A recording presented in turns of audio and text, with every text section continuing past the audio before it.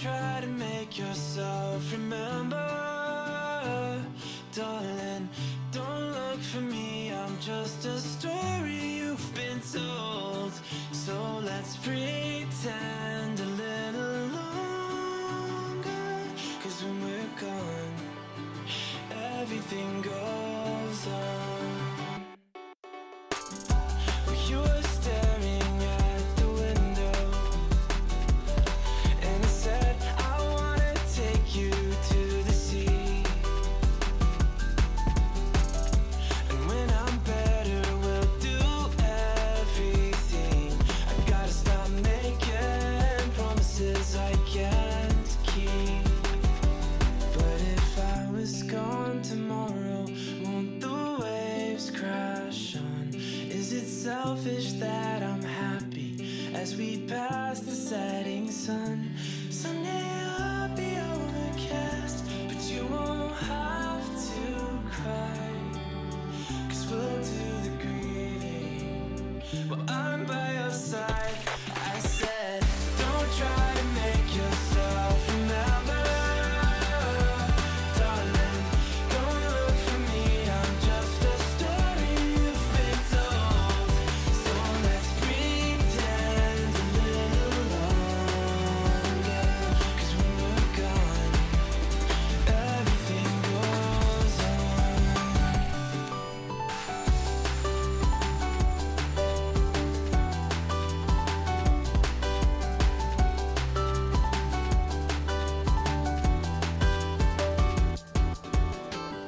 And I'm so scared of getting used to this. All the vines that keep you tethered in your room. Well, someday both of us are leaving here, but for now I'll just bring this sea to you. Will you meet me in the daylight like we did before? Then I felt you on my shoulder, and you weren't suffering anymore. You said, I'm sorry that you worried, but don't apologize. I told you to forget me, but you stayed by my side when I said, don't try to make yourself remember, darling. Don't look for me, I'm just a story you've been told. So let's pretend a little longer, and when we're gone, everything goes on.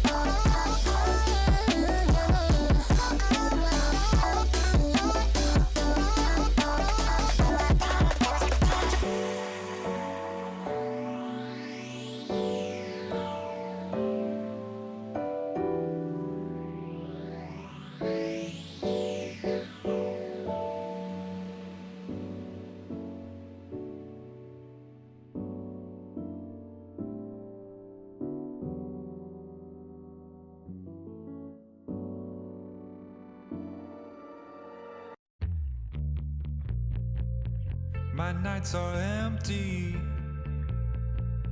missing you every day.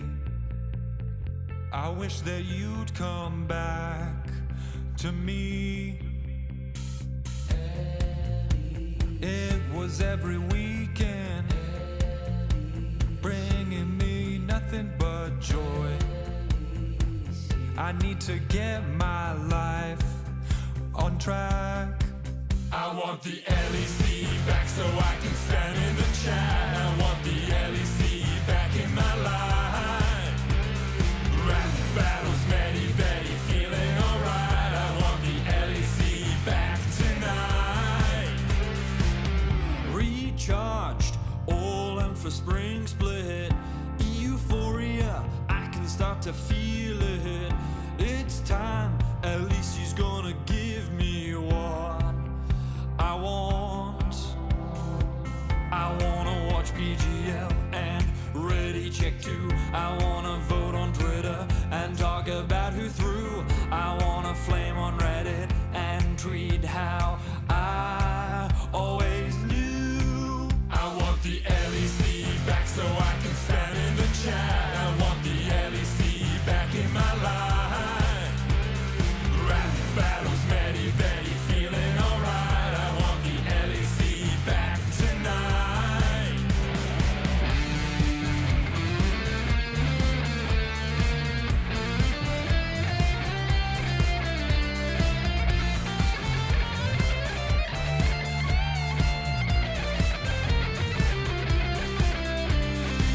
Now here comes the new year, new teams and players too. Now here comes the new year, lost some but that's alright. Now here comes the new year, we're getting ready for a long fight. I want the LEC back so I can stand in the chat. I want the LEC back in my life. Rap battles, many, very feeling alright. I want the LEC back tonight. I want the LEC back. I want the LEC back in my life. I want the LEC back. I want the LEC back tonight.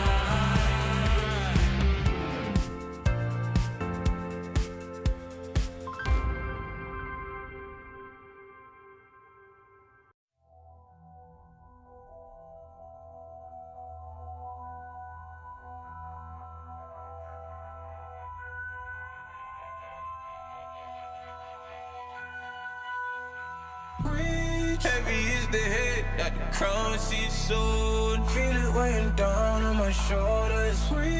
Rules are meant to break, but the proudest ones. Money on my head, cause I'm lawless. Taking no relate, walking down this road. I don't relate, being the same, ain't no debate.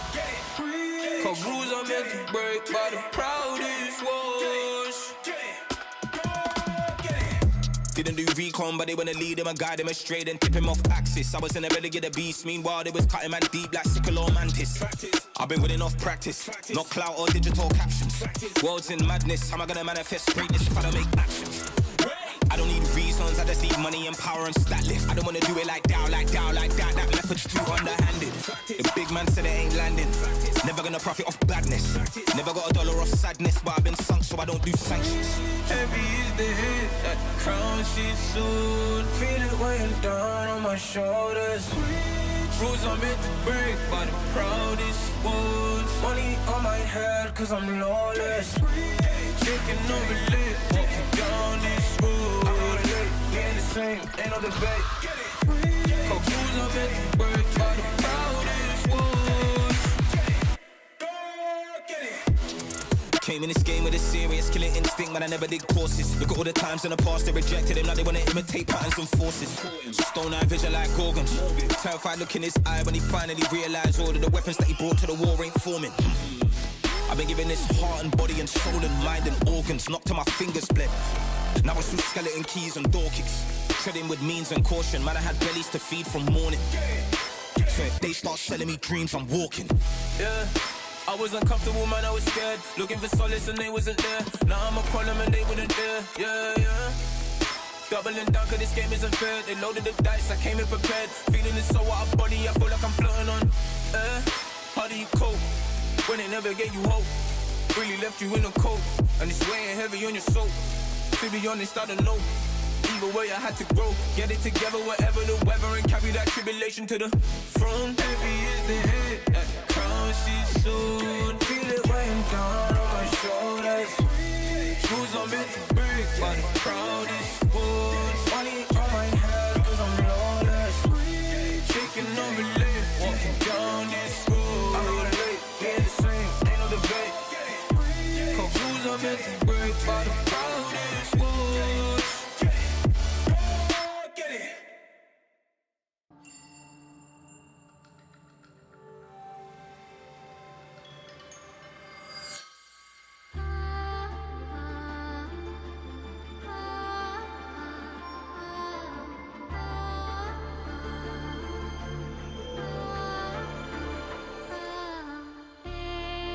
Echoes from beyond the past. The seed is sowed.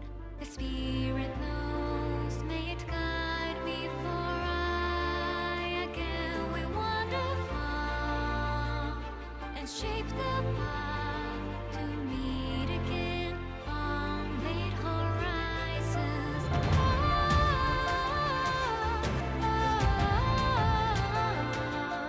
The wind is calling your name, a whisper of the souls who never leave you.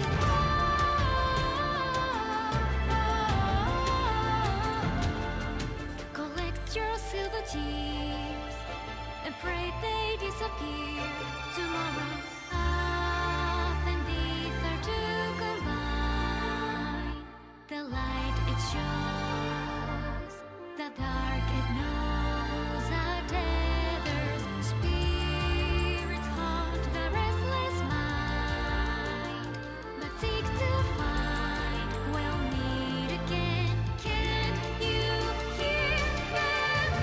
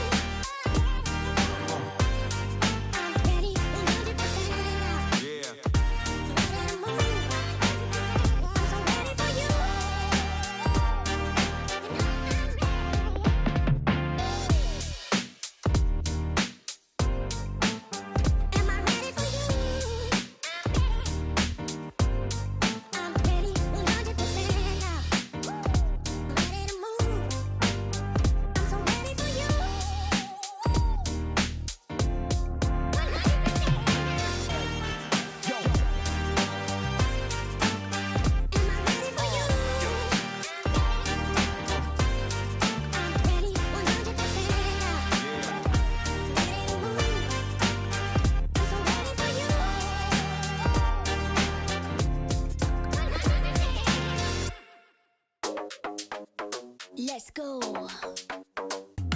Confident like you never deceive. Big ego, bigger brain, it's really obscene. Said we only wear designer cause we always look clean. And for that money, money, money, everybody a fiend. And the bling like a chandelier hung on my chest. And I get it for free cause I'm simply the best. See deposits every hour, not breaking a sweat. Out to lunch with my girls, grant at every request. Thank you. High and bold, can't be bought or sold. I'm so confident. Whoa, they wanna copy it. Slow down now. Yeah, my profit getting big, big, big. Got a whole lot of money, baby. I'm on top of it. Style opulent. I'm so confident. Ha. Break it down. I promise I am the hottest, determined and never modest. A star, a flying rocket, a stage. I always rock it, I lock it in tight. Do it every night. Big dividends, big love, big hype. Pretty lights, fat base, nice body, pretty face. Can't keep up with the pace. Everybody wanna taste. If I show up to a place, so you know what's going off. I make money moves, baby. Don't mess with the balls. High and bold, can't be bought or sold. I'm so confident. Whoa, they wanna copy it. Slow down now. Yeah, my profit getting big, big, big. Got a whole lot of money, baby. I'm on top of it. Style opulent. I'm so confident. I'm so confident. Whoa, they wanna copy it. Yeah, my profit getting big, big, big. I'm on top of it. Style opulent. I'm so confident.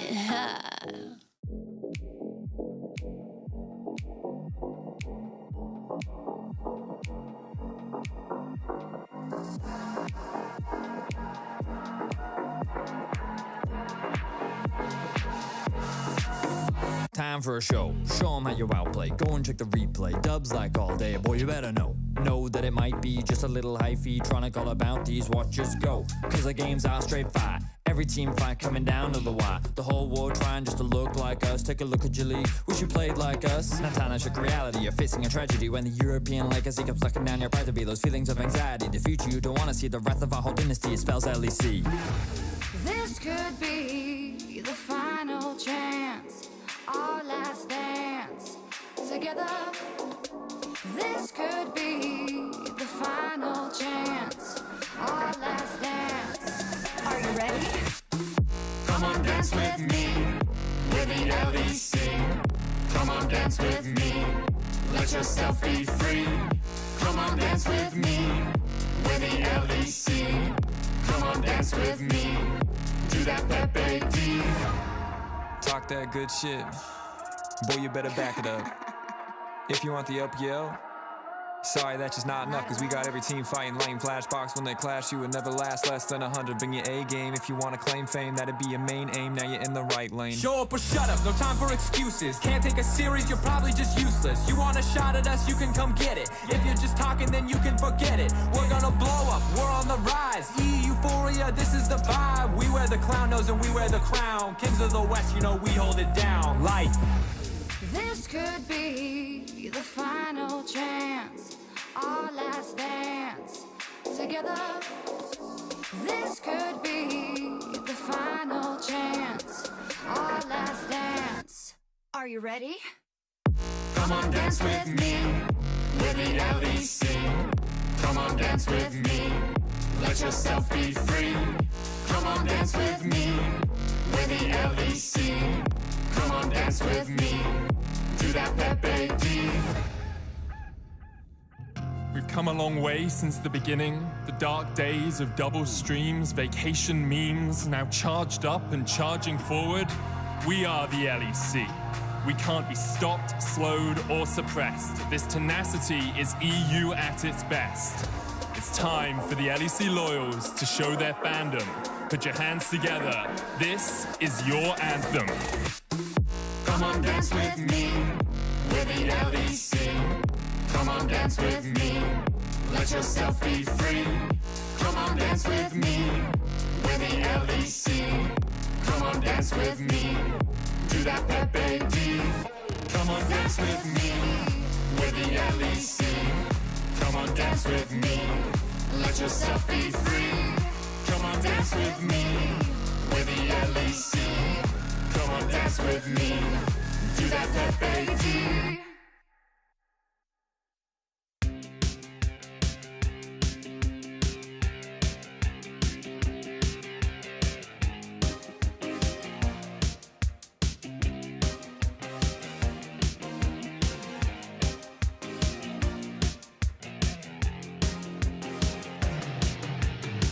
You start to think you're all alone, counting failures, you can't let them go. I can tell you need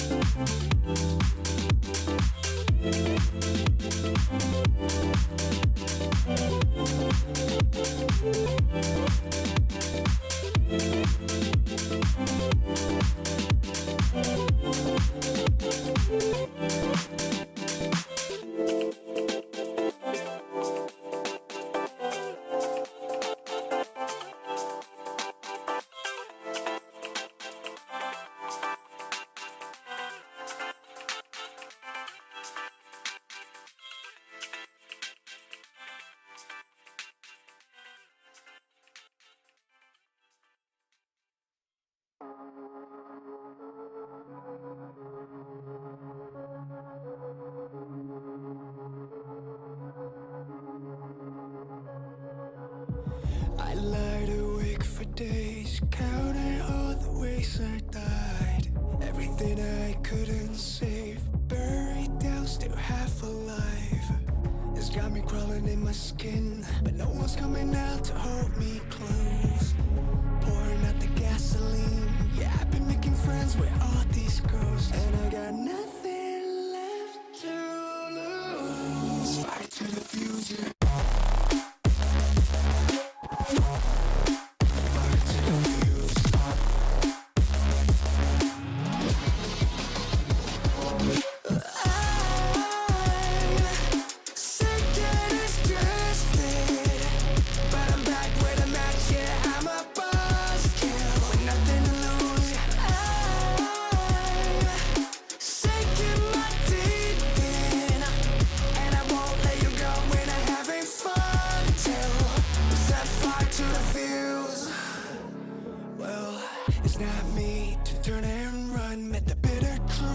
Choked it down, left a bad taste on my tongue, but my appetite's been growing now. I can see you crawling in your skin, but no one's coming out to hold you close.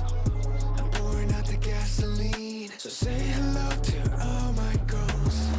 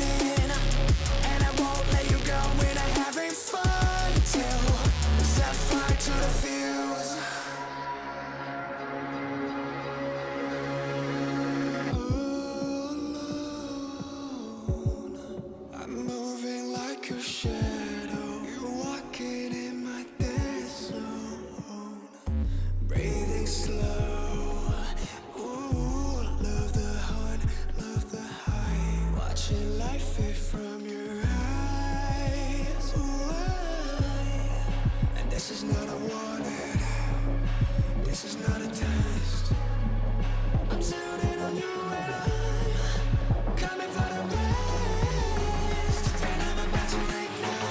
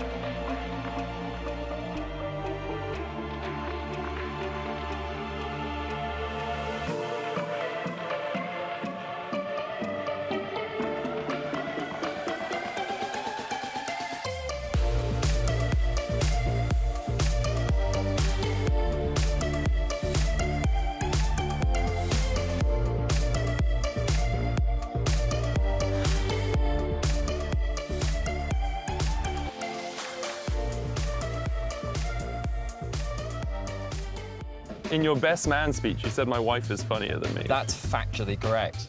Okay. We're in range. No, it's fine, man.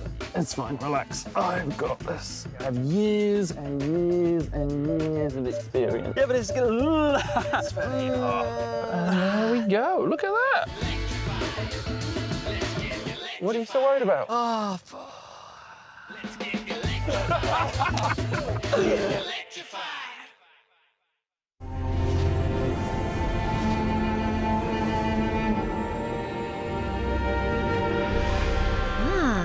A new champion. Welcome to my shop. You'll need the right build. Choose wisely, because every upgrade brings you closer to the next level. So tell me, how will you level up?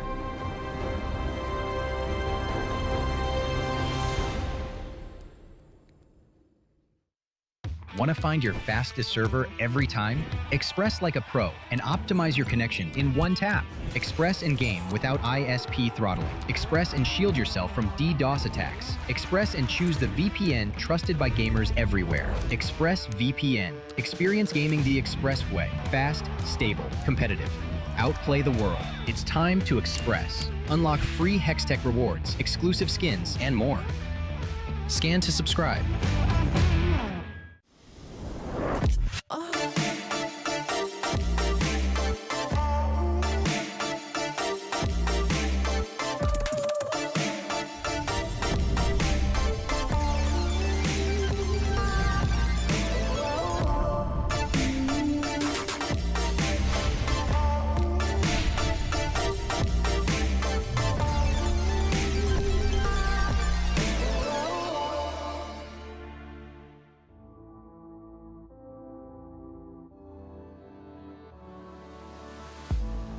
If you had it all, would you look the fall in the eyes? Could you walk away this time? Will you realize, recognize it's never over? And the flame that once had died, awaken. Will you rise above the days to come? Will you be enough? Will you walk away this time? Look to your left, to your right, leave the pain behind. 'Cause we all face the fires, and we stray from the light.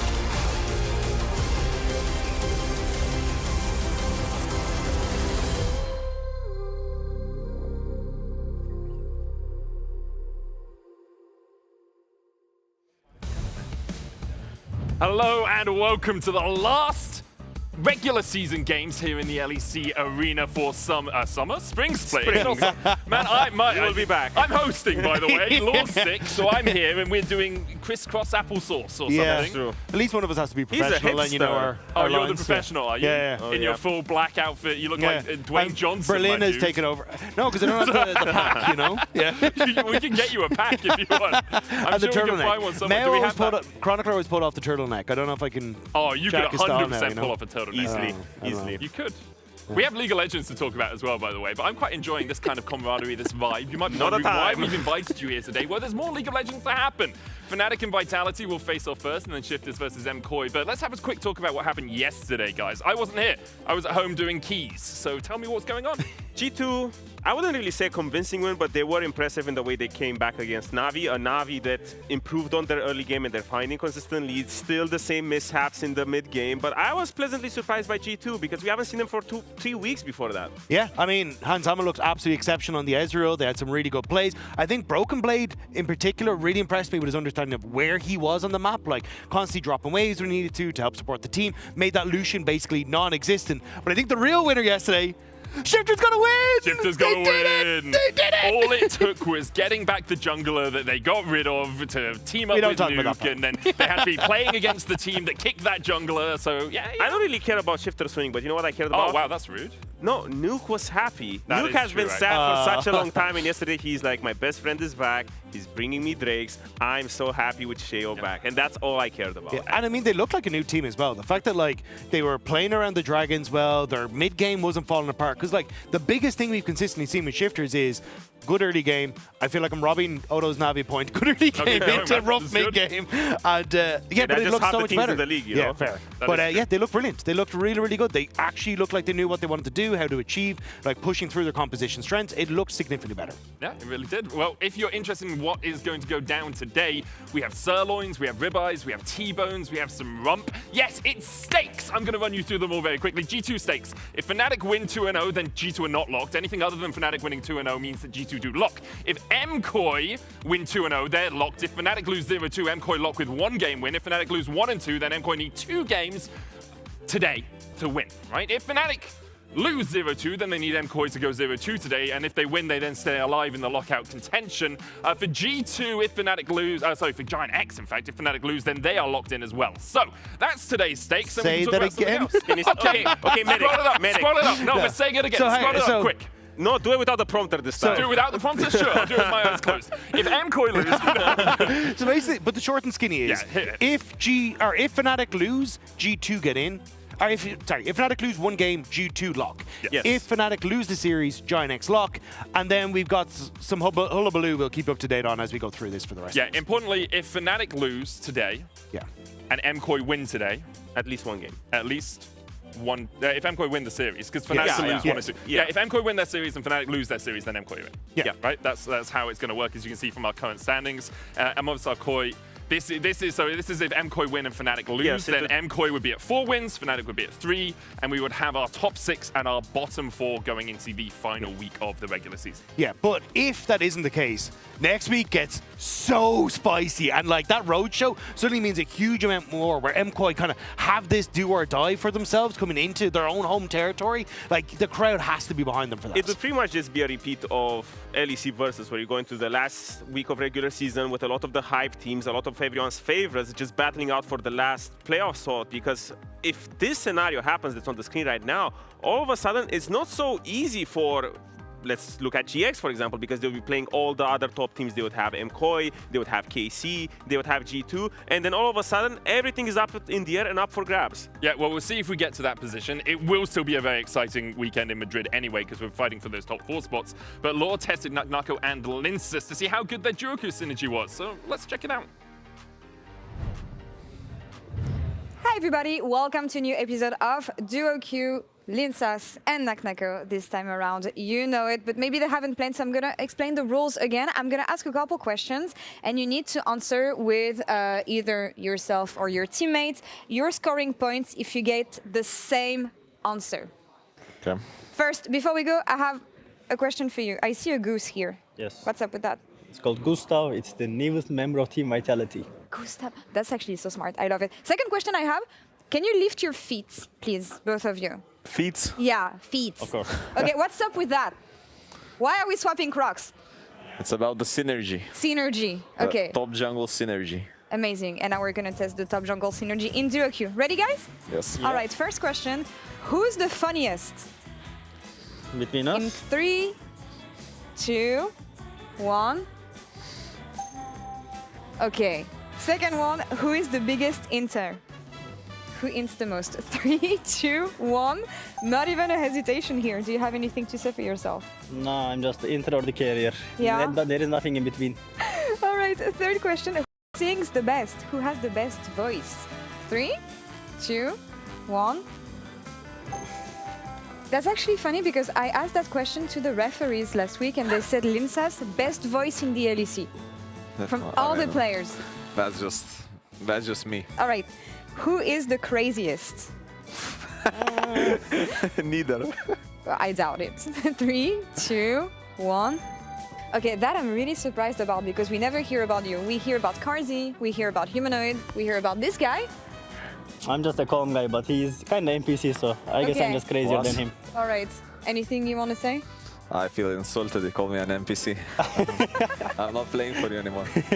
All right, and that's a great transition to the next question. Who flames the most? 3, 2, 1. Really? So you int and you flame? I mean, what's up with that? I just flame Linus. When it comes to team flaming, it's more Linus. But between us, I just flame him because he's boosted. Now, oh, okay. Well, again, great transition to the next question. Who is the best teammate?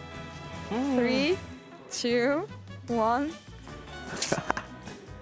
Obviously, you guys don't agree here, but I love the good manner. Obviously, we don't. They're just polite boys. That's very cute. They're polite boys over here. All right, next one. I apologize in advance, but people want to know. Who smells better? 3, 2, 1. So you're a stinky boy? No. No? Okay, but he just smells really good. No, his perfume is good, yeah. Okay. Who would survive longer in a zombie apocalypse? 3, 2, 1. Okay, defend yourself. I mean, this guy dies in the first 30 minutes, by the way. Like. Well, then, next one. Who would win in a street fight? All right, 3, 2, 1. Well, we're going to have to organize a fist fight here. But that's going to be for another time, guys. Thank you so much for joining us today. It's been great having you. And that's all for this episode of DuoQ. Bye-bye.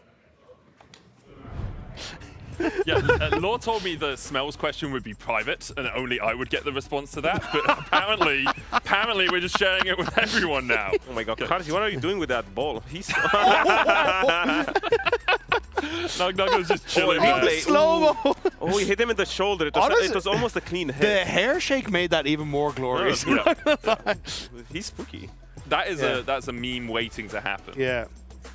Whereas a meme is happening. Yeah. Like 6-7 is a meme that I will never really understand. There's so much brain rot happening in that office, you don't even want to know. Yeah. I mean, Vladi, it's definitely infecting. You know, Vladi, in every what he did, before we go to the next point, he told me about all the Italian brain rot. I was going to say, you came in going ballerina cappuccino the other day, and I was like, what happened to you? It was the first time. Man. Okay, let's move on. Shall we talk about the junglers, guys? Razork and Linsus? We obviously saw Linsus in the interview, but he's really leveled up for me this split. I think Linsus is probably my most improved player. 100% agree. Yeah, I think he's been really, really impressive. I think it's Linsus and Fleshy both, but Linsus has just been stellar. I think he's been the jungler who's been the best at shutting down what the opposition wants to do the most, and he's just been so stellar in ensuring that he has strong lanes, just let them operate in the way that they want to, and he has massively impressed me. He constantly feels like he just takes over in the early game. And Odo, because you're paid by Fnatic, can you give us the Fnatic side of the story? I mean, Razork is just the best. Did you see his stats? 80% KP? Man, that's kind of 80% crazy. is insane. He is the engine of the team. He's the best player on the Fnatic squad. Fnatic wouldn't exist without him, and he's just the best. Now, do you want the unbiased answer? Oh, yeah, go ahead. Okay. He's the engine of the team, pretty much. I feel like I don't envy his position where there's a lot of backlash always, and it's always Razork here and Razork there, but realistically he's doing a very, very good job this split. KP 80%, that either means that he's doing very good or the team does nothing without him, which honestly just solidifies him as doing extremely well and having a stellar split. But at the same time, we need to see a little bit more from everyone else. Yeah, we really do, and somewhere we can see a little bit more is in the top lane. The players have brought in plushies, guys, and so we've decided that you get to decide which plushie is better. Is it Gustav or Krakow the Dragon? Gustav the Goose, obviously, is his name. Krakow the Dragon brought in by I have my Enfros. favorite. You do? Who's your favorite? Gustav, of course. Oh, Gustav, of course. Really? Well, you guys can pick your favorite by typing in the chat as well. Bro, dragons are cool and all, but have you ever been chased by a goose when you were a kid? Have you ever been chased by a dragon? I've been chased by you impersonating a dragon going, Shavana goes brrr all of this weekend. It was useless. It was useless. But look at that goose. That goose is horrifying. When you're a kid and that goose starts yapping at How you, is that and chases... horrifying? It's smiling. Bro, it's scary. Look at it. It's a goose. It is a goose. Do you want to quickly give me like 15 seconds each on which top laner is better and why right now? I mean, it's Naknako. He literally wins everything. What do you want? Okay, guys, I'm paid by Fnatic, but it is Naknako. I cannot lie. They're not paying me enough to say otherwise. So how does Enfros fix that issue today? He just needs, honestly, I'm just looking at mid-game. I feel like laning phase, he knows what he needs to do when it comes to neutralizing. He'll do his absolute best, but games, realistically, even if you fall behind in the laning phase, it's all about that mid-game, how you transition your pressure across the map, and especially if he would be falling behind, he needs to find those windows to give to the team a lot snappier. Yeah, you can still type in the chat to vote for who is better, Gustav or Krakow, but Odo earlier got to talk to Enfros, so let's see what he had to say. Paid interview. We're all paid. It is a do-or-die game for Fnatic ahead of Vitality today. I wanted to bring it back a little bit more about you. How do you feel like has been the reflection on the split so far for you, Empiros? I mean, we had a decent start, I would say, but then we kind of fell off. We were not playing that good, and yeah, right now we're in a do-or-die situation, so we have to step it up.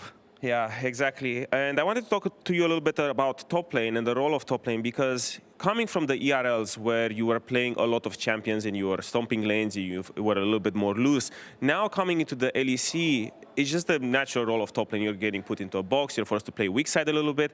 Do you feel like your progression in adapting to this new role has matched your expectations when you first joined the league?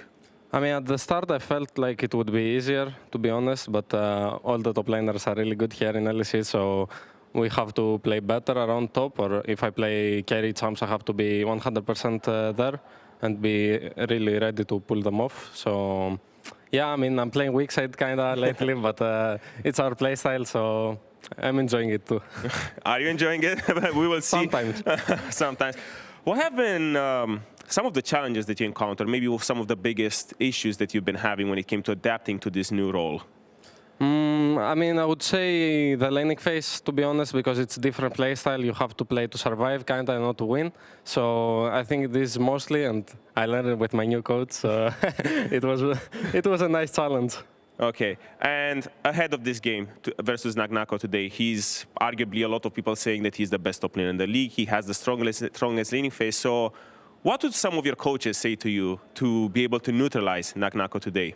I mean, for sure, Naknako, I think, is the best performing top laner right now in the league. And what I will try to do is just keep him stable in the lane and just be one-on-one most of the game. So, yeah, I hope my team carries. And I'll just be there to tank everything. We need some more confidence from Empiros, but we will see exactly if Empiros will be locking down Naknako today in the matchup against Vitality. Take it away.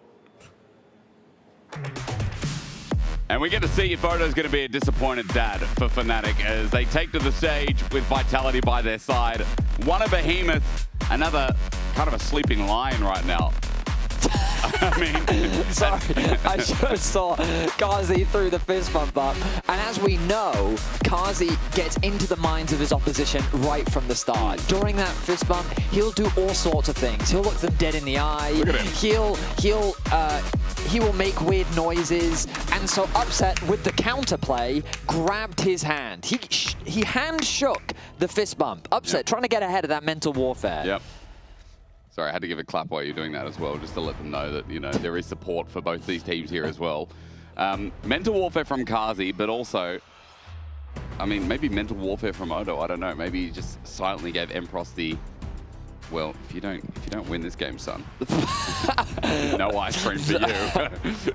You know, the real hard parenting technique.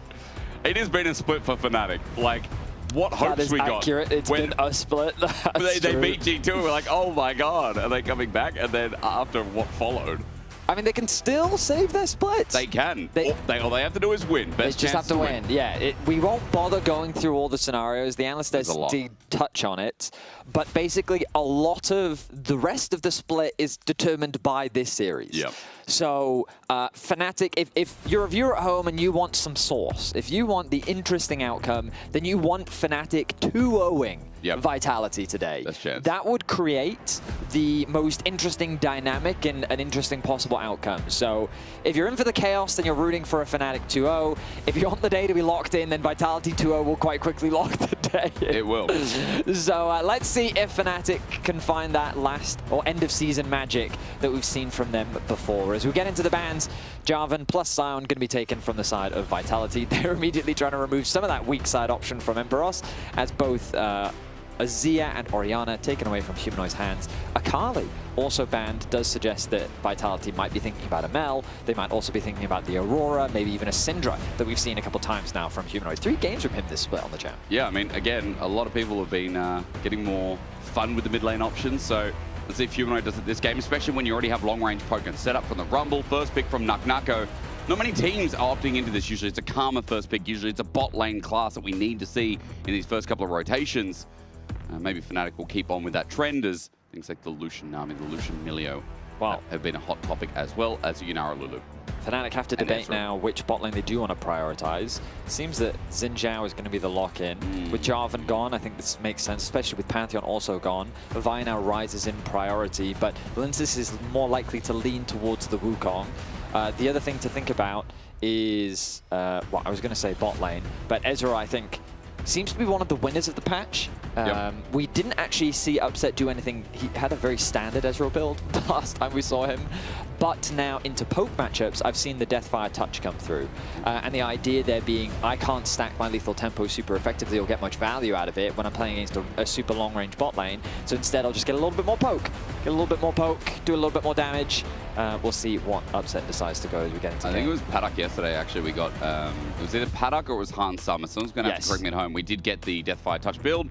We got the double tier stacking, or eventually, even though it didn't really matter in the grand scheme of things. So there has been some flexibility there as dive comp here from Vitality. Fnatic still have Karma open as a side note, but they're looking for more engage. And they're going to go on. Yeah, that makes sense. That was the point that I had in my head that I lost and then suddenly remembered. Fnatic had to debate between K'Sante or Ornn.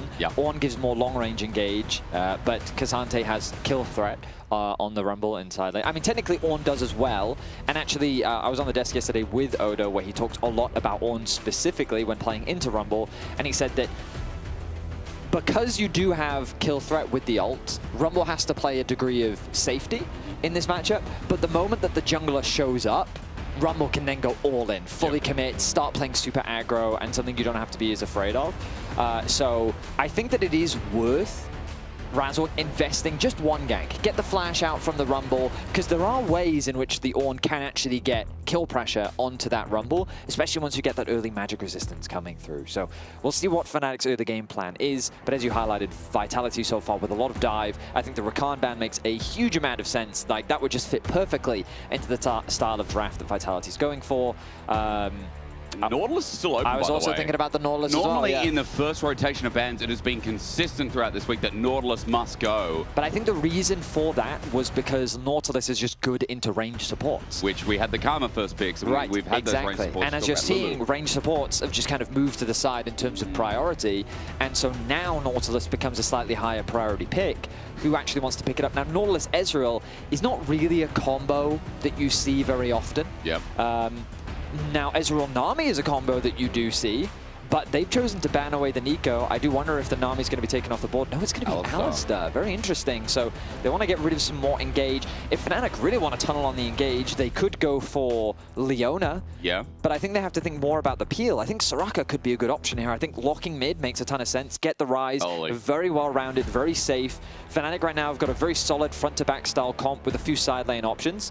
But I mean, you talked about it. Are they really going to do Ezreal plus Nautilus bot lane. As you said, not a combination we've seen before. I love that you tunneled on the Soraka, like what we've already seen from Lospa when it was, you know, so good in the laning phase. For now, it is the Rise. Leave the counter pick for support for Fnatic. Ooh, again, is this another layer of Upset's mind games? Hover the Nautilus, make it look like they're indecisive on champion they want. Yeah.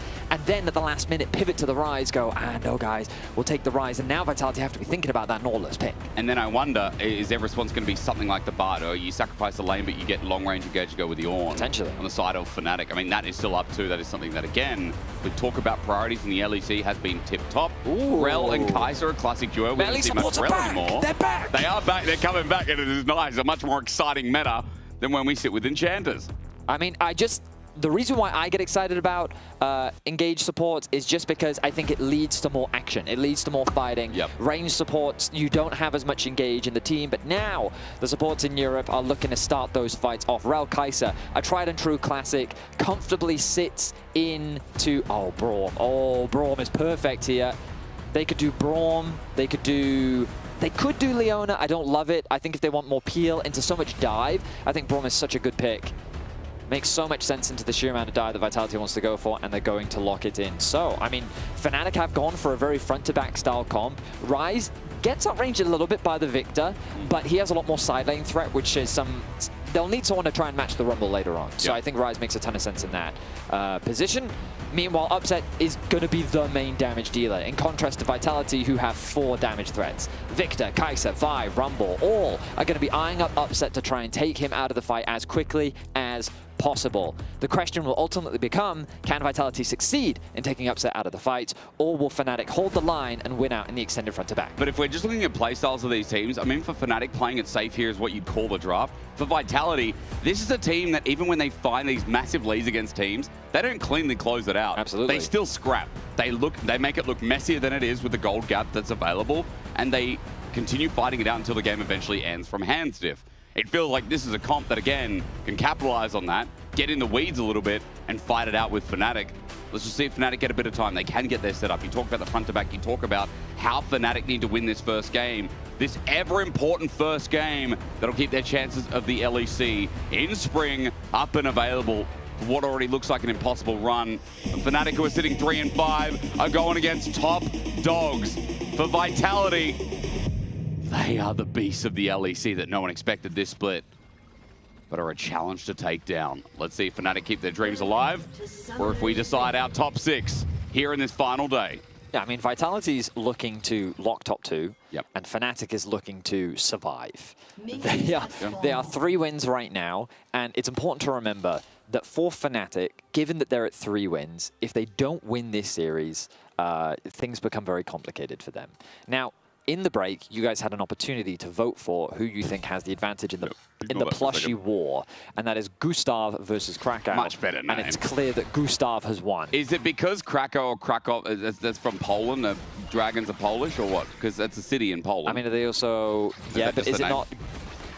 I don't know. It could... They named it that way, apparently, yeah. Okay, well, there you go. But, yeah, I was just because I was like, it's a city in Poland. Great city, by the way. Lovely city. Yeah. Christmas markets are banging there. That's amazing. Oddly specific. But yeah, it's only summer when it's in winter. but yeah, Gustav clears. Great name. Flashy dodges away Winter's bite. There's 2v2. Now, I want to go back on those stakes a little bit. You did have a graphic pop up. If we could bring that graphic back up. I'm hungry. I could do with some stakes. Let's have a look. Yeah, because there's a lot on the line. So if Vitality win, then GX will lock playoff simply because Fnatic cannot catch up to them in wins. If Fnatic win, they stay in playoffs contention. If they win 2-1, then Geox, yep. G2. I got updated. Hang on, I got to double check. We're going to talk to our family behind the scenes. So while Vedius talks to them, Geox was meant to be G2. Okay, yeah, the GX was meant to be G2. Yeah, right, so G2, if Fnatic drop a game, G2 are the first ones to lock in. Yeah, correct. So G2 fans basically want Fnatic to lose. Yeah. Which is, I mean... they can do that, no problem. Empros, though, hang on, Nucko, overheating, flash match, Empros gets out. It's a pillar, not to save his life, but just after things happen. That was good timing from Empros, otherwise he's about to get autoed to death. It's a bit of a shame. Nako, an early adopter at the beginning of the year of Ignite in the laning phase. Yeah. He's moved away from it, but had he had that Ignite, perhaps would have been within range of a kill in that 1v1, but doesn't quite have the damage, so Emperos limps away to safety. It is interesting when yesterday, I mean, again, we saw the same matchup, and it was the first strike taken into the Ornn because of the free trading. Yeah, Humanoid gets something good on Vladdy there in the mid lane in the meantime, but with the Rumble able to cash in free gold. This time around, Nako has gone for the damage, but as you said, with no Ignite, no follow-up is there, but he still has a bit of a CS lead, regardless, with already a good lane. Yeah, absolutely. I asked Odo about this yesterday. I mean, for those that don't know, Odo, he was like the Rumble guy in LEC, yeah. And so I was asking him his take on the rune changes, and he basically said after the nerfs to Comet, like, you just can't run it anymore on Rumble. So if you want a damage option, this is basically your best damage option available to you. And it does make sense, especially given that the most common item we see is Leandries, and so they just kind of synergize nicely. And the Comet as well, remember, it's like that extra distance, 750 range? Yeah, it's now more for those like artillery-style champs, those long-range champs. Syndras, Vegas, Zerath, I think, as well, you'd argue. You just call him Zerath? What would you call him, Zerath? Zerath. Zerath. Zerath. Zerath. Yeah. I said the same thing you're saying. It's like what you basically Zerath. just said was Vidias. That's what you just did. That sounds cooler than Vidias. I'm sorry. Look, no offense. Vidias. Why do you call yourself Vidias? Because it sounds quite pompous if you ask me. Oh, but yeah, but it sounds like you're like from ancient Rome or something. I am a gladiator and my name is Vidias. Oh my God. Well, that'll stick with me for a while. I'm glad I made your day with that. In any case, I'm keeping my eyes on the junglers, and so far it's been a quiet early game for them. We did ponder whether or not there might be an early gank top lane for Fnatic to see if Razork could maybe alleviate some of that pressure, get the flash out from Nako. But hey, flash now gone for Nako, so technically Razork can say job done. Right? Again. But maybe waiting for the level 6. I mean, it would be... need to be timed as Razork is hitting 5 himself. Emperos only just into the 5 territory. What I'm talking about is the XP bars for when that ulti comes up for Emperos, that he can try and abuse it and get that long range engage for Razork to come up. But he's pathing down for the time being, with Linsus going up towards his top side himself. Full clears happening across the board. Very smooth farming. Kazi gets to actually get a cheeky base off. Meanwhile, Upset sitting on both the Cull and the Tier. Who's going to be continuing to stack up. The Cull, very much an indication of how his approach to the laning phase is going to be. All right, and then where is the crab going to spawn? It's on the top side, so Razork losing out on the RNG battle, but he will use this opportunity to start off the dragon. And here we go, Linsus, the first to look for a play. But Emperos is just going to back away. I mean, yeah, control ward placed down, but Linsus knows he's gone over a ward. Emperos is playing it safe. Going to come back into lane now as he sees the Vibe back over the wall, and as you said, look for that topside scuttle. So Emperos will still get that cannon minion, not lose too much, but Nako goes to proxying, gets a bit of tempo in this top lane, and all the meanwhile, Razork picks up Dragon in the bottom side. So maybe thinking about a dive himself, with Kazi being chunked out. An important note while we're off screen, Kazi's low and has to be backed away. Yeah, I mean, he's retreating immediately. Good positioning there from Razork. Just the threat of a dive, enough to force Kazi back. He's going to lose out on some gold, some experience. We did mention before that Upset was able to get a cheeky base off, allowing him to come back with this very small item advantage, mainly just to start stacking that tier ASAP, get another pushed wave in, gets himself a plate. The only bad news for Razork is the crab spawning on the top side means that, hey, no crab for him, but he's not going to be too upset about it. But let's see if Linsus now does something with this level 6. Vladdy's walking to the other side. Spidey senses there's no wards here, but again, must have just thought topside scuttle. Yeah, I mean, absolutely. It makes sense, right? Like, he knew the Vi was on the top side, the crab respawns. There's no way a jungler is not hovering on that crab. Oh, yeah. And also, you know that that crab does give enemy jungler level 6 as well. So, great awareness from Vladdy, respecting enemy jungle timing. And now Razork will move back towards his top side. So a very timid early game. You can tell that both teams playing with great respect right now. There's a lot on the line for Fnatic here. They're desperate for a win in this series, and if they can get it, they keep their playoff hopes alive. Of course, even if they do win, a lot of this is out of their control. They do need certain things to happen. But here we are, the roam down from Nako, looking at mid lane. It's a great timer as well. Vladdy might have flash available, but he's going to realm warp instead. Electro Harpoon out of the realm warp, brings the minion wave back with him. So only half will crash into Humanoid, but he does escape, he does survive, but Vladdy now, without that ult, without that flash, is a big loss. Yeah, the gravity field really making him uncomfortable there. Okay, misses nothing. He does not. Nice roam, good timing from NaKnaKo. Already with a healthy gold lead, thanks to the plates he's been able to get and just the CS lead he's been able to accrue. Nearly 20 now, the advantage in the top lane. Mimwa upset the gold lead on the side of Fnatic, continuing to stack up that cull, but also just with a great laning phase overall. Often we consider Kai'Sa's a good matchup into the Ezreal because Ezreal can't really punish the Kai'Sa as much. Yep. But the Braum doing some good job of just limiting the impact of the Rel in the laning phase. And honestly, I just think that that's a bit of outdated information. I do think that the way people play Ezreal now, he can be very hyper-aggressive and a big lane bully if he wants to be. True. And I think we've been seeing it from Upset in the way that he's been playing the 2v2. I mean, again, his numbers got buffed when he was already in a good position, so it makes sense that this Ezreal pick is game one consistently here over the weekend since we've come onto the new patches. We look up top. Linces on the grubs, on a ward. So information given over as NaKnaKo steps into Empress. Good trade with the Brittle and the Bellows Breath. But as Empress gets out, note the CS lead is growing and growing. Oh, the success of bottom lane gank is going to come in as well. Crescent Guard ulted away from by Kazi. He's trying to get his second skin passive, but he gets ulted Glacial Fish up at the Rel. Oh, Fleshy gets out with a flash, but under turret now. This is sacred ground of Vitality. The Vitality are stepping into. Winter's Bite and Concussive Blows. Wind becomes Lightning. Audacious Charge. Not going to be taken by Razork. A successful dive still gets Vitality off the bot way. A lot of fantastic mechanics demonstrated in that skirmish. The flash response from Fleshy. I mean, mainly they were from Fleshy, to be fair. At the very end there, it may have been missed, but he threw out his Q once the Wind Becomes Lightning had connected from Razork, anticipating that Razork would go underneath the tower, so you could get that stun, create a bit of space, and then also act as a body blocker. Fleshy also doing a good job of mitigating what damage Upset was able to land, but they're able to get 3 out of 4 summoners from the bot lane of Vitality. They had to commit the flash. We're actually going to get a replay to look back at this. So flash in from Razork, really good connect. Uses the ultimate to try and interrupt Fleshy. They realize that the CC is connecting. Fleshy sidesteps the knockup and then connects his ultimate to act as a body blocker. And then again flashes in front of Kazi, acting as that shield. Kazi then tries to trade back, oversteps. Fleshy continues to act as a guard, and then he throws out that Q in anticipation of the dive. I mean, credit to Fleshy, he played that perfectly. Very well done from him. And while he saves the play, it is still Upset with a benefit in the end. And I mean, that bottom lane already up in CS, but the fact they got the crash in denied CS on Kazi after an arcane shift. Kazi's at half HP. Like, this lane is getting worse and worse for Vitality. As Fnatic are trying to sit bot, this is what has worked historically. This is Razork's favorite lane, and given more opportunities for him to come back down. Now with the summoners gone we talked about, and with Upset finding more success and getting a chunk on the enemy AD carry. Yeah, this is not a bot lane that you would really expect to dive, but I think these opportunities are becoming available just because of Upset and Losper finding good trades in the 2 versus 2.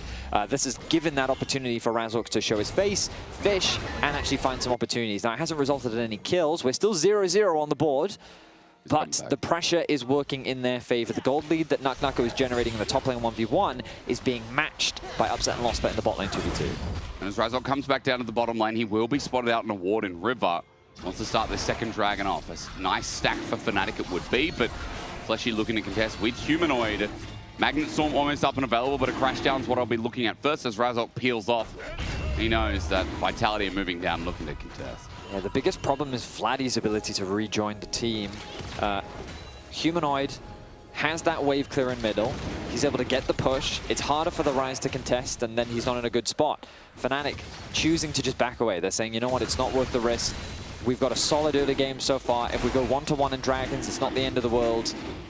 And then they can get back out onto the map, stop clearing those camps, and working towards those first core items. You can see Upset very close to the Trinity Force. Rod of Ages soon to come through from Vladdy. And the Sundered Sky being picked up by both junglers. Vitality uses this opportunity. Flashwind Spike dodged away from Lost, but tries. Arcane shift forward. Fleshy's dismounted, slowed down, sends out the Glacial Fisher. That's Losper as First Blood is claimed by Vitality's, rather Fnatic's bottom lane. Teleport from Humanoid as he comes on in. Linces gets out. He was going deep, but found out by Razork. He's at half HP too. And Fnatic, more success on the board. A small misplay there from Fleshy. He basically goes for a trade underneath the tower, and that puts him in an awkward position, allowing for Losper to just run him down. He ghosted on the Braum. A thing that you would not typically expect. The Braum was speedy. He was running a full sprint and was able to connect his passive to allow for Upset to then find that CC. And now, look at this Ezreal. Cull not even completed yet, but he's at 1.3k gold advantage. Oh, however, Razork in danger. Those charge now used as well. Free Talent Strike to get him out of there, but even with the Realm Morph, can he do it? Crescent Guard gets the knockup after the fact. Brings in the boys! Vitality just got an army on their head. It is traded though as Vladdy's first to die. Nuck looking for the chase now. Electro Harpoon misses. Losper on Array. And here comes the Vault Breaker to follow up. Rather, no, it's a flash from Humanoid. You're going to have to excuse me, Linces looks for an angle himself. Gravity Field now down, slows down Fnatic. There's the Vault Breaker flash. Linces came from a different angle as Upset. Retreats with Razork now under the turret safely. Arcane Shift after a Mystic shot. Kazi gets tagged, but to a Fnatic now lie in the waist. Wow, so this all culminates as a result of Razork wanting to contest the Raptors. He didn't really have prio in this position. He starts off, he's fishing, and then a good Hex Flash over the wall from Fleshy with a TP flank coming in from the Rumble. I think this is a great TP from Naknako, knowing that he's got the push in top side. But then the Realm War brings in the boys, but Fnatic, I think it's way too deep. It is just way too deep. You'd already used a lot of your resources. You had no Braum ult, you didn't have Ezreal ult. Trying to force that skirmish, I think, didn't make any sense. And they end up getting punished for it. Vitality committing all 5 members to the bot side, able to find 2 kills, ends up being a trade of 2 for 1. And the good news for Emperos is he does get a couple tower plates, but look at how the gold swings now as Humanoid, Linces, and Naknako find themselves with solid leads here, 13 minutes into the game. I mean, Naknako is still elevating this game for Vitality, but Humanoid's now part of it as well. And as you said, it is still just the upset show. I mean, that's a 1.5k gold lead on the Ezreal, maintained, not given over, with no death from the previous play as well. Dragon's not up for a while. Bottom lane's going to be stagnant for a bit as Humanoid moves down there to cover the wave. 80 carries go mid, but it is this Herald in a minute that is going to be the focus here, with 1 and a bit items truly built across the board. Upset is just so accelerated on this Ezreal right now. He is very quickly working towards the Mora mana. Now we see Losper on the roam, similar to Flashy. These melee supports can have a lot of impact with the amount of utility they can provide on the map. Mindful of the fact that Herald is spawning in 35 seconds, so the 80 carries being in mid to contest that wave is very important. But Linces looking for a gank in top lane. Vladdy isolated. Lay it down, nice. Vladdy's going to flash away. He's dead. Okay, that looked a lot harder, but came a lot easier as Vitality just pulled it off. And down he goes into the dirt. Vladdy's dead again, and top turret is just open. Simple gank, but a good punish. Yeah, a very simple gank. Very effective, though. Nice gold swing now in favor of Vitality. Sending Vladdy into this matchup. Idea is that you can at least contest the Rumble on the wave clear, but now Kazi, the Q connects. At full range, true shot barrage. Oh, the barrier saves him, though. All summoners down. Kazi lucky to be alive. Fnatic looking for the push after the fact. Fleshy comes to cover as Herald is now up. A lot of work has been done, but Vitality like, nah, let's forget it. Naknako's on a tier 2. Wow. He doesn't care about the Herald, he's just pushing. Yeah, that might be too deep. They do have information as to where Razork is on the map right now. Ornn does have TP available. He could use it to regroup with the team to contest this Herald. And here we go. Looks like that's exactly what he's going to do. Vitality not in a good position to contest this, so that's going to be an easy objective secured. Credits to Upset and Losper once again, finding a fantastic trade onto Kazi. They force him back to base. I mean, wow, Losper, he's just on point with connecting those Qs. I feel like Losper has had some really big shining moments to split. Soraka game at the Roadshow was a great example. He's had some games that have accelerated Fnatic. Here's one of them again. The reason that Upset's so far ahead, the reason that they found success in the bottom lane. Now the biggest question is, can they keep the ball rolling? Because Vitality elsewhere are bleeding them dry. 10 seconds till the Dragon, it'll be number 3 of the game. Fnatic move in, try and get vision themselves. Look, Vitality went for a group reset, but it does mean they're going to be slow onto the map to try and secure this objective. Here we go. We're setting up for a big fight here. In terms of items, slight edge, I would say, to Vitality. Let's see if that works in their favor as the TP's now coming through. All right, well, at half HP already, Fnatic might have this in the bag. Emperos tries to zone off. Look at the angle, though, from Linces. Vault Breaker in the steal, no. It's secured. Now for the fight for Fnatic. They send in the Ornn Horn, but the ulti in from Linces. Crescent Guard doesn't do much. Equalizer down, popped on back. And Vitality too far away. Now with the Glacial Fissure out, Naknako's slowed as he goes into melee, but Emperos thinks, let's go again. However, Vladdy's on the wrong side. Vitality quickly turn, look for the isolated target. A Shattering Strike not even needed as Kazi whittles them down with the Plasma. Fnatic run through the hills they go, but Losper's caught out. There's the ulti. Kazi will fly in and find Losper with Humanoid. sealing away the kill. The chase on the Razor will continue as well as auto after auto with lethal tempo. Kazi gets the clean house, and Emperor still tries to run through this war, but I don't think this is the right way to go. Kazi just keeps getting gold, and money for Fnatic is whittling away. They put their investments in the wrong damn account as Upset might get one, but Humanoid with the last of his mana will sear through his heart. A shutdown in the end, yes, that's your scream, but it's delayed because too many damn kills went down after the Drake. Vitality finds an ace in that fight after the fight looked so promising for Fnatic. I love the response from Linces as he tries to get the steal. The engage focuses him. He responds by throwing his ultimate into the middle of the fight, doing what he can. Good initial burst comes through from Humanoid on the backline. The problem for Fnatic is how they become split. Remember, the way they want to play this fight is front to back, but Vladdy changes his pathing to isolate himself. And when Vitality could turn this into a pick after pick after pick situation, Fnatic's formation starts to crumble. The front line has tanked everything that they can. No longer can they stay in this extended fight. Kazi held onto his ultimate throughout the entire time. Back in live, I can see a bit of pick happening, but nothing too crazy as Kazi gets kill after Upset built such a massive lead in the 1v1. Kazi gets a huge investment in gold. Upset does everything he can to bring it back, gets a kill onto Fleshy, but he has to do it to trade his life into Humanoid, securing the ace for Vitality. And the kills went to the carries. Kazi on 3, still down 1,600 gold, but Kazi's catching back up. Second item on the horizon as Humanoid now with a gigantic lead off the back of that fight. 2 items just completed with the Bloodletter's Curse. Kazi found out. Audacious Charge not yet. No True Shot Barrage. Can't be dodged. Kazi gets tagged. Good damage from Upset. As the leader of Fnatic right now, still trying to get them across the line in game 1, but Vitality holds soundly to a 2,000 gold lead. Yeah, I mean, none of this takes into consideration as well how much damage Naknako is doing in the skirmish. I didn't focus on him a lot because Humanoid provided that initial big chunk of burst in the fight thanks to both the E and the ulti. But yeah, this Rumble is becoming so problematic. Level 14, very close to his second completed item. And he's scary. He is very, very scary. And yeah, this is a great demonstration of how much damage he's been able to do. It really is just the Upset show on the other side. Vladdy, his positioning is really important because he and Upset are the only key damage dealers in these skirmishes. And so once the front line, like, you have to leverage that front line to do as much damage as you can. And in the position that Vladdy found himself in, it was too difficult to really contribute to the fight. So Fnatic need to regroup, regather to keep their playoff hopes alive. See how things pan out as so far Fnatic yet to get a tower on the map. Still some standing gold for them to look to try and grab. Baron now available on the Rift. Don't expect that to be an early objective, but Dragon soon to follow in a minute and a half. At least putting them in a position of power. Third Dragon here for Fnatic. The thought is there. Linces looks to contest. Sending out that Void Seeker. Kazi's looking for a target to Killer Instinct into as Herald gets dropped. Fnatic going to try and open up the mid lane, and this should be a success.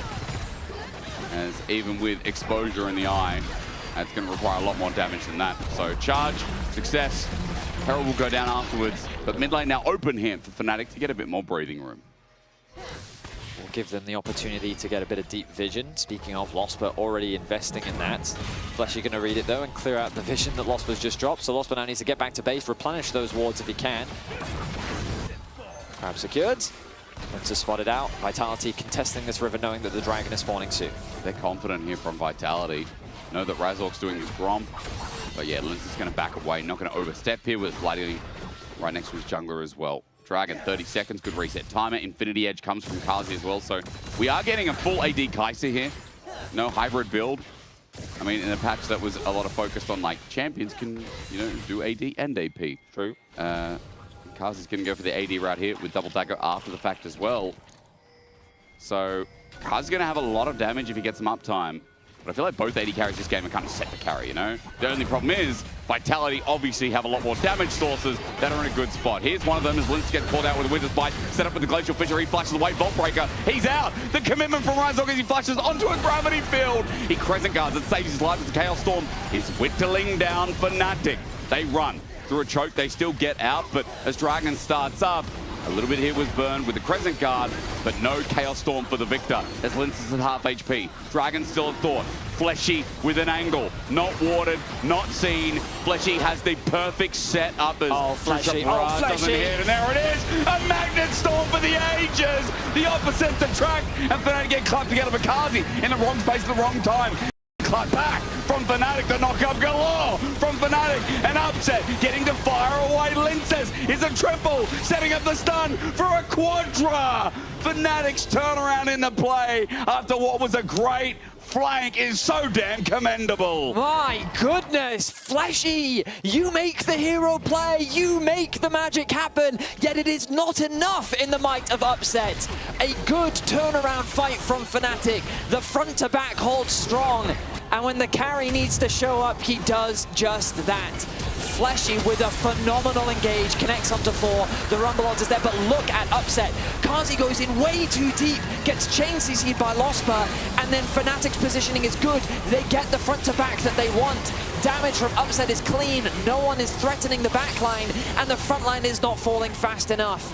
Fnatic find a fantastic fight. They played the fight well, and now they get themselves the Baron. And Upset is a behemoth. Like, again, there's the damage numbers just from the fight. A lot came through on the side of Humanoid. But I have to say, Upset is just greater at this point. A quadra kill over to the Ezreal, the Drake, a fight win, Baron. Fnatic have the game in the palm of their hands. They just have to continue closing it out. And put their LEC Spring in their hands as well. My goodness, Fnatic. I mean, they have a bit of a history of when it matters most, clutching up. The organization has always found a way to make the magic happen. Right now on the cusp of playoffs, they can't really afford to drop even a single game. Taking a win against Vitality would be huge. I mean, it's necessary to really keep their playoff chances alive. And Upset is doing the job that he needs to do. 4K, the individual goal lead for him. Razork acting as the front line that he needs to be. And Vitality find themselves floundering a little bit. They've got to escort Humanoid out of this side lane as Fnatic on the collapse. Look at Losper coming through the jungle. There is a tower there. This is in trouble, but no flash. A Vault Breaker will build distance. Humanoid going to spot it out. Drops the Chaos Ray down as an Unbreakable from Losper and negates the rest of the damage. However, the turret is still going to die regardless, as Upset starts dealing with the wave and Fnatic start taking some of this standing gold. Yeah, exactly. Now, Fnatic are just going to use this Baron to pretty much get a bunch of gold back out that's standing on the map right now. Line their pockets, reinvest in the itemization. NaKaNaKo doing the right thing in keeping that bot wave pushed, creating a point of pressure that Fnatic have to go and answer. It's Vladdy to go and respond to that. But now this game is largely going to be determined by the Soul. Fnatic have demonstrated exactly what we wanted to see from them. That front-to-back style of play. Whereas Vitality is looking to dive. Yep. You saw, though, when Kazi goes in too deep, the consequences of his actions, right? So this dive comp isn't effective when Fnatic have that wall in front of them, right? When you have both the Xin and the Ornn standing in front, Braum standing on the back. Even if you threaten that dive, there are ways to provide protection for Upset. The only way that Vitality is going to win these skirmishes is by splitting Fnatic apart, finding picks, making the fight more skirmish-focused rather than a traditional front-to-back style play. And I'm keeping my eyes on Fleshy. He's been having overall a very good game on the rel, very high impact. The question is, will it be enough? Flank like that, I mean, it looked game-breaking. But we digress. Fnatic with the gold lead, with the control, a minute 15 till their Soul comes up. No Baron on the map, they took it before, but with it going down in 5 seconds, that'll be the next objective to keep your eyes on if Vitality are able to smear away any concentration of Fnatic around that bottom side of the map. We take a quick look at items.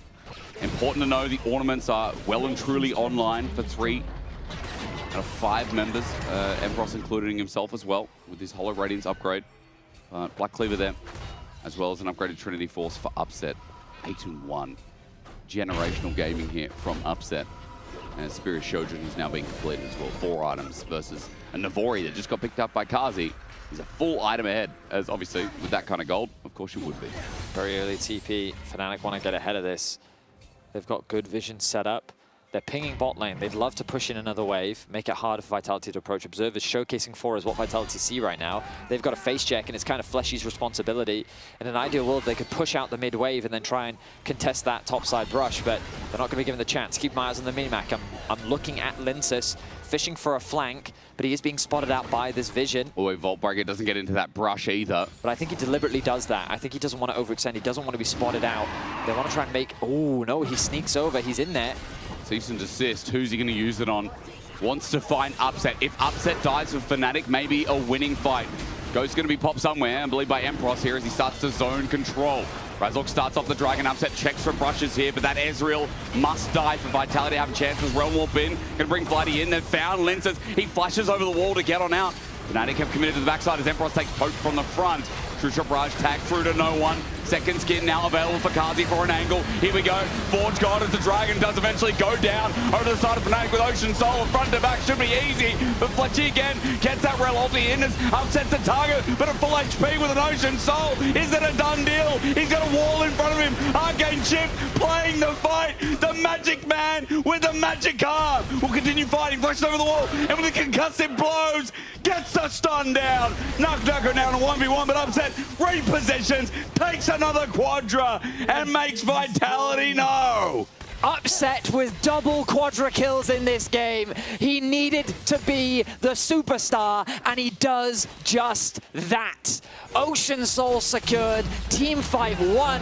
Upset going to do as much damage to the base as possible as Fnatic look to keep their playoff hopes alive. Can't end the game yet, so Upset's going to back away, but as we look at the replay, a long fight this was. I mean, we're going to look at it from the POV of Upset. He's staying behind that wall. Lospa can jump to him at a moment's notice. He doesn't panic once the CC comes through because there's no damage threat. He stays away from Kazi, knowing that Kazi is the real kill threat. But the moment he gets CC'd, that is his signal to go.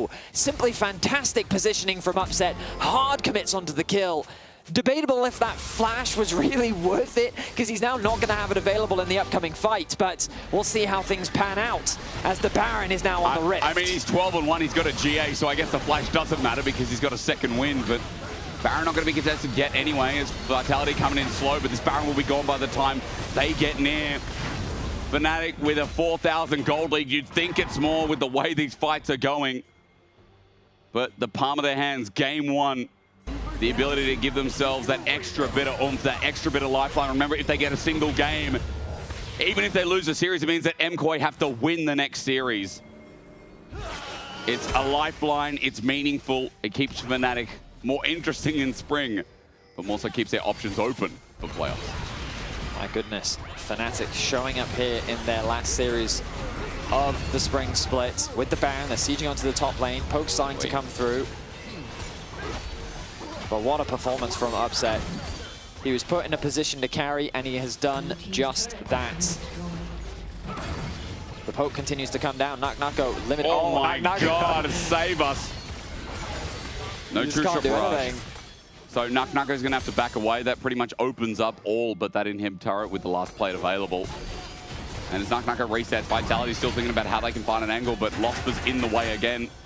Kazi tries to fire out, inhibitor turret goes down, Nucko is reset, but again he's found out. I'm watching Upset, all that matters is damage. True Shot Barrage doesn't do anything but Razork as he goes in with the Crescent Guard. Fnatic trying to end it here. Teleport in as well. This will be called the Forge God as Emperor thinks about an angle. A pillar out of Bellow's Breath. Dodging away from the Shattering Strike is nice, but as Vaultbreaker away from Linces at GA, here it comes. The Ram Jam, and oh damn, it hits two in the air. Linces stuck mid.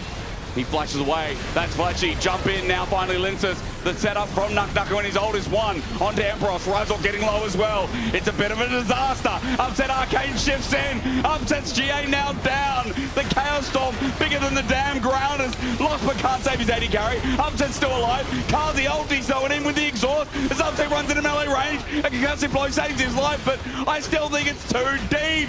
Vitality hold on, and Fnatic are all but wiped. What the hell just happened? Fnatic with such a massive overforce. Vladdy's found Take as well. the fight to Vitality, throw away their Baron. They get the inhibitor, but my goodness, Fnatic, why did you have to force? I've never seen a 12-1 Ezreal Arcane Shift into But look, 3 people. that's not the problem. This is the problem. Razork eating in, throwing his ultimate for nothing. Just take the inhibitor, Fnatic. And then Emperor, what is Emperor's doing? Like, he's just walking up for no reason. The play is not to fight here. The play is to play for the inhibitor. They're overforcing for what reason? They've thrown everything onto a Rel. And now they have to retreat. Now Vitality, this play's mega easy. A huge ulti from Naknako melts the front line. Vladdy has to retreat. They get the kill. And then Upset at this point is like, well, I've got to go for something. But even that's way too deep. Fnatic, they just lose their minds.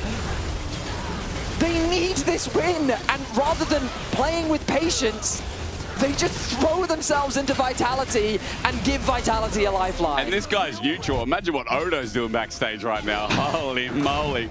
That dad is going to have no hair by the time the baby's born.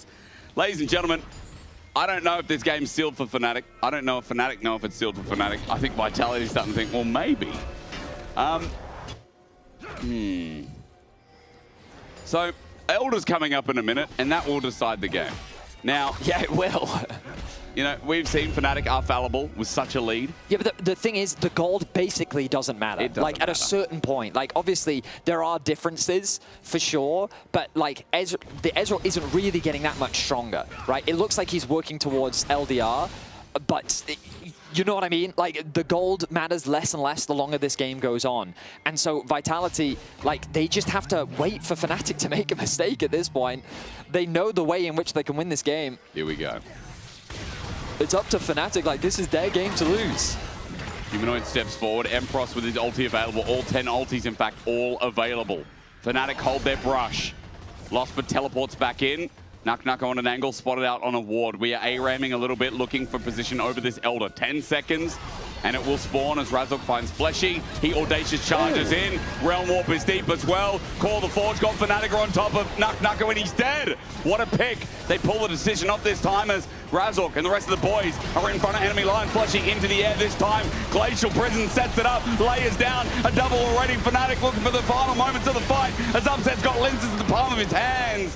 This time, it's a lot cleaner. They did the setup, they did the checks, and as Vladdy actually came in with a clutch Realm Warp, they'll finally be able to end game 1. Fnatic do find the final fight that they needed. They've got a wave in the top lane. They're looking to close out game 1. Well, one game, a safety net makes it harder for them to get eliminated out of playoffs, but one game was hard fought.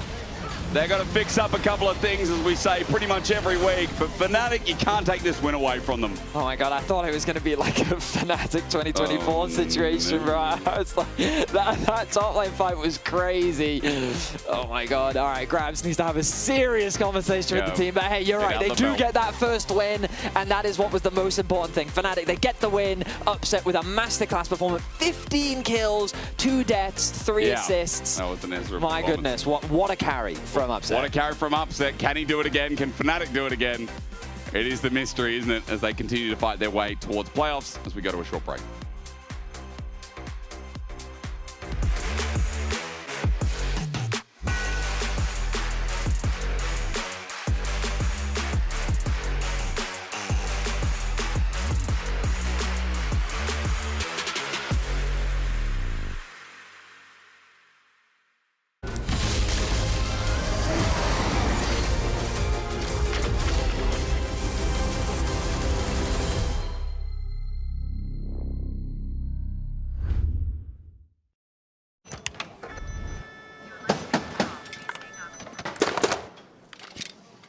Brother, let me try. Wait, brother. Let us break this instead, brother.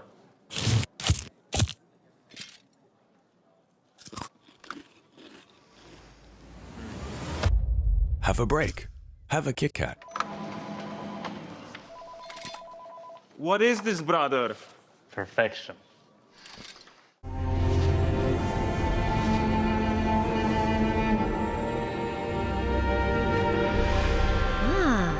A new champion. Welcome to my shop. you'll need the right build. Choose wisely, because every upgrade brings you closer to the next level. So tell me, how will you level up?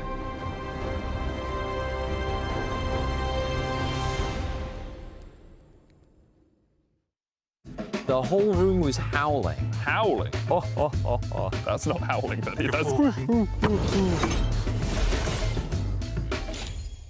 Did you steal the LEC trophy?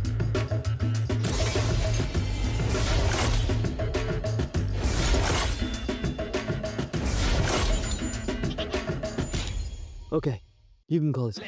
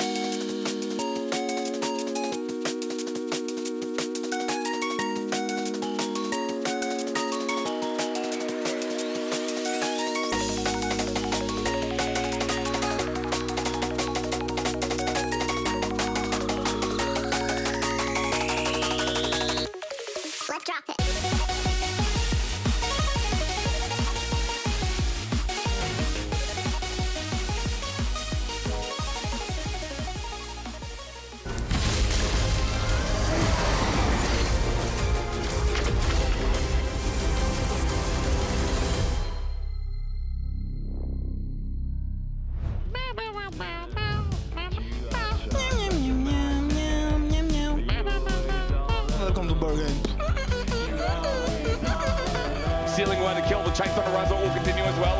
Auto after auto with lethal tempo. Kazi gets the clean house and I'm ulting here. I go on the ramp. I hit Victor, nice, Victor. Yeah, I can sack him. Look away. I take buy. I don't have Victor here. I take Victor. Oh, nice. Oh, no ulti. Kill Pezaro. Kai'Sa. I knock him. I got you. Head top. Nice guys. A bit sloppy, but we take it. Welcome back to what has been an absolute banger series between Vitality and Fnatic thus far, and I want to take us through one of the fights that really broke open the game for Fnatic. So this is going to be just in front of the Dragon, and I think it's the one that's going to stick out in your minds. But I want to take it through slowly, because as we can play out the clip, one of the big things to keep a track of is this massive wrap that we end up seeing coming through from the Rel, where she plays all the way down into this backside to get the flank. So if we go back a little bit there, we can try and pause it. So we can stop it here. So basically, as Fleshy is going to start to come through, he's managed to make this play onto this position.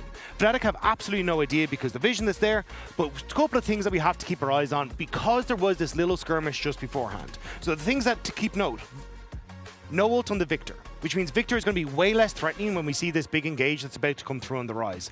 The other thing to note is going to be basically the way the fight ends up splitting into two halves. So I'm going to take the first half of the fight by looking up into this top half just above the wall, up in this position, and then I'm going to rewind the fight to this position again, and we're going to look at the bottom half. But I'm going to play this through slowly, so we can start the clip again. And the thing to note is, as this engage comes through from Fleshy, we can pause just here, okay? The thing to note is, we're keeping our eyes on Vladdy in this situation. There's a massive engage that comes through from Linsis, Naknako, and everyone else jumping in onto this position, thinking with the Vial, we can try and take out the Rise here. That's not going to be the case, though, because they just don't have enough damage. And a huge proponent of that is going to be Humanoid in the position that he's in here. Humanoid walks up to try and reposition to get on towards Vladdy, but they're not able to do so because as we play the clip, you'll see in just a moment that there isn't enough damage that's there to finish out Vladdy before he flashes away. And your thought process is going to be, okay, if we pause here again and rewind to that position, well, what the hell happened to the rest of the damage? Well, as we said already, there's not enough damage on the Victor to finish off the members. They really needed Karzi in this position. And this is really the crux of this fight, where we see what happened to Karzi. So as we roll out, keep your eyes on this bottom half of the fight, because as we get this engage, we can pause here. Karzi ends up going in to try and jump on towards Upset, but there's a massive play here by Empros in the middle of this. He flashes to reposition to a point where he's able to get the knock up on towards Karzi here, and immediately Fnatic are able to turn on towards him. But also, Upset is just arcane shifted away from the Rel, which means he's been completely unaffected by this massive engage that has come through from Fleshy. So as we play the clip again, you see that Upset gets to tear through Karzi before he can really set up. Now, there is no real damage dealers left. The Victor is kind of useless without the ultimate, and you now don't have your AD carry, and Naknako is in a completely wonky position as soon as the Rise flashes over the wall. And this is why for Fnatic, this was really the game-breaking fight that set up their win, and it came down to a clutch arcane shift coming through from the Ezreal, and also Vladdy being able to get that clutch flash over the wall. And I think this is where, for this squad, we get to see that there is insane hands on the team, with Vladdy being able to set up pretty regularly now for the roster, and as well Upset doing what Upset does best. So, I mean, Odo, you're going to be incredibly happy with that one. I am quite happy, but were you nervous, Medic? I wasn't nervous because I don't mind who wins. I wasn't nervous either. Oh, sure. You did not have that inhibitor fight in the top lane at all? There were no nerves there at all? Okay. Sure, I've seen enough. Okay, I've seen enough of Elias Slip in these situations, playing Ezreal, carry Potter right there. He can arcane shift, he dodges all the engage, but he dishes out incredible amounts of damage. It was insane. As you brought it out, everyone, Empiro stepped up, everyone, the itemization was also working well for him. The Ocean Soul, let's not talk about the Ocean Soul as well. But man, that Ezreal was just the tankiest guy on the team. Oh, at the second Dragon fight, the big one at 28 minutes as well, as you say, like he had Gluttonous Greaves, he had Endless Hunger, so that's a flat 25-15% Omnivamp anyway, and then he had the Ocean Soul on top of it. He was absolutely popping off in this fight. He gets caught in the pit, but is still able to do so much work. I like that rotation from Fnatic here because they do realize that it becomes a lot about the flanks. We saw the Rise ult come in to split the Vine, make it this a front to back. Vlad is isolating on the side, but even now, when this engage fails or the backline gets split from the front line, the fact that he's stuck in the pit here, this is where I'm starting to sweat a little bit.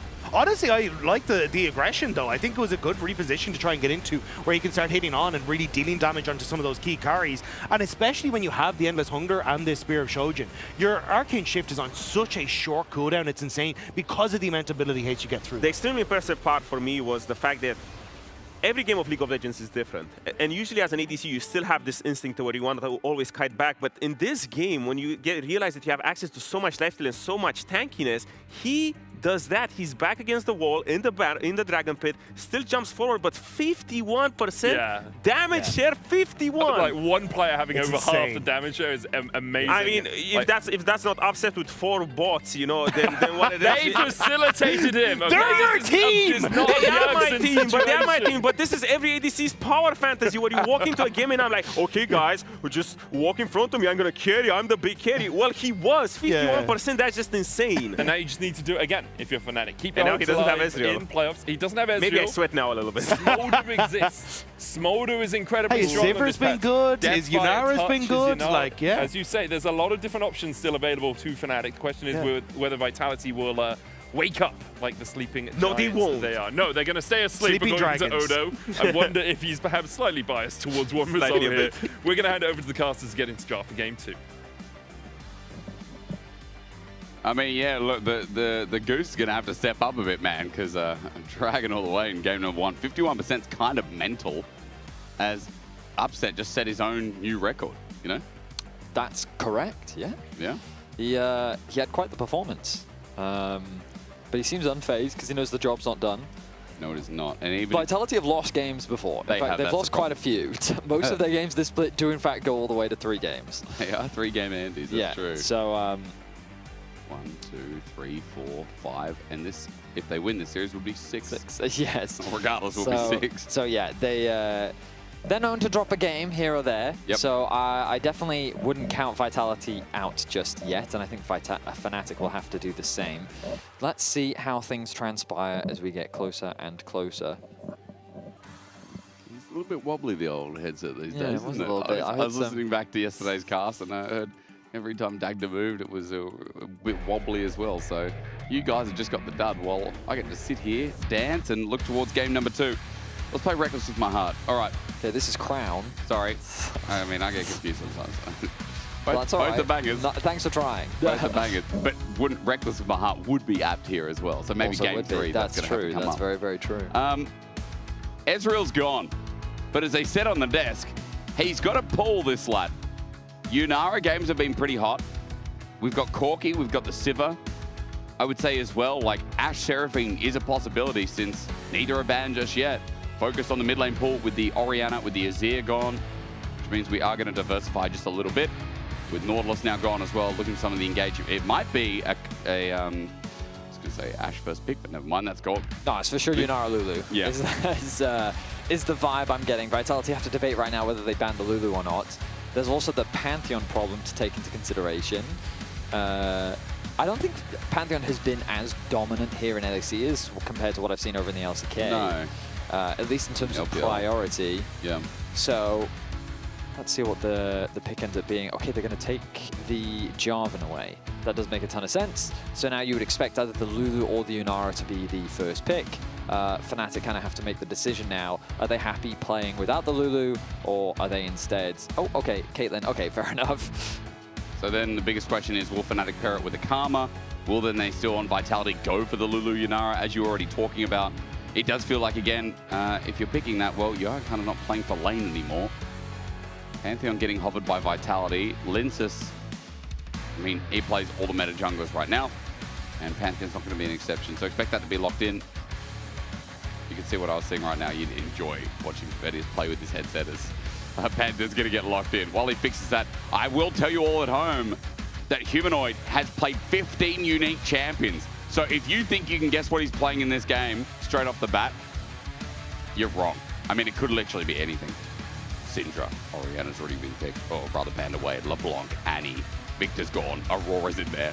We've got an Aurelion Sol, a Silas, a Hui, a Lissandra, an Akali, a Galio, a Cassio, an Ari. For now, it's not going to be in question as Bard gets locked in for Vitality, but just know it could literally be anything out of that mid lane up, as Vitality give themselves a bit of range to deal with that bottom lane. So, does Losper want to go more aggressive, something like the Nico, or does he want something a little bit more passive in the sense of providing peel? He could also go for the Karma. They can also pair it up with the Nami. Or Elise. I would also love, Elise is also hyper aggro. Yeah. Lux is also an option. Not something that we've really seen here in Europe, but a possibility that we have seen over in the LCK. So Skarner, that front line already being provided by Fnatic.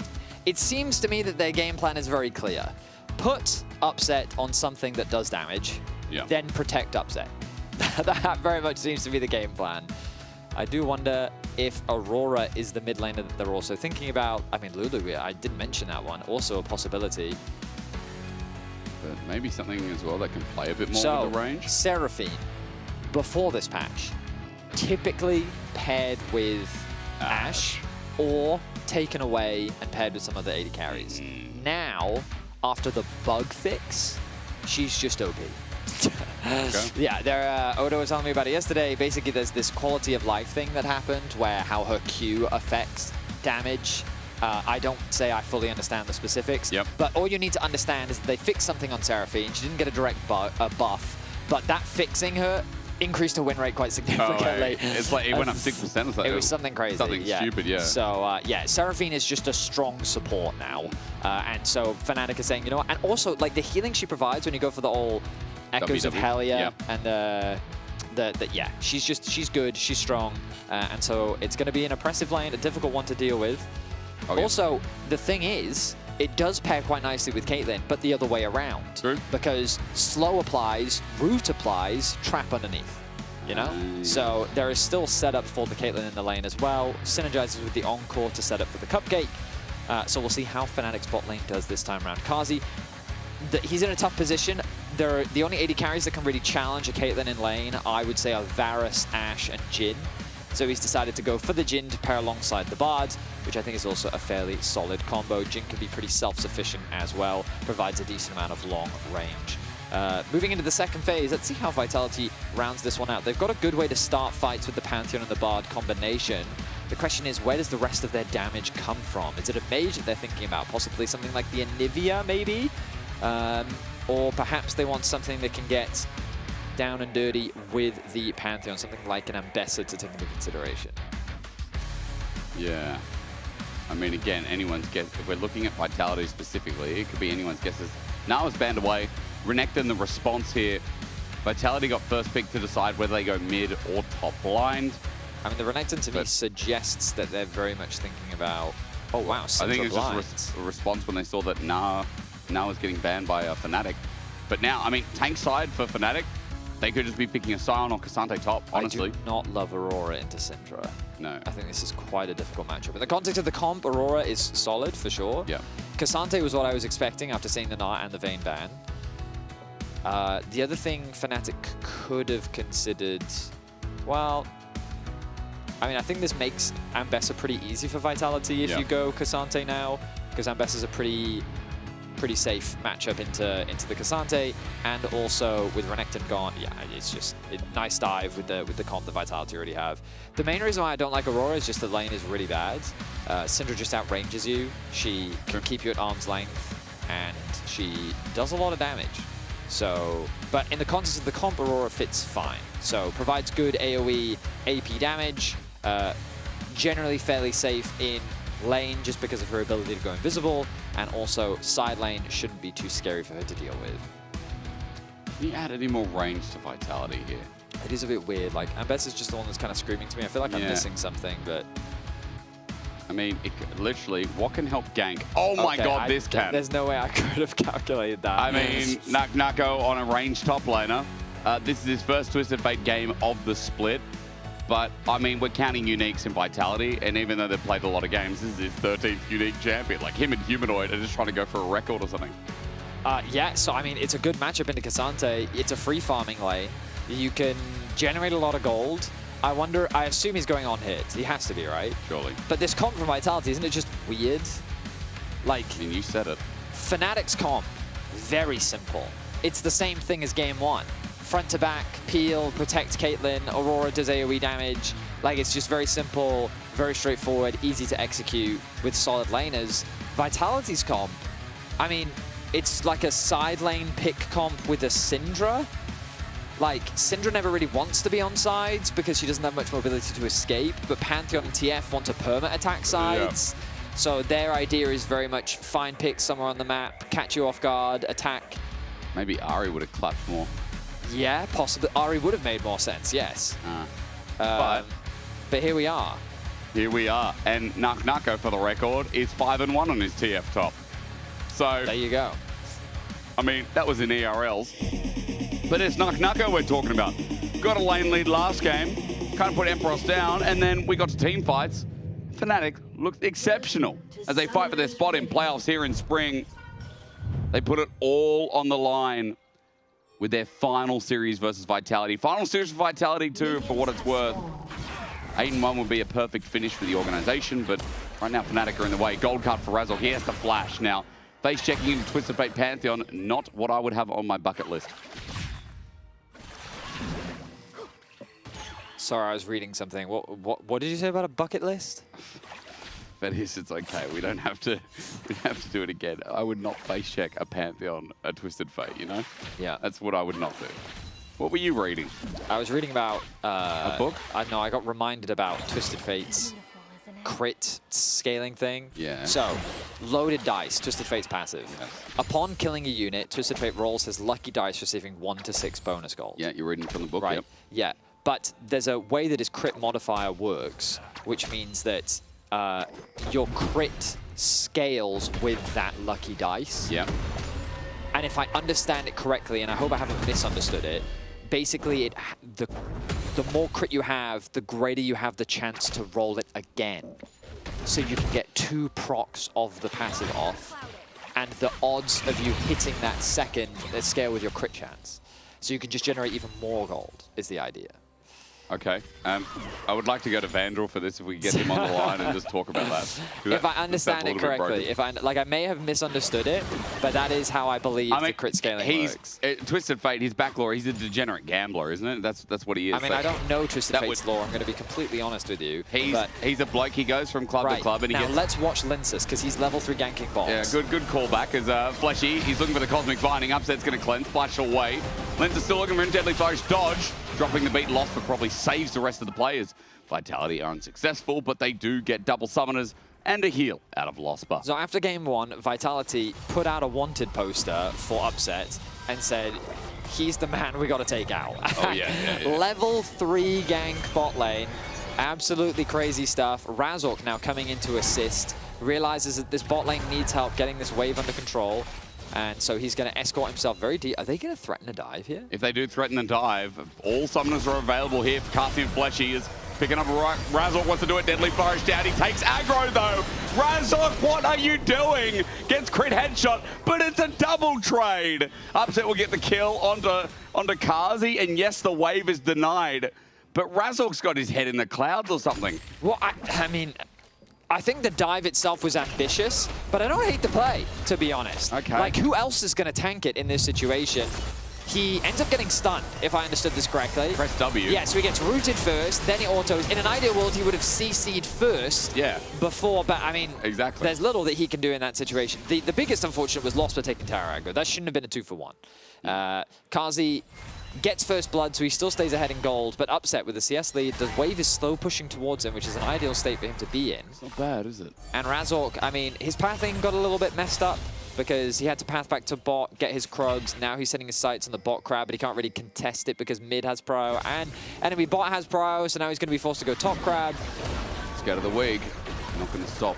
Ishtel over the wall. Razork does get out. Oh, the biggest reason why that dot dive failed was because Razork lost his flash at level 1, which I did forget about. That's also true. Yeah, so, you know, maybe you shouldn't have done that part. Maybe.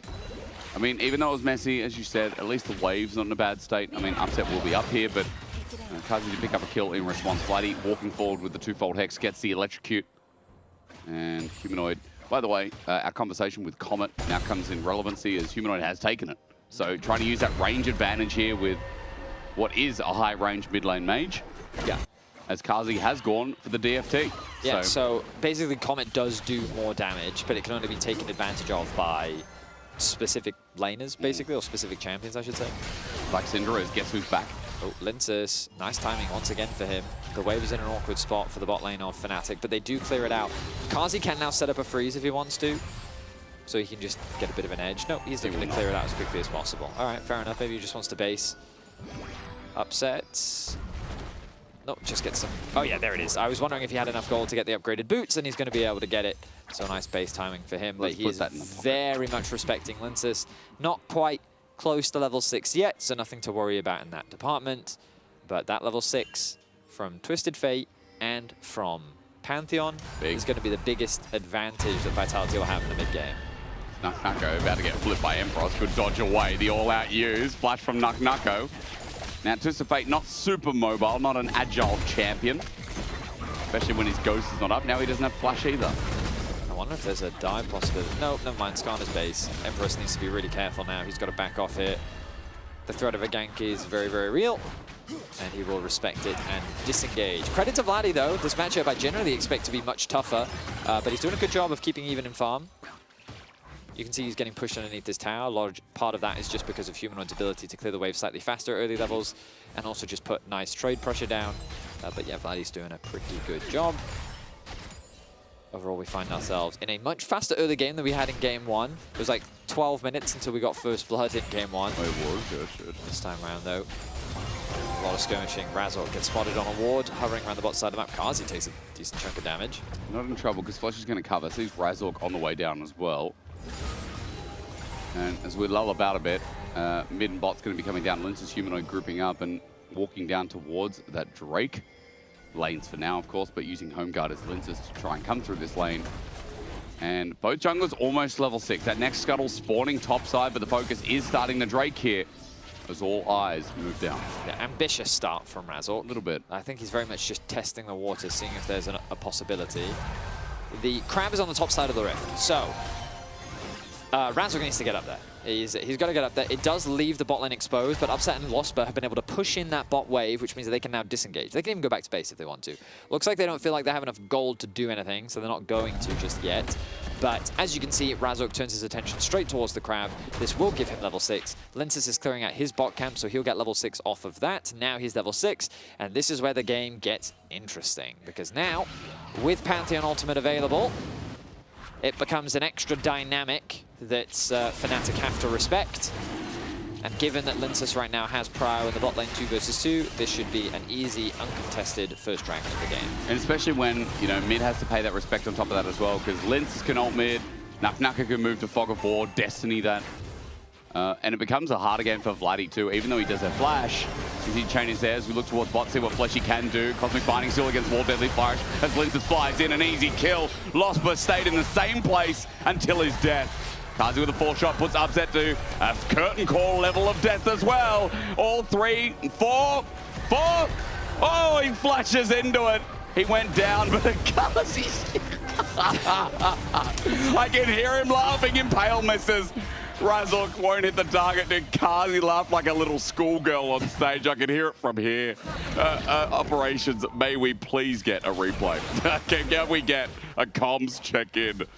I think we need to experience that again. We talked about it. The dive threat was very real. Level 6 secured, level 6 for Kazi as well. Upset takes over, but good CC connects onto Losper. They take him out first. The long-range chip damage connects onto Upset. Yep. And then here we see second connects, sidesteps the third one, and then he flashes at a diagonal. Is it there? No, it was Linces. He flashed. Oh my god, I thought it was Kazi. Yeah, that was a schoolgirl laugh. That's right. Well, Vitality, nice they are off to quite a good start. Now with the bot lane having a huge advantage, Kazi with 3 kills to his name. Fnatic gonna have to do a lot of work to bounce back. This team's mental, by the way. I mean, the comms are just always off the rails. Vitality, 3,000 gold is also quite mental at 9 minutes into the game. Of course, it's going to be inflated as Naknako has quite a sizable chunk naturally with the passive that you read to us from the storybooks, Fetty. But now with the change here for Upset and Lost, we're moving the top side. It seems like Naknako will also back off. Flashai is going to come up to the top lane himself too, or backstopped here. Barrier, Kazi can't stop it in time. That just means that Empross has delayed the 80 coming up to the top lane himself. Deadly Flourish does a bit of damage, but Kazi's going to have to stick it out. And now we get Twisted Fate 80 carry in the top lane, which was already there. Pathmaker all out. Kazi in trouble. W, Flash, yep. Now Empross in trouble. No, Deadly Flourish is also dodged. Lince is coming in though. He's got the move speed. He gets off the E. He's charging in. The curtain call going to be dodged. No, not really. There's the 4th shot, the flash in. Lince is almost getting the kill. A Comet Spear, one more would do it. The range not enough. Empross goes up with the Pathmaker. And Lince takes the turret shot to But now look at Razork looking for a cross map in top lane. There's a gold card available though. Naknako not going to get put against the wall. The Impale though finds him. It's perfect. The layering from Upset as well. The damage from Fnatic. Gold card in the end. Razork dies to a turret. No. Not this time around, but the follow-up from Kazi, that's going to hurt a little bit more as Razork's the target through the wall. Deadly Flourish. Kazi, a marksman by trade and by name as well, unleashing power on Losper as he runs into Humanoid. Losper survives, if only just, but Humanoid has Flash. He wants to get this. Deadly Flourish won't connect. Humanoid, where is it? Scout of the week. Losper's dead. and Vitality moved the charge. 6 kills to the name of Vitality as they've been winning skirmish after skirmish across the map. The collapse coming through on the top side was a quick response. The Jhin was able to go back to base, start rotating up. The Syndra's making the same thing happen. Meanwhile, this combination looks very strong. I would argue the biggest problem was that the trap connected onto the Bard rather than on the Twisted Fate. Had they been able to do that, then Upset would have gotten that headshot and potentially taken out the TF as well. But now with the arrival of Kazi and Humanoid, Humanoid lands a beautiful 2-person stun. Meanwhile, Kazi connects the route, allowing him to get that kill onto Razork. So Vitality off to the races here in the early game as they continue to find pick after pick. Not even Flash without the confidence is great as we come back to live. Flash is in a bit of trouble. Magical Journey taken. Tethered Fate gets the Skarner. Razork up against the wall, but there's Ace in the hole. Security for Upset in the kill as Lince is now coming in. Vitality like, look, let's keep fighting. They've found a Seraphine. Deadly Flourish against the wall. They've slowed down the Pantheon play. Lince now steps on a trap, but the shields go up as Losper once again faces down Humanoid. There's a kill for the Syndra once more as Vitality, they just keep sending in the fire. Yeah, Losper had nowhere to go, so it ends up being a trade of supports. Humanoid, though, the one picking up that kill, while Upset gets his for the side of Fnatic. The problem is Vitality just continue to gain advantages. This Jhin is 4-1-2 right now. And for Vitality, they're creating a chaotic game, which is exactly what they want. A lot of skirmishes, a lot of fighting. Oh. Razork wants to ult. He does. He's got Flash available as well. Gotta throw it out, though. No. Looks like they decide to play it safe for now. Second Dragon, 10 seconds away. I don't really think Fnatic's in a good spot to contest it, as Humanoid continues to find nice trades. Go of the week is good again. There's an Unleashed Power waiting once more as Humanoid is half the way to level 11. Bloody is being executed soon as Vitality going to get the push in bot. That's a bit of a disaster as Upset lost, but losing priority. Bloody's going to bring the Between Worlds in. Scout of the Week is great, but Humanoid still not going anywhere. Impale dodge! Oh, the movement! The Unleashed Power onto Bloody! Is there enough damage to heal? Fletcheye coming in. Clutch, Cosmic Biting not connecting. Humanoid running for his life. He's alive! He's alive! Scout of the Week as well. The movement was so slick from that Syndra, man. And Fleshy with just the right timing as well. Humanoid and Fleshy able to get away to safety, and Vitality secure their second Dragon of the game. What the? How did he survive I mean, this? Humanoid just has the schmovement, man. Oh, he's schmoving me. He's able to dodge the Q from the Aurora. He sidesteps the ulti from Razork, throws out his ulti hoping to get a kill back, and then just at the right time, double heal, another heal. Everything going the way of Humanoid as Fleshy there to save him. Oh my god. So he's out, actually. Yeah, actually, bro. I mean, Bro, that's crazy. what is this heal? What is that heal? It's Oh, that dodge was insane, man. That is true, bro. I agree. I couldn't have said it better myself. I think you did, in fact, say the exact same thing as Yeah, but he said it, and that's Naknako talking, so you mind your manners. That's true, that's true. He's got Static Shiv, Hey, by the way. Static Shiv! Yeah. Well, our first one of the LEC. No, we got one yesterday. Ah, fudge. You absolute liar. My bad. No, Who built it yesterday? It was the Zeriyumi, which was Oh, Zeri, you're right, was yeah. Was it no, it was Ice. Ice and Yeah, it was Ice, you're right. Ice In and the Trimby. Paddock series, yeah. Yeah. Not Ice and Trimby. Sorry. It's been a long Ice and weekend. Way. Ice and Way, dude. Just so you have like, yep, Trimby's on that team for sure. Paddock and Trimby would have been a correct answer, folks. Yes. If you're talking about something else. Gold card, Buffett.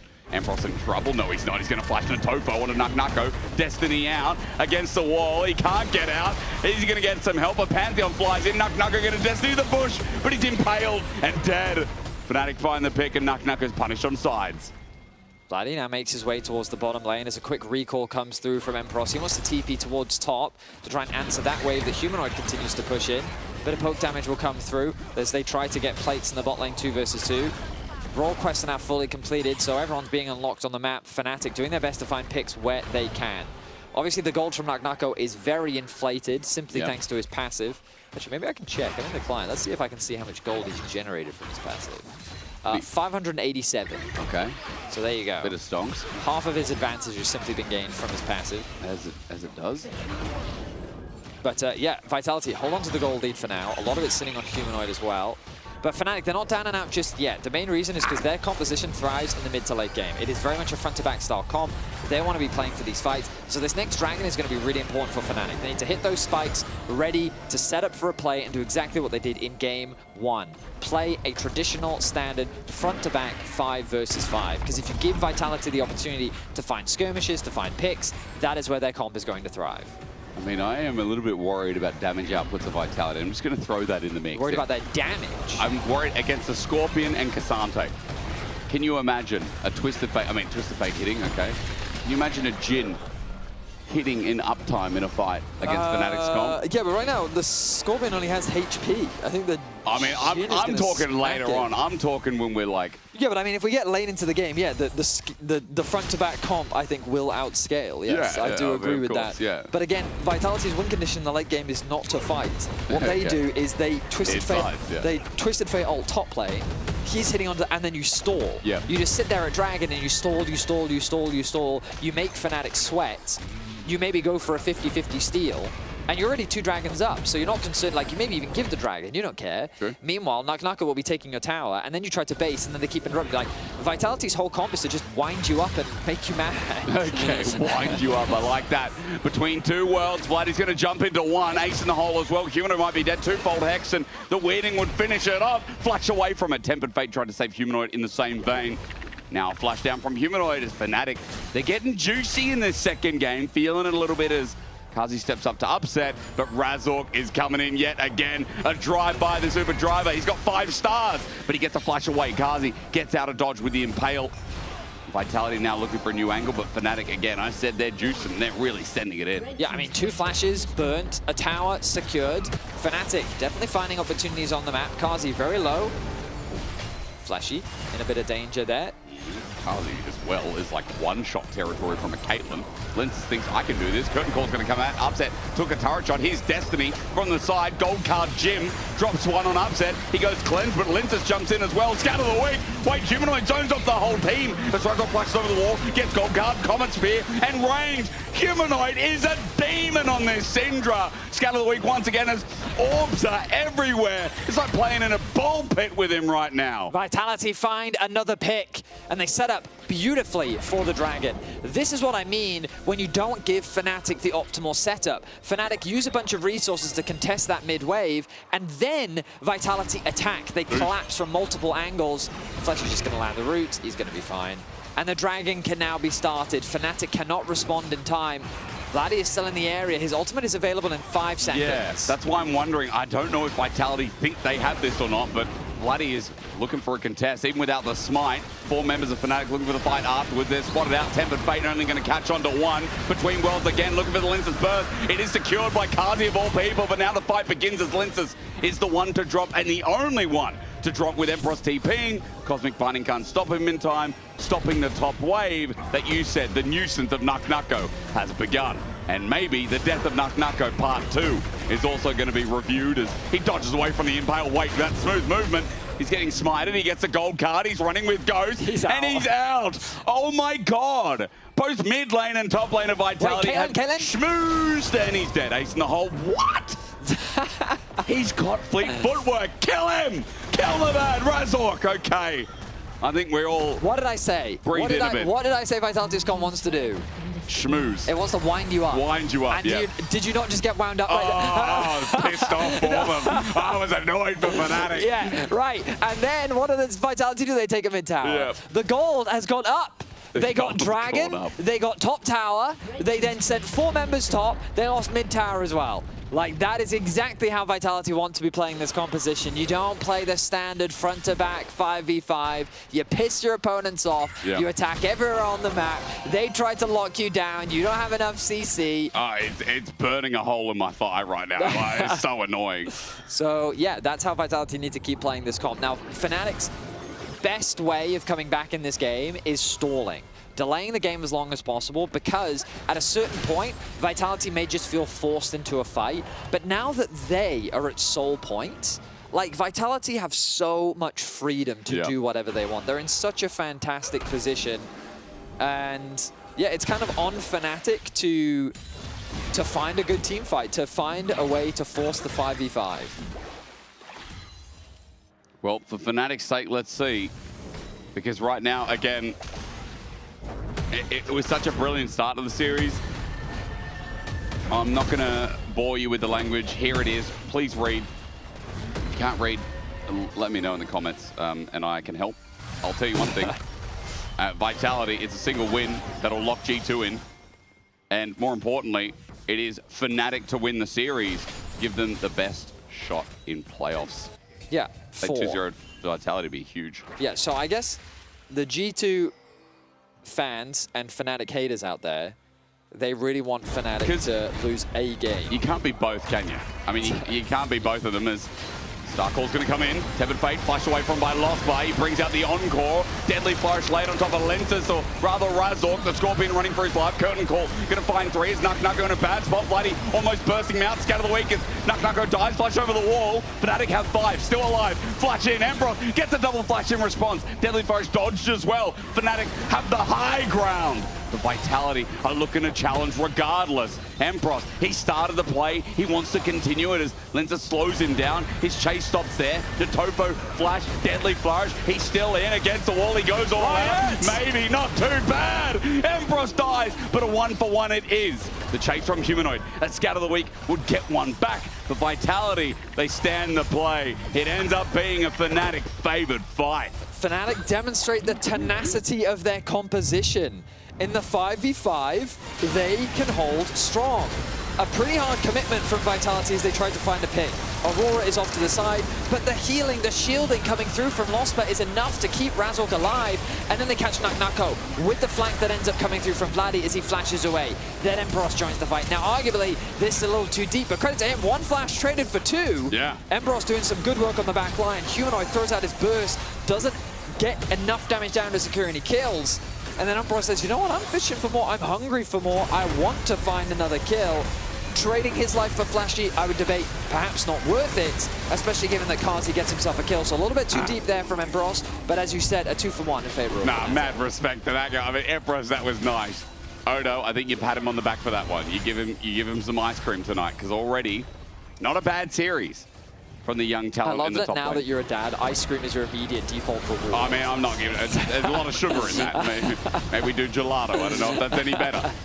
Ace in the hole comes in. Dragon, 30 seconds. As you said, Vitality have the leverage on this. Someone needs to deal with NuckNucko. 2 TPs available on Fnatic, but NuckNucko is right at the step of the blood turret. pressure meter, because this is where Vitality's comp starts to thrive. Yes. They're going to start building that blood pressure up for Where's Fnatic. the cortisol at?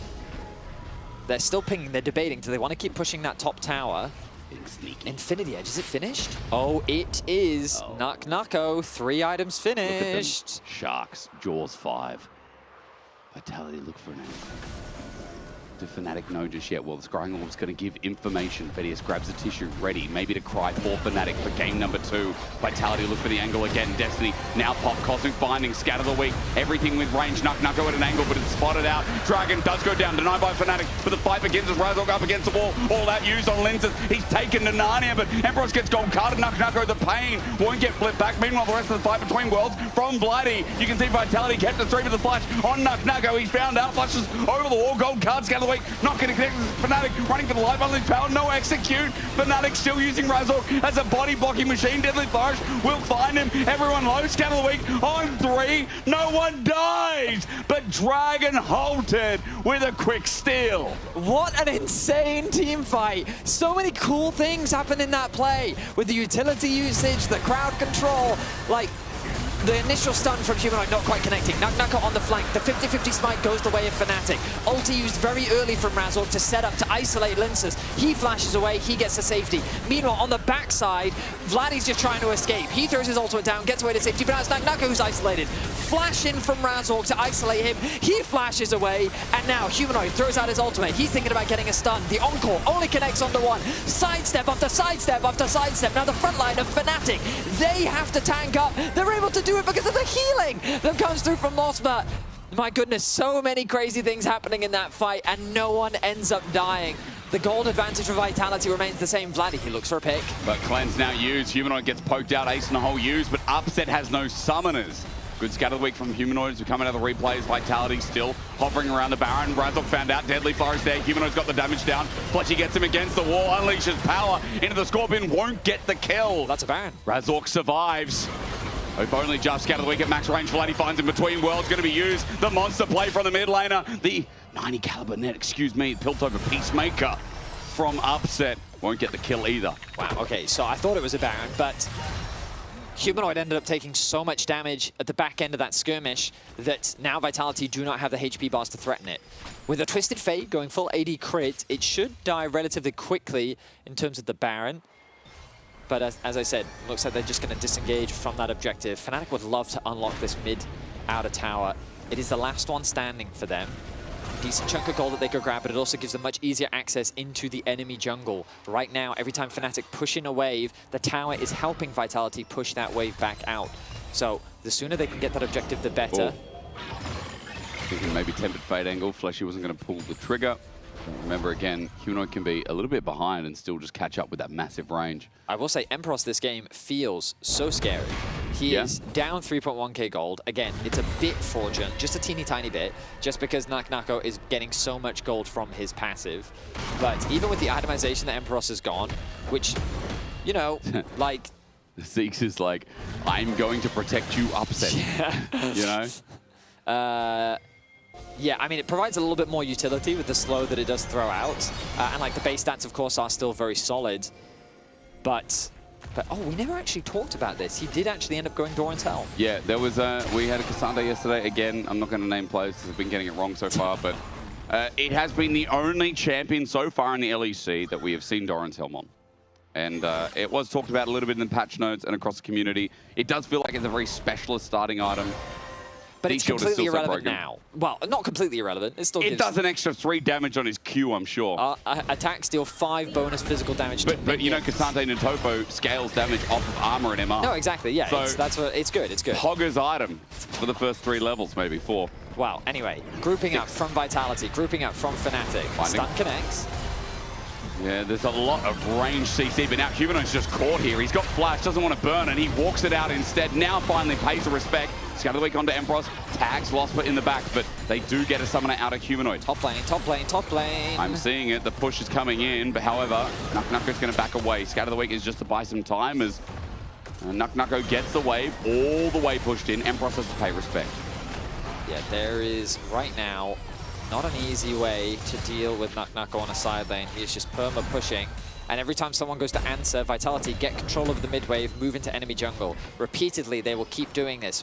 Remove the vision, the information from Fnatic to set themselves up for the soul. Fnatic have to brute force their way into this objective. They're going to be very reliant on Emperos to do just that. And there we are. He's now got the Randuin's completed. Nice tanky item. That front line from Fnatic is looking tough. Emperos charging in. Scout of the week is a 3-man. Deadly Flourish. Flighty goes into Fog of War. Tries to crop across the veil. Emperos now with the front line once again. Dancing Grenade doesn't do too much. Tags Bloody on the back end. Scout of the week once again on a 1-man. Naknako the angle. The gold card. Onto Upset he wants. Onto Losper he'll take. Onto Vladi he'll also try and snake his Tempered Fate. Only onto Emperos. It's flushed away by Losper. The charge begins from Vitality. The damage still better from Fnatic. Scout of the week again. Humanoid carrying the charge. Deadly Flourish. Destiny. Naknako looking for a new angle as gold card starts it off. Destiny used to the right. Curtain call. Layering down. Tanks are big. Razok for the engage. Fnatic to re-engage. But Scatter the week again is scattering Fnatic. Emperos is dead. Humanoid on Syndra is balls to the wall. Naknako gets a gold card from downtown, and there he is again.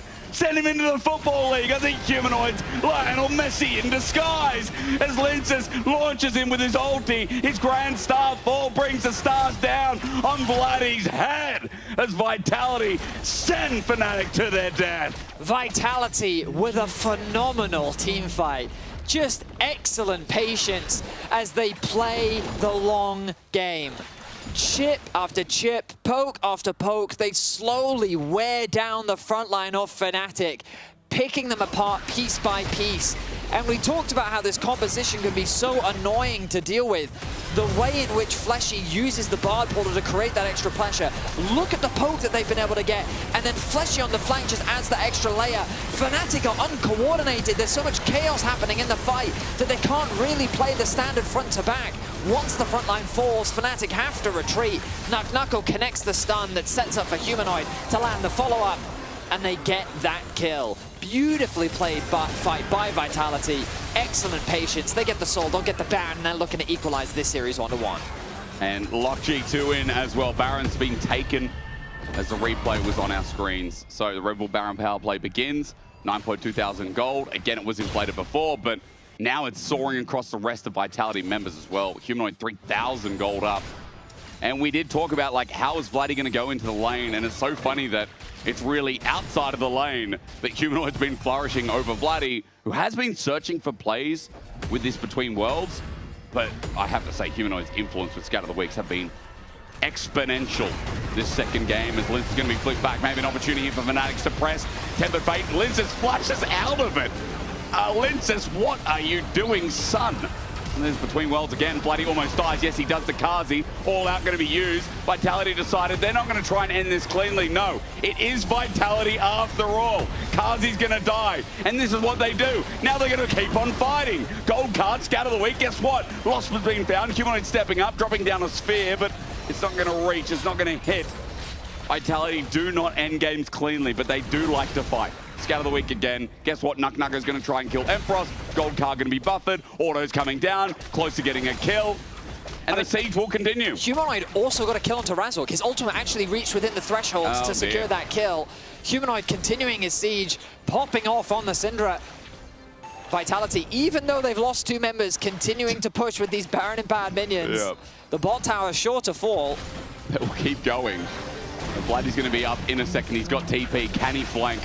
The answer has to be based on a ward, and I see none. Thank you, observers. Absolutely 0 wards. So what a chaotic game. That's Vitality. 25 kills, 32 minutes. We look back at how the Pantheon ends up getting caught, just knocked back. He flashes Tempered Fate. Yes, he does. I don't know what the game plan was there. I'm going to be completely honest with you. I do not know what his plan was. Kazi, though. Kazi ends up getting that last tick of burning damage onto Vladdy, securing that kill. Big injection of gold to Empross's 1.1k goes his way. Humanoid continues to land damage after damage, and then Razork at the very end here. It's Q into E, and then alt. Execute the execute. Yep. Oh, he's max stacks. I mean, yeah. Yeah, Humanoid is very fit. This Syndra though, it's been a clinic. Like, it's level 18 to level 15. Yeah, I feel like I'm getting all the medical care I need from this one game of his Syndra. So, Empross again as he steps up, he's not completely safe from the damage that I thought wouldn't exist, as Vladdy almost dies. He's at half HP, granted, yes, but a gold card to Scatter the Week and he will be dead. NuckNuckle's opened up mid, Scatter the Week yet again. Humanoid's playing bowling at this point, and I think that card's got back-to-back strikes. It feels like a foregone conclusion at this point. The pressure that Vitality is able to generate at every point in the lane. Wait, NuckNuckle found Between Worlds.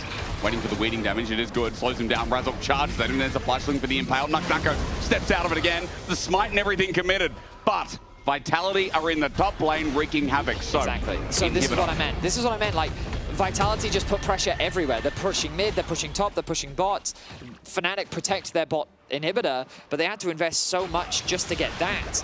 The Upset even lost his flash in the exchange. So Vitality playing the composition very well. I did say that I thought their composition was a bit weird at the during the draft, but they've demonstrated how effectively they can play a composition like this, the global pressure that they can generate. And they've been so good in the early game of finding these skirmishes. It hasn't been the cleanest game. This isn't the easiest composition to pull off, but they haven't just given Fnatic easy front-to-back 5v5s. They've really played on their range. They've really made it difficult for Fnatic to find the exact fight that they're looking for.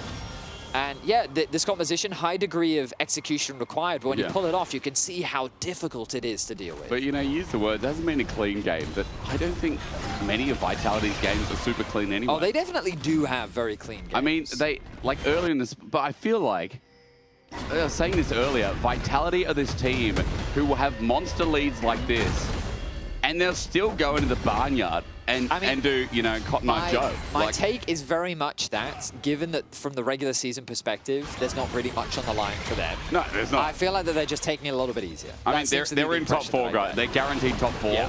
And I feel like if any top 4, they could lose or win. I mean, right now it looks like probably winners. TP going to be burned. Fnatic's still not out of this game yet. But it will come down to an Elder once again is the question. Look at upset already. His HP is pretty bad. Running in Empress, I don't think it's going to be the same play as last time. He gets perma stun between Welter and Bloody. Tempered Fate on a 3-man. Unleashes power. Mid lane gone. As NuckNucker went into melee, gets taken all out. And he will die to Empress. But meanwhile, the rest of Vitality are chunking down the front line. Even the damage from Kazi's hurting this Scorpion as Empress has got to get out of the squishy form, think about it again, and TP or rather walk back in. But Elder's up. Vitality are on the right side of the map, and they're trying to bait in Fnatic. A lot of resources have been used from both sides. Oh, Lens. Nice. He's going to spot him out. Razork's starting to heal up. The Elder's going to be started off. If Fnatic can steal this one away, they can come back in this game. But Razork face-checking, Scout of the Week, hits backline as well. Look at Humanoid, take him out. Fnatic need to deal with the Syndra. As upset, he won't bother walking in without Razork, so Elder secured just like that. Razork can't risk it. He'll get one shot.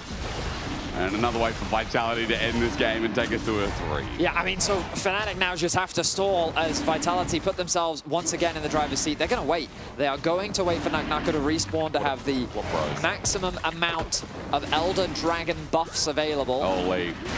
The team never does that. There we go. So NuckNucker ticks over to level 20, has the Elder buff. We look back at this skirmish, and again, Upset's already lost so much of his HP at the start of the fight. Emperor tries to go in, gets chunked incredibly low. Then the Tempered Fate kind of buys time for him as the heals start to come through. Vladdy drops, but then NuckNucker goes in too deep, way too deep, and that actually gives Emperos an angle to make a play, and he turns it around trading at 1-for-1. Unfortunately for Fnatic, they end up losing the Elder, and now Vitality can turn their attention straight towards the Baron. Fnatic won't bother contesting this. They know how dire of a situation it is. Instead, I think they should consider the cross map. They see the Twisted Fate pushing in the bottom lane, but I think NuckNucker's going to read that play like a book, and he's going to respect it. He's also got a couple of wards covering him as well as Baron goes down. Now, side lanes are going to become tremendously easier to help finish off this game as Vitality look to secure G2. And Fnatic will have one last chance of winning their last series in a third game.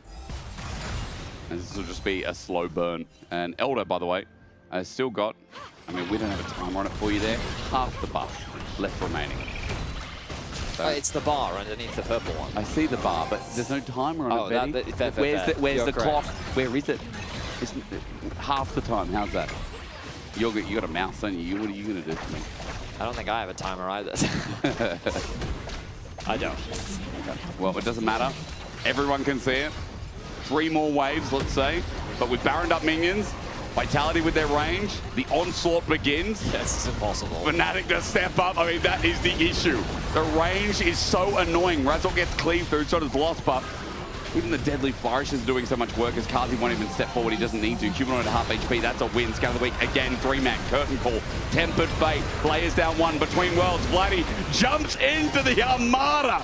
Dangerous play, while NuckNucker just hits down Upset. This guy's flanking from Venus. Gold card, ulti in, Lintus is late, but it won't matter. Vitality put on a clinic. They lock in G2, and they will take us to a game number 3.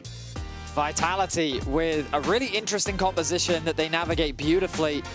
I was doubtful of how they'd be able to pull this off, but they demonstrated great patience, great attacks on the side lane, and just a great utilization of just the sheer annoyance that this composition can provide. Very impressive stuff from Vitality. And with that one more playoff spot left remaining, we won't find it out with our final game, but we will find out if Fnatic have a better chance of securing it. As that is worthy of a breakdown of our analyst desk.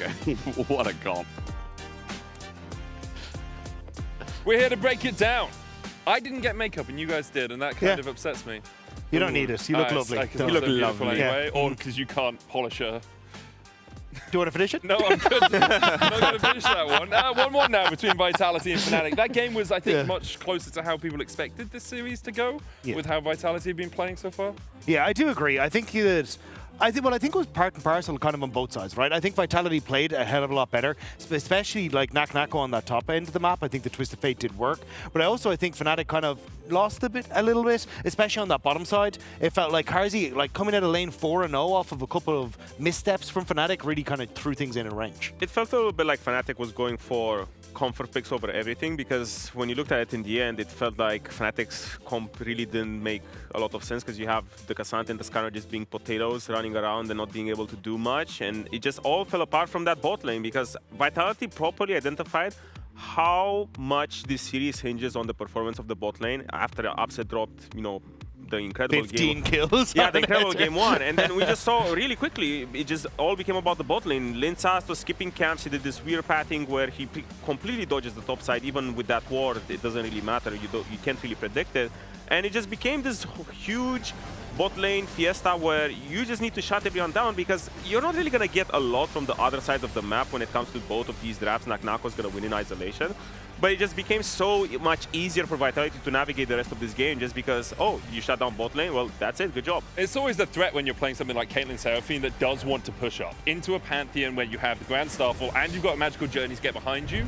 Whenever you're stepping up, you have to have really good vision control to make sure that you're not overreaching. And that's why a lot of the time when you see something like a Pantheon, you often get the response of the Nocturne, because it's like, oh, if Pantheon ults bot, I can respond with the Nocturne and match the semi-globals. But when you're on something like a Skarner, it becomes incredibly difficult to do that. And to me, and over a lot of the times, the Skarner just wasn't having the impact that it needed to. You could see every single team fight that he was going into, it was Scatter the Weaks, it was the Deadly Flourishes, it was everything going his direction to just stop him getting involved. And we got to see at least a couple of those early dives where Razork was trying to get involved, but unfortunately, Vitality were always in a position to respond.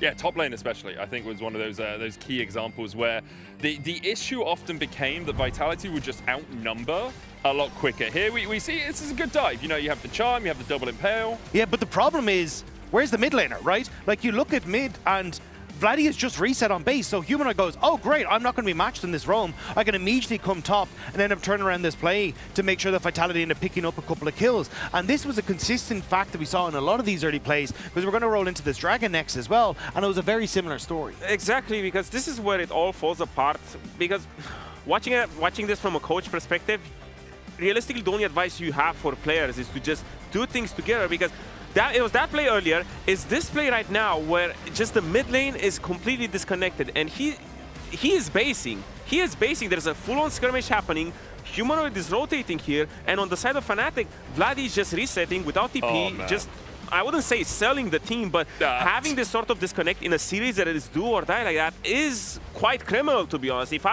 I would be able to go backstage, I would be like, son, you cannot do that. You need to be with the boys. The boys are trying to help you. You can have this if you want when you go back there. I'll be like, that's why we don't let him backstage, guys. Don't let me go backstage. It's very damning. I hadn't seen exactly that second TP, but I knew he wasn't in the play, right? But your team has just got to kill at Dragon. And then you're recalling from mid, watching your enemy mid walk over towards the Dragon. Great job, guys. You got the kill. Well, then you can take the 3v3. Wave 2. Exactly, exactly. And you guys said it earlier as well. It's just when it's all about bot lane, and realistically, you're just a side character in the game. The fact that this was your one opportunity to keep everything together just damns it. And Humanoid completely took over after that. 100%. Usually I hate the Syndras. I think Syndras are completely useless and blah, blah, blah in this patch. But the Syndra was just CC King, and especially in a composition like Fnatic's, where everything is just so slow, so much about the front line. The disruption from the Syndra was just incredible. Yeah. The amount of multi-man Scatter the Weeks was absolutely insane from Humanoid. It turned around so many of these team fights, and especially when you're playing like something like the Caitlyn for upset, he just couldn't approach. He had a Mikhail's, he had the cleanse, and every single fight it felt like he was still trying to play just out of harm's way for Humanoid, but he was matching him every single time, and that damage just wasn't there anymore. I mean, he did have great movement. Even like Nugget was complimenting him on it in the middle. But you see like a three-man scatter there. Everyone's trying to re-engage on him. It is so difficult to do. And he's just using that unleashed power, not only as an execute threshold, right? But as a, hey, you're at 200 HP now. you're not allowed back in the fight. Yeah. Like, you can try and get back in, but you're just going to die immediately afterwards. Humanoid had a great series, great game, as did Kazi. He did, and that's why I liked Vitality's approach, because there's a lot of unconventional picks. The TF we don't often see, but it's a fabulous answer into the Cassante. The Syndra in isolation also doesn't really make sense, but when you put these team comps, head to head, it just makes so much sense. There was just so much disruption from Vitality. The moment you get ahead, Fnatic just doesn't really have any answers. The moment you walk up, someone's gonna get stunned into Syndra QE combo, and then it just becomes so damn difficult. Yeah, it really does. I actually think Humanoid did ever so slightly more damage per minute than we saw Upset do in game 1. So I'm looking forward to a 1,300 damage a minute in game 3 from a new main character. Fnatic have chosen second pick, Vitality have chosen blue side for the final game of the series. Importantly, G2 now locked into our playoffs with that Vitality win.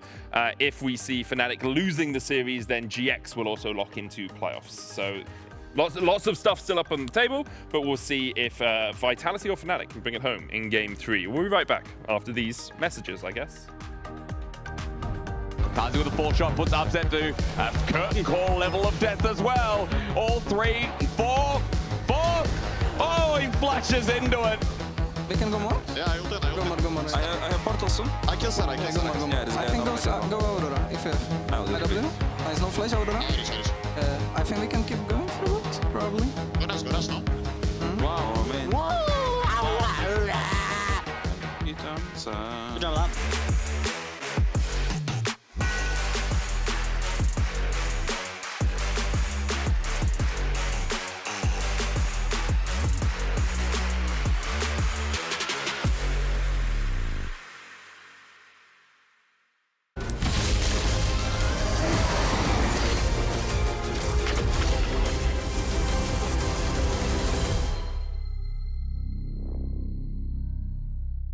Want to find your fastest server every time? Express like a pro and optimize your connection in one tap. Express in game without ISP throttling. Express and shield yourself from DDoS attacks. Express and choose the VPN trusted by gamers everywhere. Express VPN. Experience gaming the Express way. Fast, stable, competitive. Outplay the world. It's time to Express. Unlock free Hextech rewards, exclusive skins, and more. Scan to subscribe. The human body was built to move. Not trapped at a desk in one singular posture for 12 hours a day. It's time your chair evolved. This is Secret Lab Titan Evo. Ergonomically engineered for you, gamers, hybrid workers, artists, backing your every move.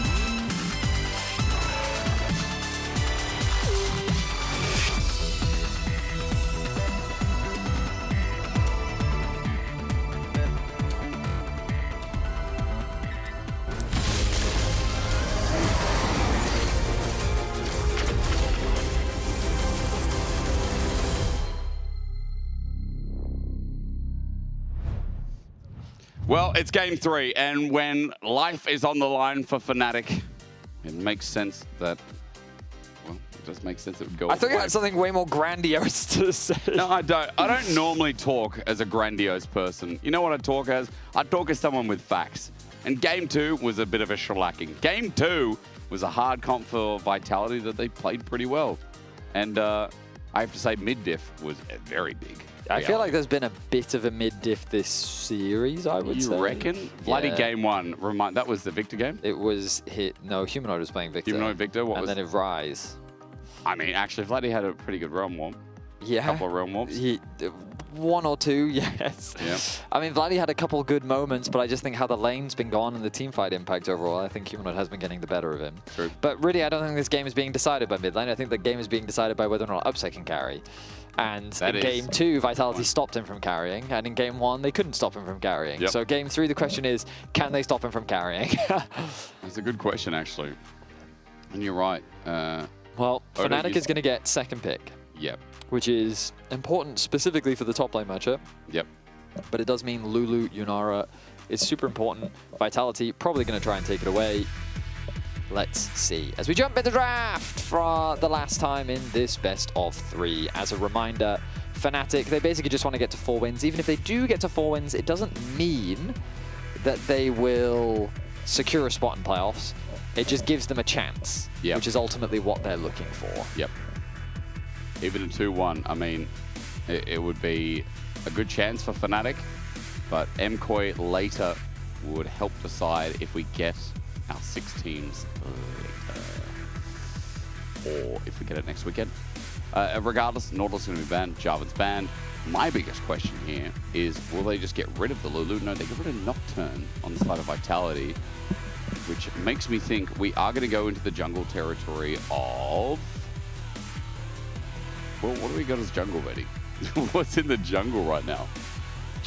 I'm blanking. Wukong. Wukong, true. We have Wukong, we've got Aatrox, we've got Neferi, we've got Zehen. Millia first pick. Fnatic take Lucian and bring it with Nami. Thoughts? They could do that, yeah. Oh, please, Fnatic, do it! It would be so good. I would be so happy. Oh, okay. So Yunara Lulu instead. Yeah, they're fine with that. But they're going to give... I mean, Lucian Milio has kind of been the prized bottom lane in like these later drafts, in game 3s. I think, yeah, Lucian is... Lucian can definitely be very scary. Yep. Do they go for Lucian, though? Maybe it's maybe it's like a Kog'Maw or something. Oh, true. Notice that Corki's just disappeared, by the way. Yeah, because every time people picked Corki Nami, Lucian Millia popped up. That's true. And it would just body the lane, and then Corki Nami would feel useless. So it's 4-4, by the way. Isn't that crazy in spring? It's 4-4. When like Lucian was on that thing. It's a crazy number to be sure. Means it can mean death in Chinese. Like he was on a 15-game losing streak here in the LEC. I want to say it was Sam D that ended that lose streak. It was Sammy D. He brought it out and then had a good performance on it. There's the Aatrox, a kind of classic for Lensis. Oh, and there's the Neferi. Oh, I've been hearing about the Cyclo Sword Neferi build. Yeah? Yeah. Okay. I'm excited at the idea of it. But usually, I mean, the pairing can be something like a mid lane Orianna. That's off the board. What can complement this from the mid lane of I Fnatic? think Vladdy needs some sort of mage. This could be a good Akali angle. Yeah. But to be fair, Vitality have been banning the Akali away. Maybe Fnatic keep it simple and they just go for... Nah, Annie isn't the best in Demilio. Apparently Aatrox is on a 10-game win streak. They want to go Is that production, is that just in jungle, though? Or is that just in general? Well, Betty asked that question. Apparently that's just in general. So Aatrox has just won 10 games in a row.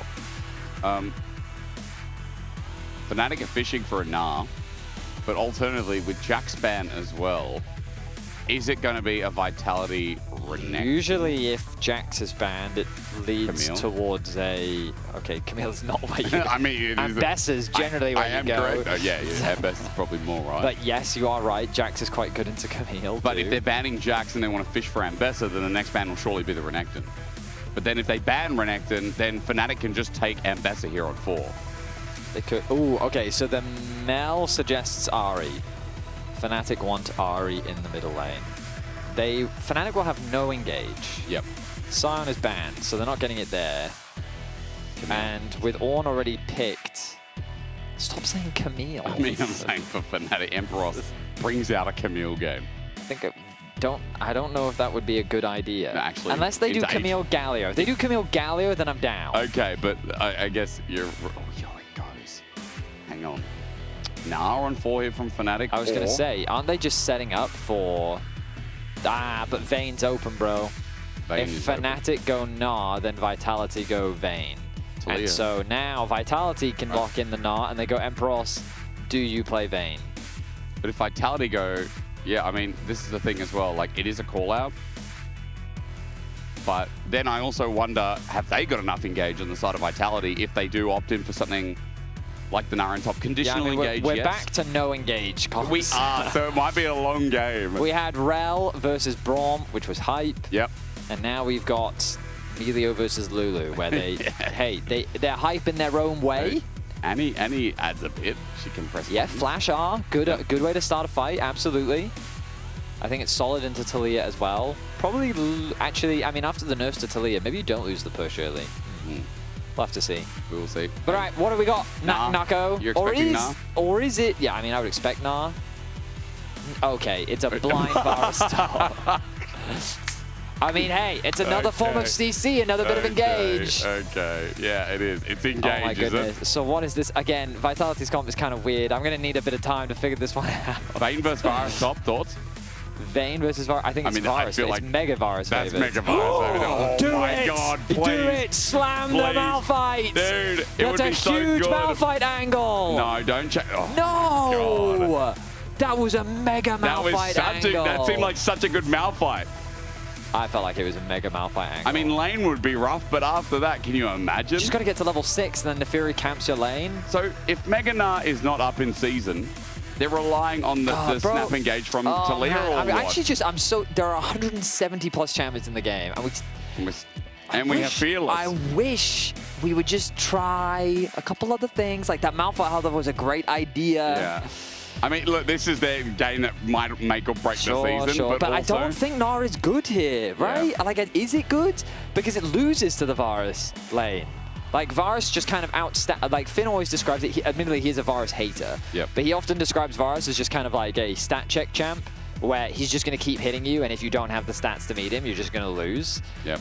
Obviously, there is some setup with Mega Nah and stuff, but I think in the context of the lane, I mean, Vitality basically just drafted themselves winning lanes. They got winning top, they got winning bot. And mid is to be questioned. Yeah, but mid is to be questioned. I would assume it's pretty even, with obviously the threat of once Annie gets 6 specifically, I'm just going to drop a Tibbers on your head. Yeah. And that's how I'll get Prio, by taking half your HP away. I mean, that's a valid thought process. We'll have to see, though. Vitality went for a blind Varus top, and Emperos said, I've got the Nah for it. As he's starting Doran's Helm Nah. Yes, he is. So no D shield versus a range top as the Nah. He thinks the armor and MR is going to come in value versus Varus, which, I mean, is a valuable thought.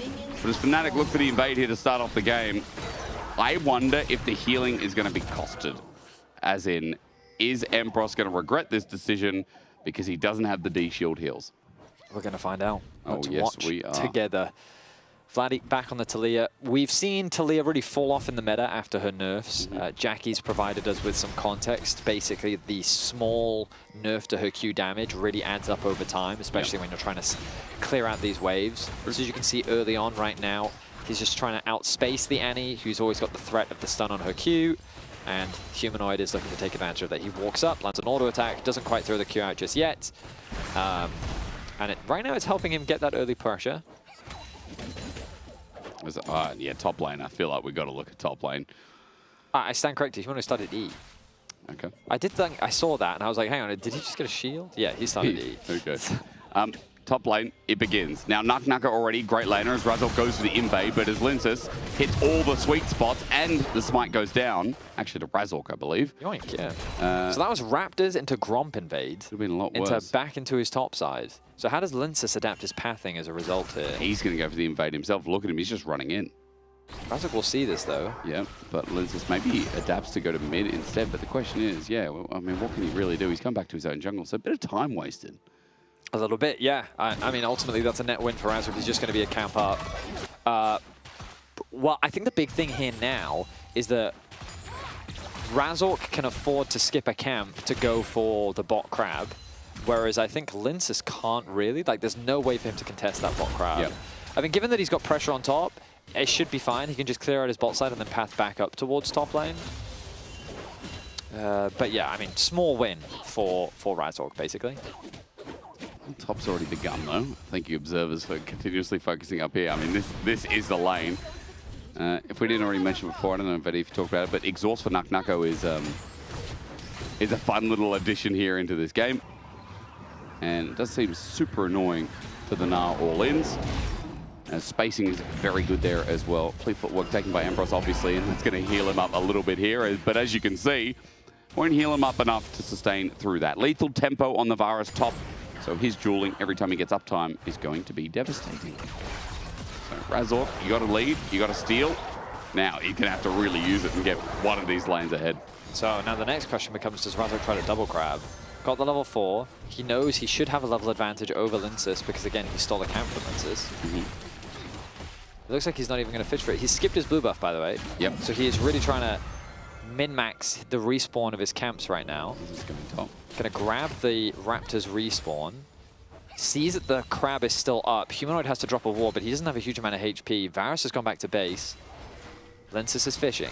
He is indeed fishing. He's going to be a little bit slow on this. Looking for the gank instead at level 3. As he hovers around the ward, I mean, Razork's going to find him. This is a little bit tricky. Gets over the wall. Dark and Daggers, one doesn't hit, the second's going to come through. The bleed actually doesn't connect then again. Sweet spot hit, but pressing W, Razork dodges from the damage. The 1v1 deadly, but NuckNucko's going to come in as well. Razork going to move to the scuttle, but he's got no top laner here, so as NuckNucko shows his face, hits a Scryer's bloom because he just clicked backwards. It's all about NuckNucko's damage. If he can get it out, then maybe he can win the 2v2. But again, bone plating comes up. NuckNucko now in melee range, has to flash away. Dark and Daggers once again. Presses that arrow, and Razork just goes for the invade part 2 on the Gromp. Meanwhile, we go back to mid because Humanoid is running into Vladdy, and Vladdy does not like it. So we had a lot just happen there. All of this stemming from a single Gromp steal from Razork earlier on in the game. Yep. Now Razork is just being a pain. He knows that his top lane still has pressure, and so he's just hovering around, forcing Lindsys to adapt his pathing. He's now being forced to go onto the wolves, which again is just really screwing up his pathing. Meanwhile, Razork has just gone back to base. He says, don't care. Yeah, don't care. I'm going to quickly move back to my bot side. I've got a blue buff I need to pick up. My camps are respawning down there. He'll abandon his Krogs. And he can also even consider threatening the dragon that's about to spawn. So Razork, really good early game advantage. While all this was happening, while the skirmishing was happening, no, even better, he's going for the Raptor's respawn. I'm an idiot for not seeing that. Like, it's such an obvious play for Razork. Very nice call. This is the Annie classic. Just burst, but Razork's going to punish here, it. yeah. As you said, for that invade, getting the minion, no. Humanoid's going to get the stun up, and that's going to help him a little bit. Dark and Dagger #1. Getting the hounds out, flashes over the wall. Humanoid in death territory as he gets pursued, leapt on. Razork needs one more bit of damage. Dark and Daggers, it's going to come through for the kill, but Vladdy gets first blood. Seismic shove not needed. Tibbers negated. And a good retribution kill for the mid laner getting bullied. So a decent amount committed there from Razork, but yes, he does get that early kill, and it does go over to Vladdy, so a nice advantage going to be generated for him. Problem, yeah. As he got hop, the Q connects, hail of arrows, auto, doesn't even press his flash. None of them had it, by the way. Empross just burned it, and NuckNucko gets a solo kill. Yeah, so the wave was in a horrible spot for Empross, an absolutely horrible spot. And so as he tried to approach the wave, he just gets all end. Great awareness from NuckNucko. That was such an easy play for him. And yeah, so much is happening. Like, I've not even given an opportunity to keep up. The consequence of Razork going for the play in mids means that, yes, he gets his mid laner ahead, but Lindsys does go back to get his bot side camps. Yep. Now he kind of gets to reset through his clear. After Razork put him in a very awkward spot, now it's Razork who has a bit of an awkward pathing. He's decided to clear out his bot side. He now has to path back up towards top, and that dragon game plan that they had now has been completely abandoned. Oh, but now there's a gank in the mid lane that Lindsys can find. He flashes in, presses his Darkened Blade, and with a dunk down, Vladdy's in the ground. Humanoid gets one back. and Linces now helps on the board. Nice gank from Linces.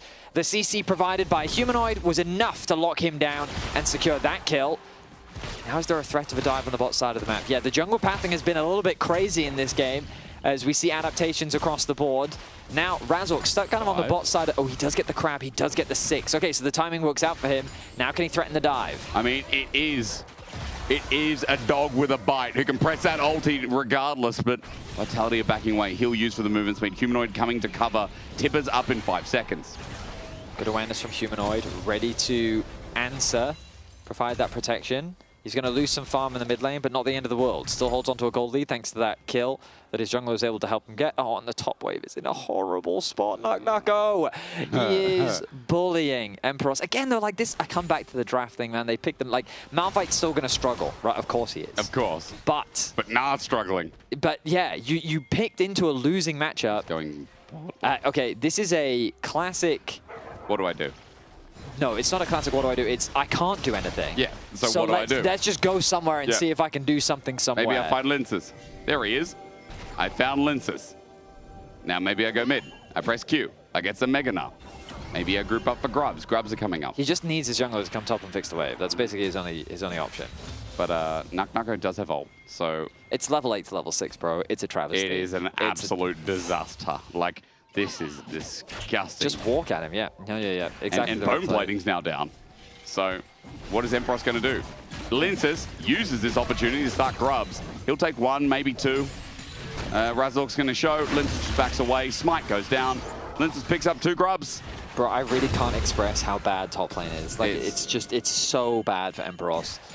I mean, okay, the only way this gets worse is if, okay, Linces isn't doing it. If Linces dives here, it would have been catastrophic. Yeah. I would have just said remake. He was waltz. Okay, Vladi's going to make a play in the bottom lane, maybe get something back for Fnatic. Kazi stands his ground. There's a culling. Seismic shove dodged away from all the damage unleashed. Losper up next as well with the piercing light. Polymorph is good. Arc Light of Ruin. Kazi almost dead, trying to get the wave on his dying breath. Flashes away. There's the breath of light upset. Flashes to the reposition. But the mega fire kick. Hot damn, Flashai. He gets a 1-for-1. Linces gets the kill credit. As Vitality negate the dive. Razork dies?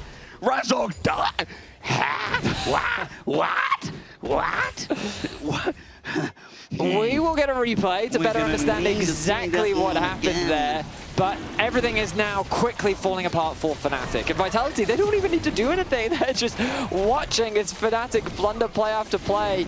Kazi, he played that dive about as perfectly as he could have. That was awesome. Yeah, and then Fleshy with a really nice knockback to set up to get the trade back in kills. And then the solo kill in mids. Meanwhile, top lane is still a disaster. 1.4k gold lead. We're just short of 10 minutes. We look back. Okay, so he was just stealing away the Raptors, and Humanoid said, no. He's going to press Wait, he could get out. Press he could just leave. Pursuit or what? He went all in. He went all in. He went all in. Dark and Daggers. And Tibbers. Yeah. And Auto. And then Flash. Okay. Yeah. Now, Razork, you could have got out. He could have left. He could have left. Yep. Now, all the lead that Razork had is gone. Linces got a kill bomb. Yes. So... I'm telling you now, bro, it is dire for Fnatic. It is a problem game for Fnatic. Yes. I mean, top continues to be the issue of the tabloids right now. Like, observers, if we could have a little peeky-boo top, as long as nothing's happening bot, of course. Yeah, let's continue looking here for a So basically, every time Emperos tries to walk up to a minion, NuckNucko hits him. Yeah, he does. Okay. Oh, and you walk back. You want to stand your ground. Hail of arrows. Yeah, and then there goes all your HP. Yeah. You got a refillable. Pop that now, buddy. And now the refillable is down. Yeah. Yep. Okay, gank. Here we go. But guess who's behind? Linces all in with the Hound's Pursuit. The flash from NuckNucko. Chains Corruption now used as well. Emperos into Mega Gnar won't save him. NuckNucko's going to walk him down. He puts the thumbs out and Emperos is like, do I survive this? I've got news for you. NuckNucko with kill number 2. And there is nothing Razork can do. He just left. Perfect coverage from Linces, but NuckNucko played that perfectly as well. Flash, he throws the exhaust onto Razork because he knows that if he flashes away from Emperos, there's nothing that Gnar is going to be able to do. I think he's dead. I think NuckNucko's going to die. Got him, Seismic Shove dodges away from NuckNucko's running back into the turrets. He's looking for Vladdy for the kill, but shut down over to Razork. And the punish for the man who wanted to play. But Let's have a look at what's happening mid lane. What's happening mid? Because insta-clear push, a plate will be secured, gold, and then guess what that means for bot lane? They cannot lane because my jungler is top lane. Because the rotation is happening, so Linces then comes in, steals away your blue buff, steals away your camps, and it is just, it is a good play for Fnatic in the sense that they get a kill onto Naknako, but the rest of the map ends up paying as a result. It is a dire situation, and in terms of the stakes, Vitality will lock top two if they do secure the series, and GX will also lock playoffs. So a lot on the line here. Mega Gnar coming in. Empross doesn't get the stun down. This is what it's come down to. As you said, you know, there are stakes. There's huge stakes all over today. But this one here, GX would be gritting at to make sure. And I misspoke before. I already said, you know, there's only one spot left in playoffs. Of course, GX lock in as well. So there are currently 2 spots left. 2 spots, yeah. Fnatic is basically fighting for one of those spots. If they lose this series, believe it or not, they're not actually down and out. No, they're not. They just need a specific set of circumstances, which I'm not going to run through right now. Yeah. I'll tell everyone quickly. Do you have them? Because I don't know them off the top of my head. Yeah, because Fnatic already got a game, MCOY have to just win the next series. Oh. And then there's issues. As in, like, it becomes impossible for Fnatic. As in MCOY then lock, yes. All in, Vitality. They're outnumbered here, but Kazi just stands and tries to fight upset. He won't win that, of course, as Hound's Pursuit gets a reset. Onto Fleshy, Dark and Daggers as Weaver's Walk and bring Vladdy in, looking for the dive. Fleshy, I don't know how he survives this one. Oh no. Seismic shove. They'll get the kill. Fleshy's dead, and Fnatic are starting to make plays with this mid laner. However, there is a problem still with top. Yeah, I mean, it's a good cross map from Fnatic. They realize there's not much of a play to be made in top lane, so instead they fully commit to bot. And Bros is now caught. This guy is just weak side, not King, weak side William. Yeah. Empross he's dead again. Yeah, he was not expecting Linces, which is honestly a bit of a misplay because there's kind of no reason for Linces not to be here. Enemy jungler is bot lane. So those are free camps for me to take. Gets a kill as well.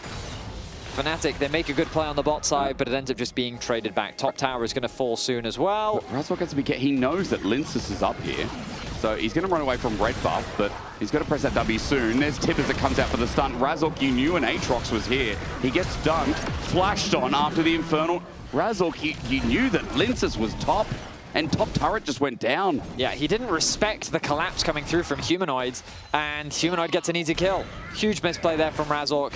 Gives over another kill. Vitality extend the gold lead even further. They're not even threatening a dive on Empross. They're threatening a dive on Empross. He is level 8 to level 12. He can't play. He's level 12. There's a 3,000 gold lead. Guess what? Chains of Corruption are up, by the way, as well. He's level 9.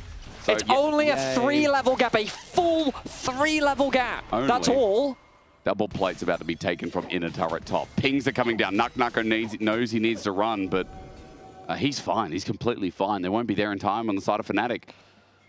A good thing they picked Gnar into this virus top. It makes me so angry. Oh my god. I mean, again, I would question, like, would the Malphite get bodied this much? Probably. During the LCK, they've even picked Neferi top into Varus. True. I would have preferred that. It would, like, what an option.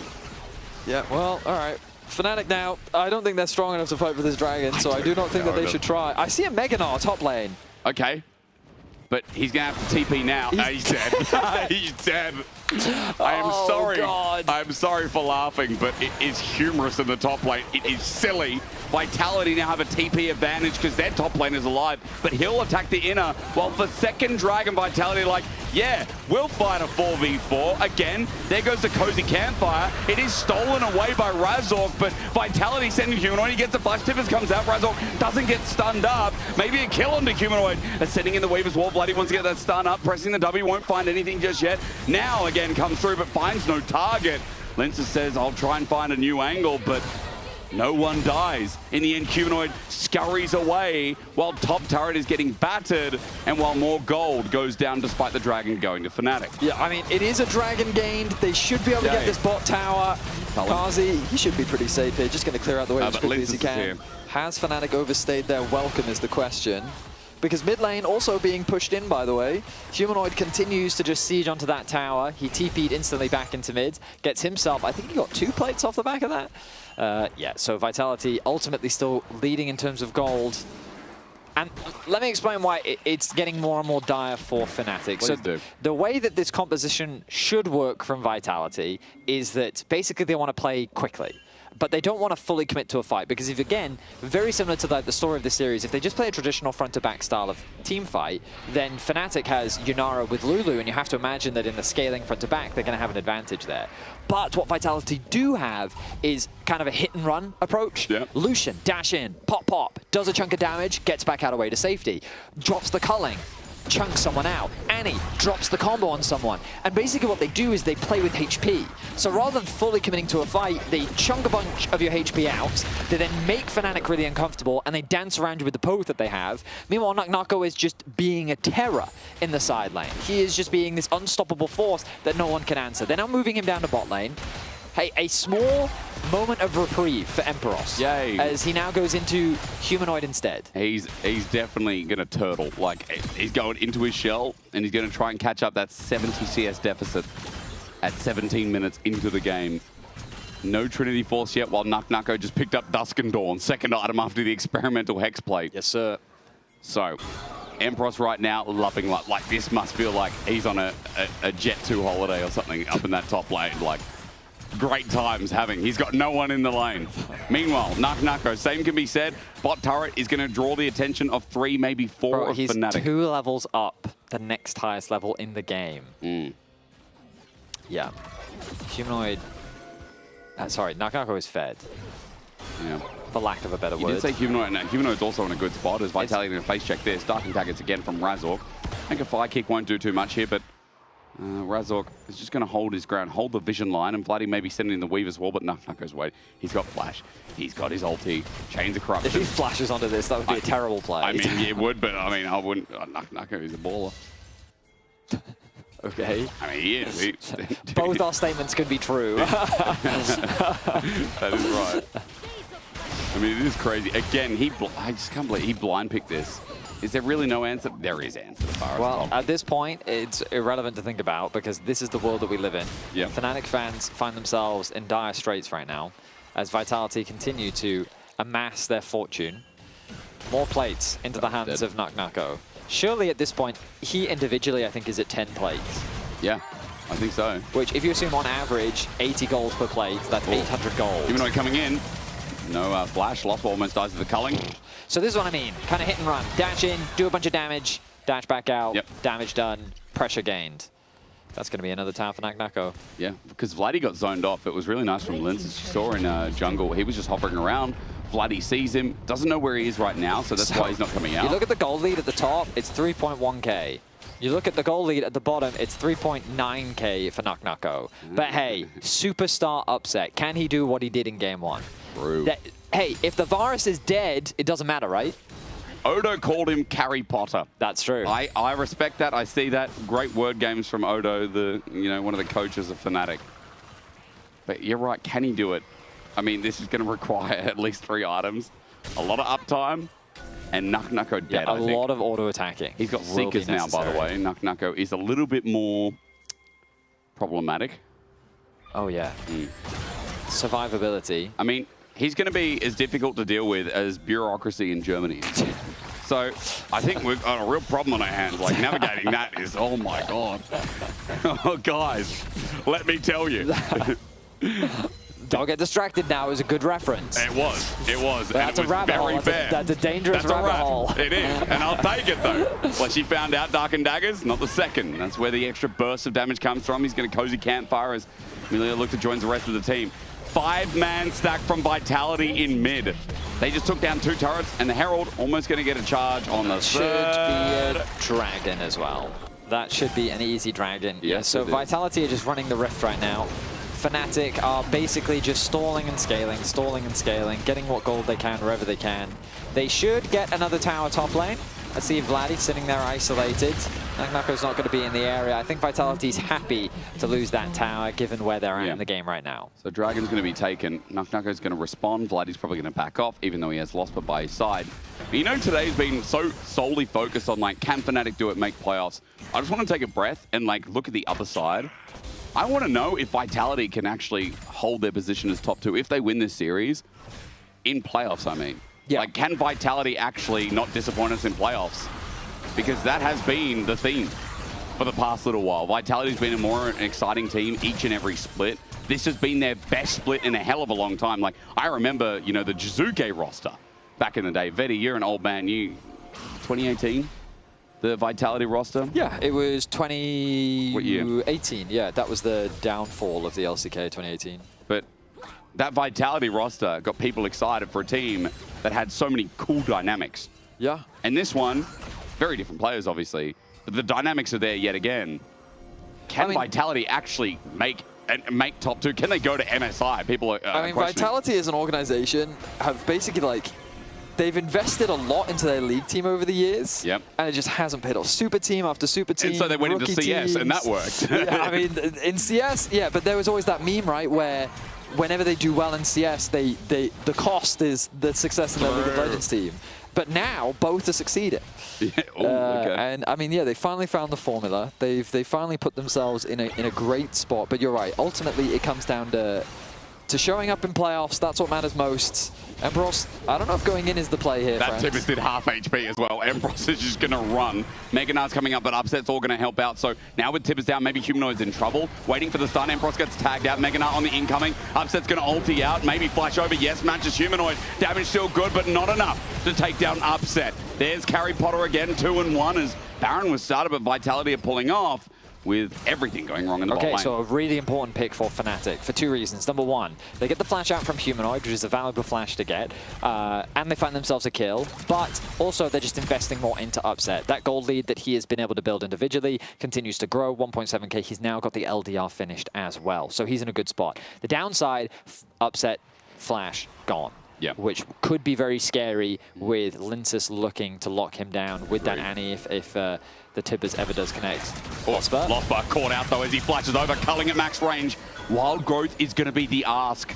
That means a big ulti for the team fight, as you said, Upset and without flash as well. It's huge as Chains of Corruption comes in. Embros is probably sick of this. Auto after auto, he hops away. Nucko does that flash, looking again for that arrow. But he's got a bit of backup. Razork is here. Will it be enough is the biggest question. A house thrown at him, waiting for the piercing arrow. He gets ulted. No, goes golden in the nick of time. Lens is coming to back him up. He flashes all in for the bottom lane with the exhaust once again. Razork being timed out. The auto hail of arrows. Nucko now has Humanoid by his side as the rest of Vitality curved in from the left. He plays it well, he buys his time, and Nucko unstoppable again. Yeah, I feel like we saw this exact same play happen in the top lane. With the exhaust providing so much value, Razork dives in, they think they've got the play. The reaction of the arm guard was perfect as well. And with the enemy jungler gone, it looks like Baron is going to be the call for Vitality. And he's still got TP. Nucko can teleport, but he's going to run to the mid lane instead. No Baron steal with a smite. It's going to have to take a flicker burst here as Linsus gets out of the way of the seismic shot. Teleport going to be burned. Humanoid. You said it. That guy doesn't have flash, but he does have Tibbers. Fnatic are grouped up. They walk towards the choke. Humanoid will take him. Nucko in another part as well. He's got Chains Corruption up again. Weaver's Wall, they're going to try and get on top of him, but he's got Zhonya's. He just upgraded it in base. Baron goes down. They get the stun up. The Mega Nucko might die. No! Cozy Campfire takes the Arc Rider Ruin. Upset kites it back with the culling at max range. Will seal the deal. Lenses flashes in for the Duncan spot as Flighty flashes too. Razork came in, but a moment too late. Lenses for the chase. Dodges the Darkened Daggers. Gets knocked up again because the Darkened Blade is deadlier from Linsus. Razork now hovers around. He wants to get the burst with Vladdy, but Fnatic have run out of steam. They've lost the Baron. They took so long to kill Nucko. That was the only trade.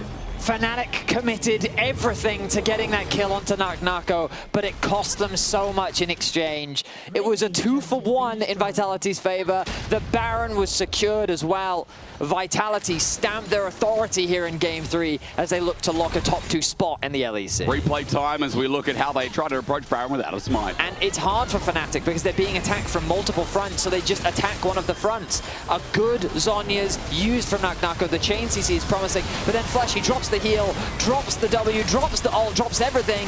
Upset's finally able to smite him out, but then the arrival of Kazi to clean up the fight in favor of Vitality means that they get themselves another kill.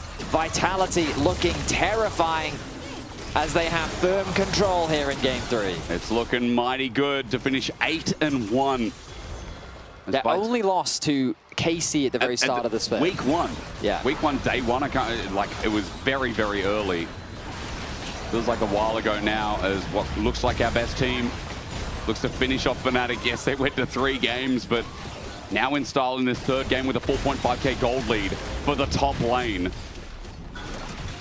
There is a Varus top who has a recurve bow and will be picking up 4th item. Guess what? Empros has 1.5. Level 17 versus 14. And this Siege now with a bit of range from NuckNucko as he's not afraid to step up even versus Vladdy on this seismic shove to Talia. And Kazi did the same thing. They're trying to bait Vladdy out from using the burst as Cozy Campfire is sustaining this long siege. Push now coming through in the middle lane as well. Humanoid has his flash available. Upset. Oh, flash. Tibbers comes out. Upset almost dead. But he's at half HP. Wild Growth now used. Tibbers is dead. Arclight Ruin. Seismic Shove doesn't connect on NuckNucko. Cozy Campfire. Sustain again as Lenses looks for the angle, but Vitality have done their job. Humanoid commits. Turret goes down with it. But you see how, again, Vitality's composition isn't about getting kills. It's about trading health bars. They hit, they run. They do the damage, but it's Fnatic who's forced to run. Good chunk of the HP, a lot of resources used to keep Upset alive. That gold lead really not amounting to much as Vitality find themselves another mid tower and they extend the gold lead even further. Things are looking dire for Fnatic. And again, there's a world where Fnatic can still qualify for playoffs. Yeah, there you go. They basically, if they lose this series, they require the downfall of Koi. That's what they need. Yep. They need Koi to lose pretty much everything. Next weekend and today. But if Koi win their series today, they'll go to 4. It becomes impossible for Fnatic to catch up, and Fnatic's spring split is over. Remember, by the single game win, G2 are actually already qualified. So 3 spots left remaining. Giant X moments away from maybe getting secured with this Vitality onslaught. Then there'll be 2 spots for Movistar Koi to try and finalize by the end of the day. Everyone's talking about it. Oh, it would be exciting for the next weekend, the roadshow in Madrid, for that's where it's decided. But, I mean, regardless, that's going to be a battle for top 4, which is going to be an exciting trip in its own right. I mean, in theory, it's a battle of the top teams excluding Vitality, right? Yeah. So in theory, it should be a good weekend of League of Legends. Boy, Kazi sending an Upset. Damage hurts. NuckNucko Chains Corruption dodged, but that means Upset has to use the Transcendence. So ulti for ulti trade here is Vitality of the inside track to mid, and Top's getting pushed in. NuckNucko's going to keep going. Yeah, Vitality's playing the map really well. Finding picks where they can, chunking out the HP bars of Fnatic. Slowly getting closer to breaking these inhibitor towers and picking Fnatic's base apart. Sorry. Yep, Kazi, he's got range. He does. He's got a Milio with rapid fire cannon. That's why he can do that. So yeah, piercing light, if that connects, that's a little bit of extra. Is 1 minute 35. The Baron thought about here as Vitality continue their onslaught towards the mid lane, even without it. Got a lot of burst here. And the only thing saving Fnatic from, I guess, face checking or thinking about being near Vitality is that Humanoid's not nearby. Because that's the guy that just one-taps them and sets up for the rest of Vitality to collapse. Well, a minute now until Baron. And a minute may very well be all Fnatic have left. They need to come up with a plan. They've got decent items. Upset, he must be very close to that Infinity Edge. Once he gets it, maybe there's a chance. But things are looking rather bleak. Meanwhile, for Vitality, what a regular season for them. Yep. It's been so long since we've last seen them compete for a top spot. 2023 winter first in regular season, where they ended up 5th in playoffs. 2024 spring second in regular season, 4th in playoffs. So regular season's a bit of a bait. That's the problem with Vitality. Yeah. And that's why I posed the question, like, is this the time? Is this the split of Vitality? Like, yeah, that's the question. You know? Oh, Razork. 2 spots at MSI, can it be taken? Razork gets dunked down. Over the wall, Upset chasing down. Kazi sets out the culling, the dive in, interrupt. I think Milio just saved Razork's life, but now Bloody might have to flash away. The dunk from Linces in a choke. It's dangerous. Once again, a robbery's happening. Then his Vitality look to hit and run. Call the police, because Fnatic are getting mugged. Fnatic lose 2 after they tried to find a pick onto Kazi, but he is just too fast. He's able to circumnavigate that engage, and Vitality collapse, converting it into 2 kills of their own. They'll begin the siege onto these inhibitor towers. They'll begin the siege on the base of Fnatic, as they look to secure themselves a spot in the top 2 of the LEC Spring regular with season. With a 5,000 gold lead in the top lane with a Varus blind pick that is close to winning this third game. It won't end here, but 8,000 gold, broken inhibitor in the top lane. Dragon, Baron, pick your choice. Both should be yours as Fnatic struggle to deflect and get out to this map so that they can stop the soul being taken. I mean, yeah, Fnatic is limping back out onto the map right now. I think that they're not really going to be in a position to contest this. He's going to try. Razork's going to try anyway. TP, Fnatic, line in the sand. They've already picked up a game. They have to stop it here. A series win seems impossible, but they're going to try regardless. Scuttle's going to be taken. Nak goes low. That's helpful here as Vitality look to step forward. Laying down as Vladius. Razork's in the pit, maybe a little bit too early. Gets bursted down. Dragon Soul goes down. Empros is a mini-nah. This game has not been kind to him. Versus Vitality. It's hard to watch. Culling comes out from Gazi. Nak goes isolated. Goes golden into the Zonias. Upset's going to try and draw the line, but a breath of life. The Vitality breathe deeply into the souls of the Vitality fans. It's an ace, it's over, and Vitality are going to be on top. All 5 stay alive as they set their sights on the nexus of Fnatic. A hard-fought series overall, but a convincing Game 3 will lock Vitality in the top 2. Another good split from Vitality. How high can they climb in playoffs as the top 2 lock in? Giant X getting carried to playoffs alongside with it.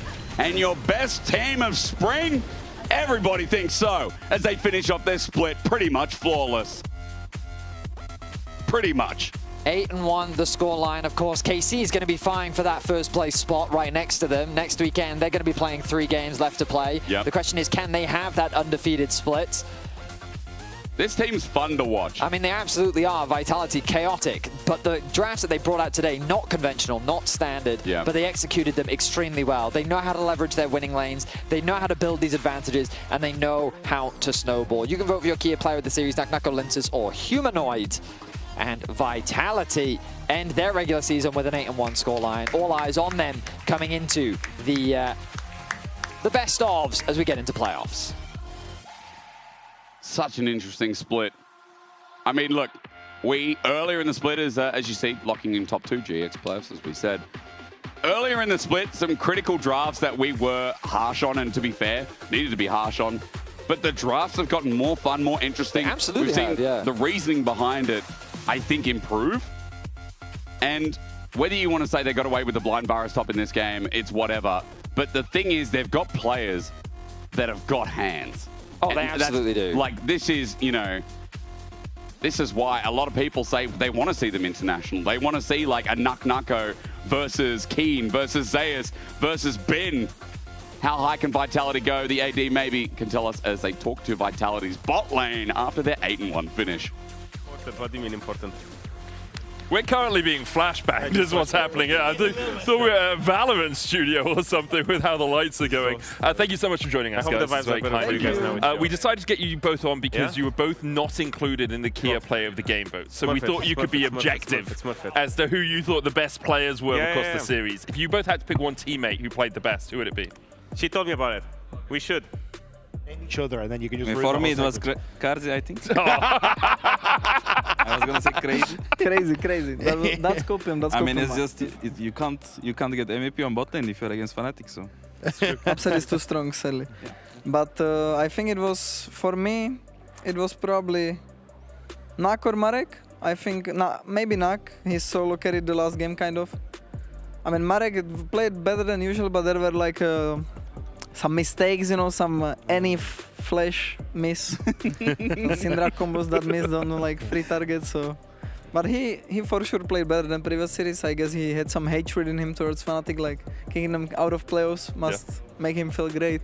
Unfortunately for Humanoid, not quite out of playoffs yet for Fnatic. Oh, still a chance. They're very close to being out of playoffs. They need MKOI to lose all of their remaining games, pretty much. So it's possible, although unlikely, and we'll find out in the next series. I want to talk to you guys a little bit about your bot lane synergy, because Fleshy, especially you, at least in my eyes, you've leveled up a lot over the last 6 months or so.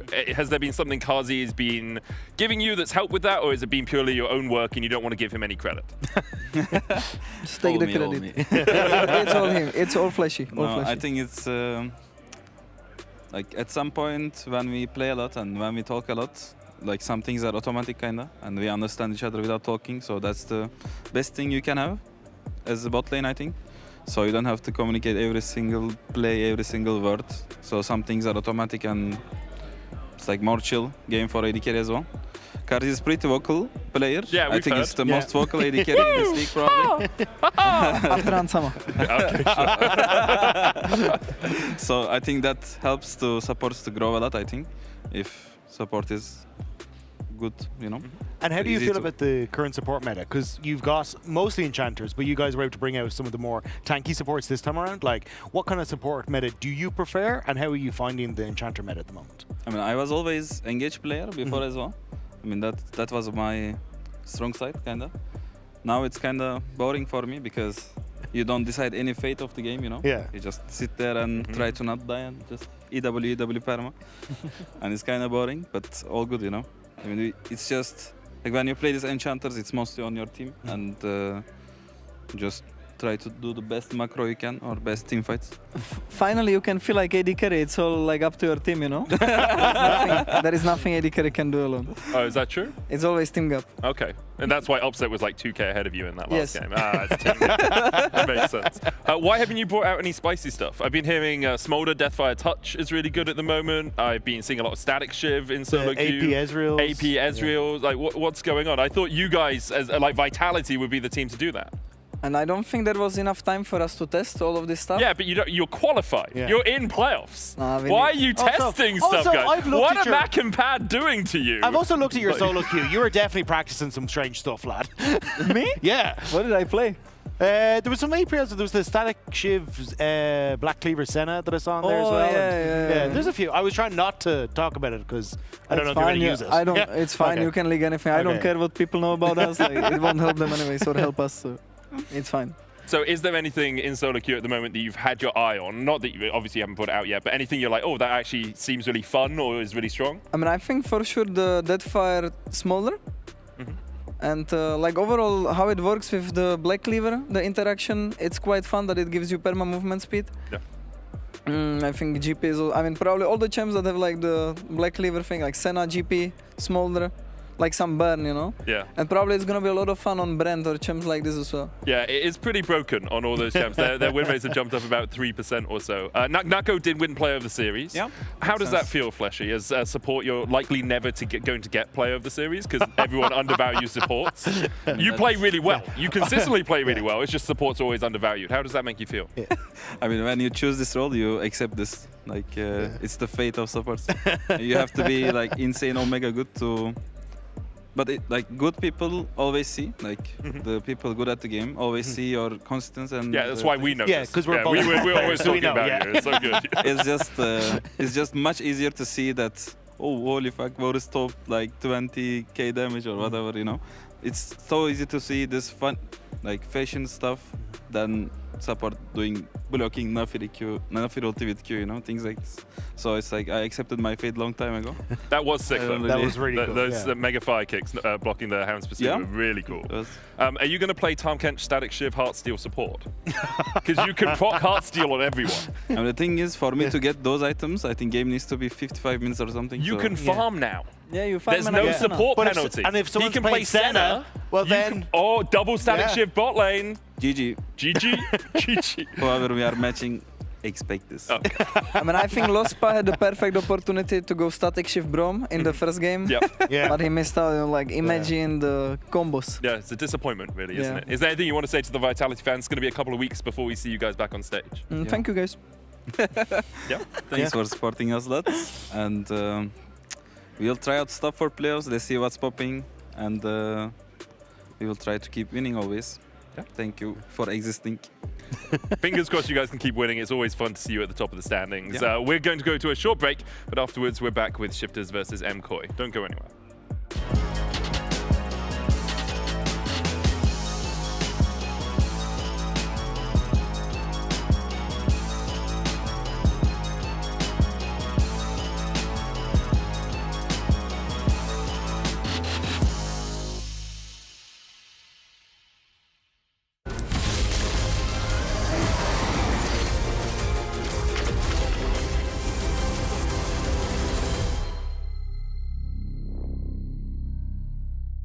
The whole room was howling. Howling? Oh. That's not howling, buddy. That's...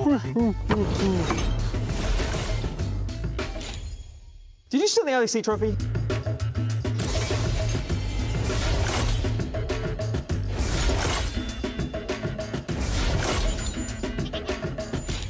Okay, you can call it.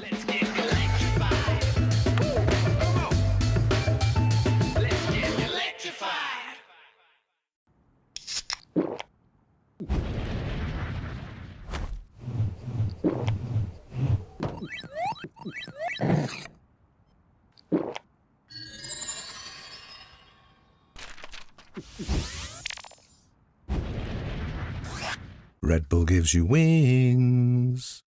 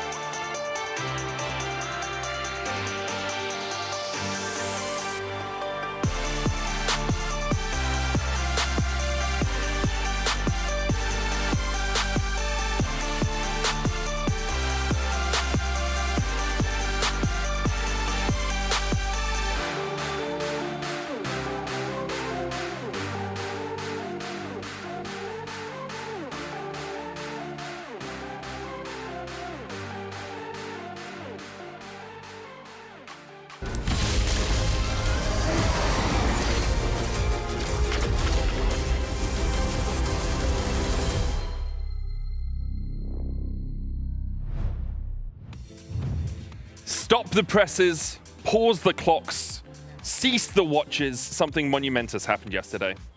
Shifters won their first series in LEC Spring. All it took was bringing back their jungler that they previously had, that they then got rid of, that another team kicked, and then have him play against that team. Yeah, but we don't need to talk about that part. Oh, sure. But we kind of do, actually. It's kind of important. It is important. Because Sheo looked really, really good with them yesterday. did. I'm not going to lie. Yeah, honestly, great stuff. Because it felt like for Shifters for so long, the conversation was, look, your early game has been good. Mid-game, you have no clue what the hell you're doing. But this time around, they actually managed to be able to carry through, and it felt like a brand new team. It felt like they'd gone back to what had worked for them when they were still BDS. And the big bonus, Nuke is smiling again. He has been sad for the longest time. He said that the team wasn't getting Drakes anymore. Early games were fine, but now with Sheo being back, his best buddy is back. Drakes are being stacked. Nuke is smiling. All is well in the world. Yeah, did an interview as well with Viv.gg saying, I'm really looking forward to the rest of Spring Split, which is today. Hey, that's optimism. That's optimism. He also said, obviously, you know, we want to build stuff going into summer. And speaking about summer, somewhere it's quite warm and toasty right now is Madrid, and the LEC Roadshow is going there next. Toasty? It's like 17 degrees and raining. It's raining. Somewhere it's quite wet at the moment is Madrid. And the LEC Roadshow is going there next weekend. You can get your tickets at lec.gg/mkoi. Obviously, the road trip we just had in Evry was amazing, and now we're going to go over to Madrid. Been there a few times before. It is an incredible experience. The tapas are to die for. I love some tapas. And also, you know, the League of Legends games. Yeah, It should be quite fun. I mean, the league that we have is insane. Like, when you look at the roster of teams that's going over, like, that should be an insane weekend. Plus, we've got that show match in the middle. Like, it looks so much fun. Exactly, with GX, MKoi, KCN, G2. Yeah. That's the last one. G2 is shaping up to be really nice. I really want MKoi to win today so that they, you know, they ramp up into the weekend, because they're the only team that we haven't seen. Yeah, because it's yet. full playoffs preview. Also, if MKoi win today, it eliminates Fnatic, and that's an Yeah, interesting... is your team. Yep. Yes. Traitor. Throw a teddy bear at him. Yeah, but for MKoi, if they win, they are locked into playoffs. It eliminates Fnatic and puts us to a top 6 and a bottom 4. Obviously, getting top 4 in the playoffs, in the regular season, super important as well, because it gets you into that double elimination bracket, meaning you're not just going to get eliminated if you lose one of those best of 5s. For MKoi, it all centers around their main man in the mid lane. Jojo has been absolutely on fire. And I'm really happy to see more, because we haven't seen MKoi for 3 weeks, but at the same time, around Jojo, I felt like the more impressive part was the fact that he was finding these sorts of leads by himself, more individualistic and more selfish in that way, because Alvaro and Ilya have stopped being the supportive cast that he had previously in Winter. Yeah, and I think the fact that he has such a massive champion pool is a large portion of that. Like, he's bringing out his own unique kind of champions in, like the Yone as a counter pick. We've seen him in the Aurora. If you give him the Orianna into his ear, he could absolutely pop off. It feels so difficult to match him because he always seems to find some sort of lane bully or some way to pop off in the game. He really does, and the question is, can he pop off against Shifters and Nuke today? We're going to hand it over to the casters to break down the final series here in the LEC studio for the spring regular season. Yeah, that's right, because next week we're in Madrid, if you haven't heard, so tickets still available if you want to go and check those out. It's going to be a banger next week, regardless of what happens here tonight. MKoi wins, it's over for Fnatic, playoffs decided. Shifters win, we go to next week with stakes to find that last playoff spot. And both those teams, well, only one of those teams is actually going to the road. Yeah, and then next week there'll be the fighting for seeding, right, in playoffs. Yeah, and basically it's going to be that fight for who can secure the extra loss in our upper bracket. True, because 5th and 6th are single elimination. Yeah, exactly. So it's a pretty scary spot to be in if you don't secure that top 4 spot. And it's looking pretty competitive right now. Right now, Koi have 4 games remaining, with this being one of them. And so they would love to get that win, but they have the potential to end their season 7-2, which is kind of crazy because it feels like we've been sitting there looking at them at like 3-2 for the entire split. Yeah. But yeah, everything's going to be decided in this final week. The question is, will Fnatic's playoff chances disappear after this series? Koi going up against revitalized Shifters, it feels like. Pressure's off. With the return of Sheo, and as you said, the pressure off, I already see smiles on the stage. Both Nuke and Sheo, the brothers reunited. The vibes are looking promising. Yes, they are. Pressure's off. And stakes are gone for Shifters. Will they finish with Team Heretics or with SK? This is going to be the final question for them. And for Koi, I mean, I've said it before, I'll say it again. I think that Jojo is the best performing mid laner in the league, and I even think that based on what I've seen, he's the best player in the league. Hot damn. That's my hot take. That is a take. Yeah. And yesterday when we spoke to Nuke, he says that basically playing against this team is basically playing against mid. If your mid is good enough, then you stand a chance. Yep. And then Nuke said, my form isn't the best right now. Oh, dear. Yeah, but I genuinely think Jojo's having a phenomenal split. We'll see if he backs up my words or whether or not I will look like a fool. As with 4 games remaining of the regular season, 4 series left of the remaining series, how strong that man in the mid lane does in fact look. So here we go. Ashe is in removed alongside the Orianna, and what else will we see? Karma's just disappeared from the ban table. She's gone, no longer. Seraphine seems to have risen up. We talked about that earlier on in the day. Will that hit the ban table? Maybe Rumble, another champion that is so commonly seen in the top lane. But I do feel like as well, we're seeing things like the Nautilus open again, the Vi's open again. The Pantheon we talked about in Jarvan. Europe is not first pick priority, but when he is left, he is Jarvan, an even bigger one, right? As Varus goes, probably MKOI watching game 1 backstage. Could be a tank top lane for Meowin as well. Let's just find out. Jarvan was a good call out. It does mean that, you know, immobile carries is, yeah, Karma goes. They're probably saying you can't pick Ezreal now. Jarvan's open. Yeah. Slam it. Looks like they're going to. Okay, that's locked in. Ezreal anyway. I was going to say, is it not just the Ezreal response now? I feel like we've seen Ezreal paired with a bunch of different AD carries. Ezreal Bard, Ezreal Seraphine, Ezreal Nami. Ezreal has all sorts of partners in crime. You could do Ezreal Yumi too. Or you could indeed. Yeah, Ezreal feels like the hot stuff right now in the AD carry department. Ezreal is hot stuff. Paddock has played now 7 games of Ezreal if he locks this in. Oh, instead, still dash. Pivot. Lucian. Oh, go on, Sheo. Cheeky Lee Sin game. He hovered it last time. You know what it's going to be. It's going to be Milio. No, Milio's going to be locked in here. Because I feel like it could be taken away, right? Well, there's no reason not to lock a jungler if you want. You reckon? I mean, nobody pairs Milio with anything else. I think Milio Caitlyn I've seen. Okay. Let's go Milio Caitlyn for MKOI. Pantheon gets locked in. Let's find out. Will they take it away? Probably not, because Nami's also available. Yeah. Yep. You could even do Lucian Braum, the real classic. Ooh, bit of a cheeky hover there. Shout out to the Twisted Fate top lane that we had in the previous series. Yeah. Just contemplating their options right now. I could list all of them, but there's too many. They could go mid, they could go bot, they can kind of do whatever they want. Go Yunara Lulu again. What are they thinking? Azir is open. Wow, okay, so they are going to go Azir. Now, generally, the game plan here is you pick top. Right, and it seems they're following that game plan. So the reason why you pick top is because they can't deal with both, basically. Yep. So they will potentially pick one. Well, they have to pick the Milio. They do, because otherwise they'll lose Milio and Nami. Right, so then Koi get a lot of freedom with bans. Yeah. To ban out the things that they potentially find annoying. Meanwhile, shifters will just attack bot lane. But as we know, bot lane is so extensive right now that it just kind of is whatever.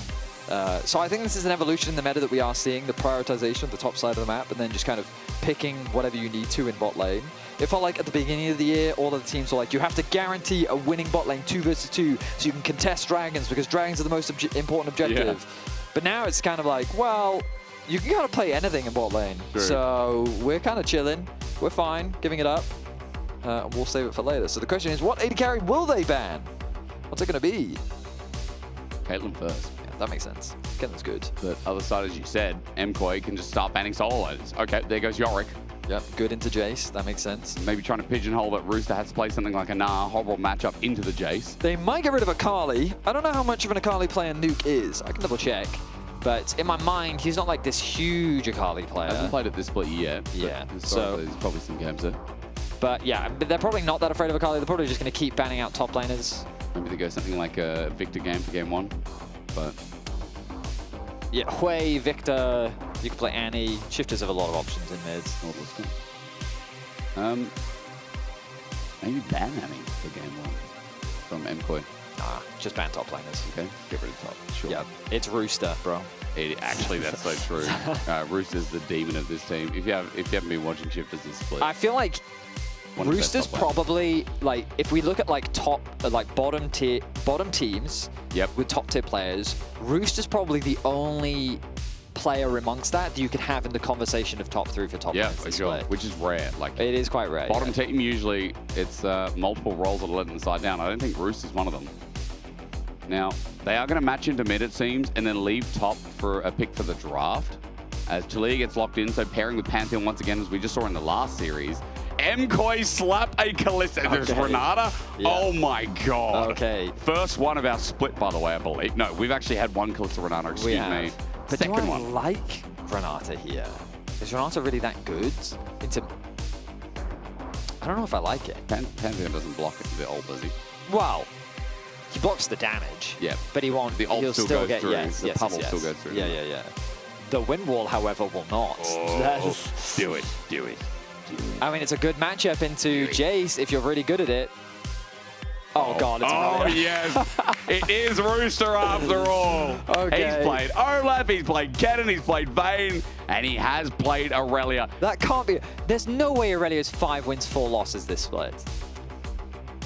Production, I need a double check on that. Is that really accurate? We got this at the Road Show. That was their win. No, we got it from Leader, from SK, I think. Yeah, but I swear we're only at 5. I must be hallucinating. I don't remember 9 Aurelia games this split. Neither do I. We're going to have to double check that one because I'm going to go pick some bans as well. And I see 2 mid with 0 and 2, and I see 2 top. I think it's 4. It's 2 and 2 in total. Okay.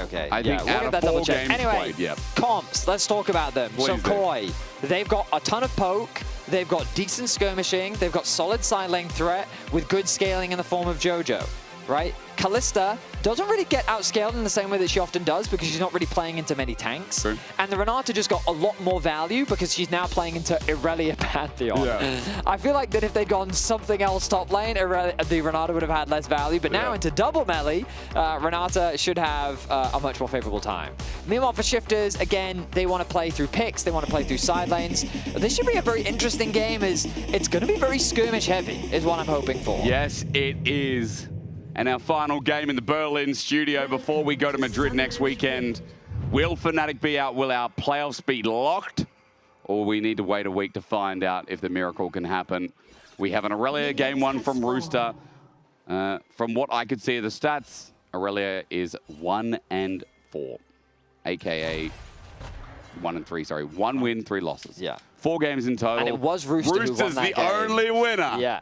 Leaders played it twice. Remind me, his score was like 2-5 in that game. I mean, something like that. That was a hard game, but it did happen in front of a French crowd. That it did, yeah.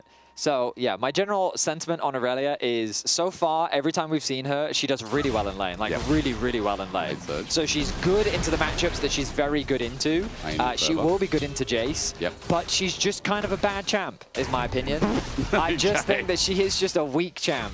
She is like, I would define her as very conditional. So in order for her to do things, you have to follow a series of prerequisites, right? Ideally, you need to have her like passive ability stacked, which is those 4 stacks underneath her HP bar. On top of that, you ideally want the resets on your Q that come through from both your ultimate and your stun. And landing her stun is like easier said than done. So on top of that, she can be interrupted at any point. Her damage reduction is a cool thing that, if used properly, can really help. But in an actual fight, in like a 5v5 fight, I think she's just a really difficult champion to play. So I think in the context of pro play specifically, yeah, I don't love her. And Super's running exhaust, which I think is hard counter Irelia. There's a couple of champions that like you run exhaust against and massive counter. One of them is Kennen. Kennen's the biggest one in the game. Another one is Zed, where it's like, I'm all-inning, I'm exhausting you. Or we saw leader Zed, earlier in the split, and I can't remember who ran Mel into him, but he got exhausted and got solo killed. So, nice take here from Super as Kalista Renata returns to the league. 2nd game played here. I'll have to do some digging to find out who played the first one, but at the very least, it was a loss. And it was Paddock and Trimby who played it earlier in the split. I'm just going to backtrack and make sure that Renata was remember that game. So it is funny that they're running. Hang on. Whoa, bot lane. Yeah, the all-in. Hang on. Level 2 hit. Paddock and Trimby healthy enough. Going to get onto Super. There's the exhaust down. Amro getting low, but Super's going to stand. Look at the Ren stacks building up. Level 3 now hit as the Mega Fireball kick comes in. Not a moment too soon. Ren gets a slow down. Lethal Tempo not going to do too much in the early levels here, as the Martial Poise is very slow in these early set levels. Elyoya backs away, and the all-in happens, but no flashes were burned in the process. Yeah, it's because Elyoya realized that my bot lane doesn't have the HP to contest this crab, and it's a Pantheon, so I'm not going to bother. Instead, I'm going to base, quickly run towards the top river, and look to grab that crab instead. So yeah, these early trades, part of the reason why I thought that they picked this bot lane was so that they could actually fight the melee illusion, but they are losing, and now they're at the threat of a dive. And you know what? This is going to be dangerous here. Koi, low health bars onto Super. Flash needs to be timed perfectly. Sure, going to wait out his time. Handshake is now going to be used. Here comes Elyoya again. Flag and drag. Shield goes up. Super now moves on in. Sho went a little bit too early. Flashes away. Elyoya thinking of matching, waiting for the flag and drag. Mega Fire Kick gets him out of range. We got a top lane. Hang on. The Iron Fervor fully stacked up. Rooster looking good. Jumps back in with the Blade Surge. I didn't get to see a flawless duet there, but with a stun up. There is kill threat onto Mirwin. Yeah, I mean, it's one of the advantages of the Aurelia lane, your ability to have kill threat on your opponent as early as level 4. Meanwhile, in the bot lane, the threat of the dive not really there, as Elyoya is not only there to cover, but the bot lane of Super and Alvaro was able to clear out the minion wave to mitigate any real threat of a dive. So well played by them. Mid lane, Nuke's doing a pretty good job holding his own. Often we'll see Jojo play hyper aggressively in the 1v1. He, of course, has already gone for his early base, similar to what we've seen from Nuke. Picked up that early tier, both invested the TP. But overall, a pretty stock standard mid lane matchup. Nothing too chaotic going on. Yeah, mid's boring. We don't care. We got a Kalista Renata bot with a Lucian Milio. Like, we're, you know, that's ultimate send it lanes. And then we've got an Aurelia top. So, you know what? This Force Duet connects Defiant Dance. Doesn't get the damage down, but the Blade Surge is in. No level 6 yet, but as soon as Rooster gets that Ionian Fervor stacked up, you mentioned, Betty, as well as Conqueror, it is all in hunting season on Mirwin. So the trades look pretty similar right now between Mirwin and Rooster. They will not look similar once Blade of the Ruined King is finished. Oh, very true. They will look very one-sided, and they will look very bad for Mirwin. So up until that point, he's doing a really good job of fighting back against Rooster, holding his own. Meanwhile, across the map, just a lot of skirmishing happening. No first blood yet. Sheo, though, he's thinking about it. But he's a fireways off level 6, so we can't just dive in with that Grand Starfall. There's Super and Alvaro. They're playing a little bit cautious here. Wave going to be pushing in regardless, so it's in a nice spot. As we go back to top lane, Rooster's waiting. When is the ulti up? It's very close. Vanguard's edge almost there. Waiting for that minion to die. This melee minion here. He's going to Q it and then ult. Q? No, he just takes it. No, okay. I thought he's going to Q ult send it. So Mirwin is a little too close to the tower right now. He's also got a lot of health. Maybe Vanguard's edge. Oh, hang on. Force Duet misses though. Rooster, Defiant Dance, box the damage. Goes in with the Blade Surge, gets the flash. You know what? That's how Aurelia players do it. Just send it. Yeah, I mean, I think Rooster was just a little too quick with the stun. Yeah. I think if he'd been a little bit more patient with it. His hands were tweaking. Yeah. yes. I think that's a good description. Ultimately, though, he gets the flash out from Mirwin, and now Mirwin will not have that flash available. So the Aurelia matchup going very well for Rooster, kind of as we expected in the top 1v1 matchup. Elyoya not really showing his presence much on the top side, spent a lot more time hovering around bot. Oh. So, Jojo, oh, you damaged me? So he takes that. I take that personally. Yep. I'm fully committing. He knew that Elyoya was right next to him, and he gets the flash. So now they've set up for another potential play in the middle lane.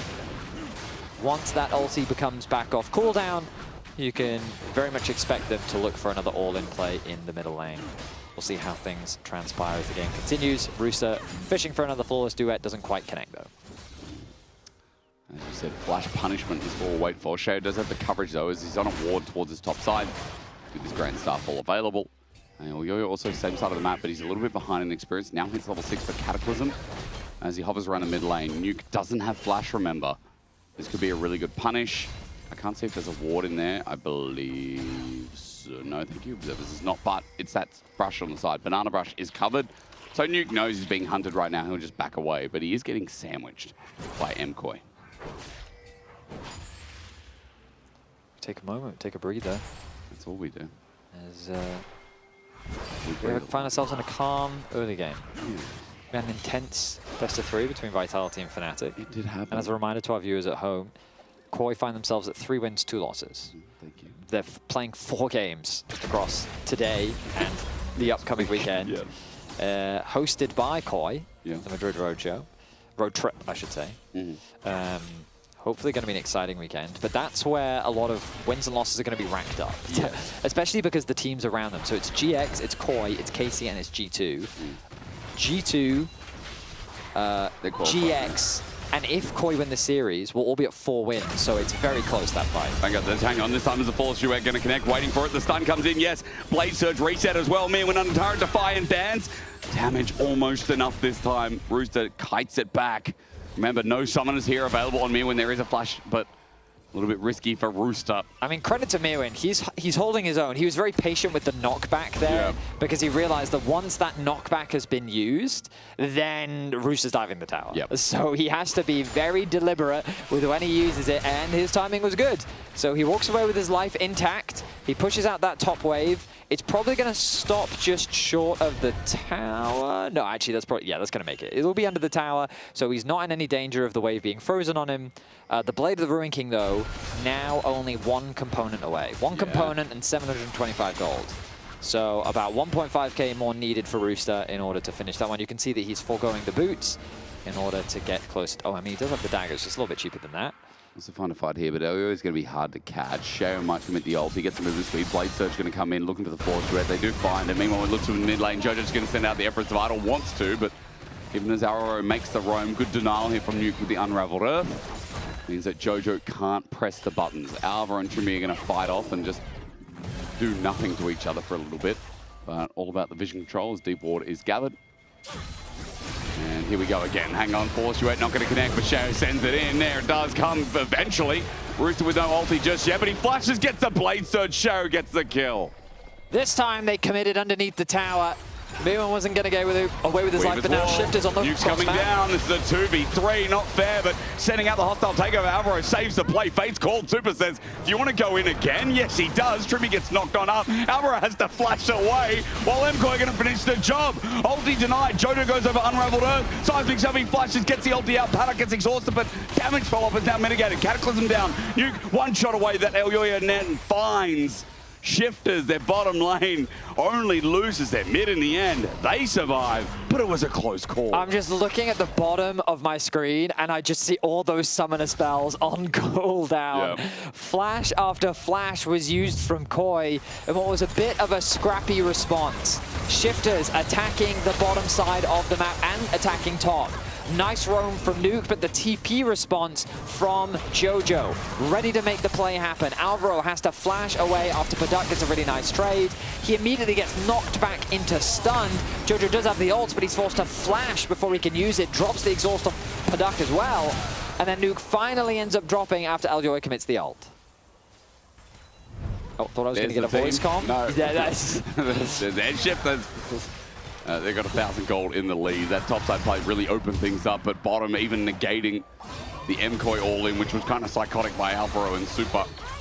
And there's a good handshake. Stops Paddock from advancing, getting more damage down.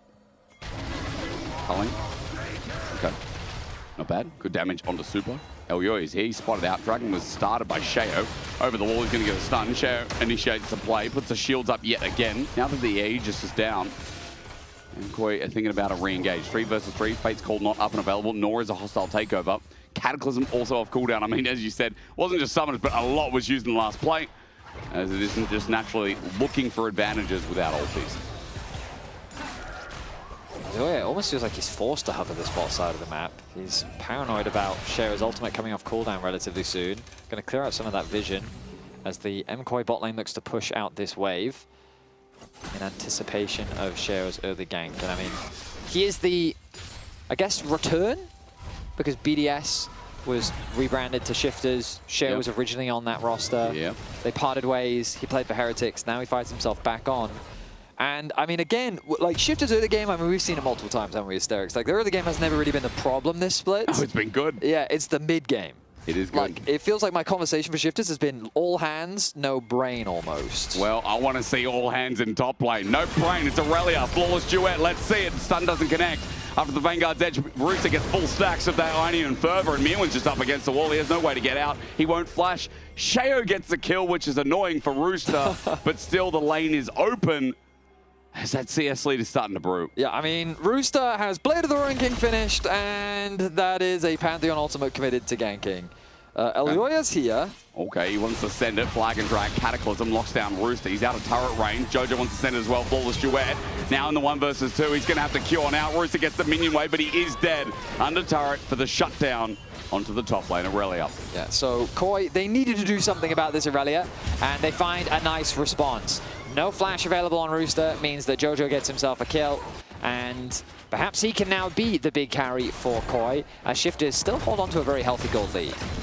I want to say what we did miss in that top lane was the fact that Rooster kind of baited the back. It was quite intricate, but Mirwan ended up backing off without TP. Minion wave got pushed in, and that's what set up the bounce back for Rooster to make that play from mid-brush with his jungler. So it was a nice setup. The punish is good though from MKoi, as our focus is now on the bot lane for this Dragon. Second for Shifters it would be. Asher's going to get Scuttle Crab now with his Sundered Sky and start this dragon off. There's Elyoya in the vicinity. He's moved down. And let's have a barnyard brawl around this beast. There's Paddock. Fight for the mid-wave control. Elyoya's here. There's no Cataclysm available. Culling comes in. He doesn't get the knock-up. Paddock actually cancels the Culling.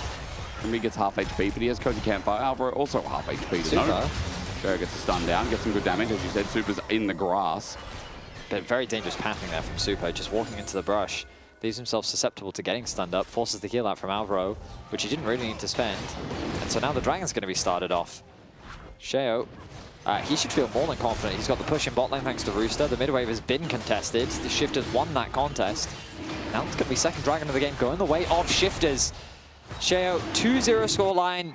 I mean, like, you can see the difference. The return of Sheo clearly has brought more coordination to the team. Super now, He's caught out again, yeah. Weaver's wall almost cuts him off. Alvaro is going to save it. The hostile takeover, I don't know about that. The dunk into Paddock, he went deep as well. Both AD carries on the source a bit as Nuke is going to flash away. And Jojo uses the ulti to get that as well. And yeah, both AD carries just decided they like to fight. Yeah, I mean, bit deep. Super took advantage of his exhaust, almost to bait Paddock in. But I feel like there was opportunities. Oh, Mirwin. Force Duet was just used though. But this is an ulti. Mirwin is going to die. It's just about to who. Sheo give the kill. Rooster flashes. Vanguard's edge is the execution. Rooster really wanted to kill this time. Yeah, okay. I mean, a misplay, quite frankly, from Rooster. The fact, credit to Mirwin. He got flash and ulti out from Rooster. Yep. Fair play, but yeah, he has just been the target in this matchup. The Jace has struggled against the Irelia, kind of as we expected, and Shifters have been adding insult to injury by repeatedly sending the Pantheon there as well. First tower of the game also going to go to Rooster. He's gigantic. He's got a 50 CS lead. Yeah, I mean, he's played the matchup really well. Again, it can be a really difficult matchup for the Jace to play if the Irelia knows what they're doing. And Not again, if you have a Pantheon in your lane 24/7. We come back to this conversation of Rooster. Yeah, like, he's been really good this split. Individually, mechanically, in lane, he's been very, very strong. So, whether or not he has been a top 3 top laner this split, obviously, there's a big debate to be had there. Yep. It's not really that big. I mean, I think it could be. Yeah, I mean, depends if he's someone like me, who I think I put a lot in there, and everyone at story meeting laughed at me. You all didn't think I was correct.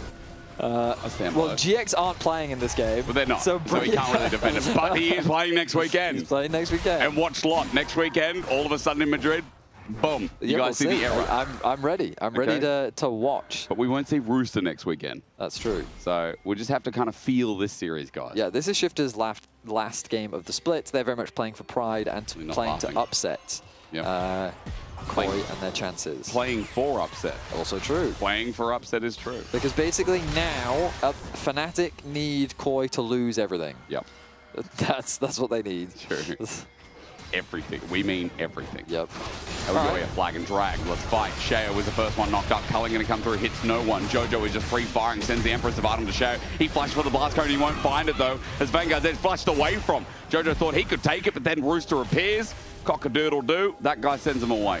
Jojo actually played that mega well. He throws out an early ultimate to keep Sheo off of the blast cone. Then he takes the blast cone himself. Boy, Blade Surge, look at the range, by the way. Yep. Yeah, scary. And then he EQs back into the team fight to then have to flashing away from Rooster, who threw his ulti out. Fate's call. Super going to send it where? I don't think anywhere. Spot. It's Static Shiv Calista, by the way. It is indeed. So, fun fact.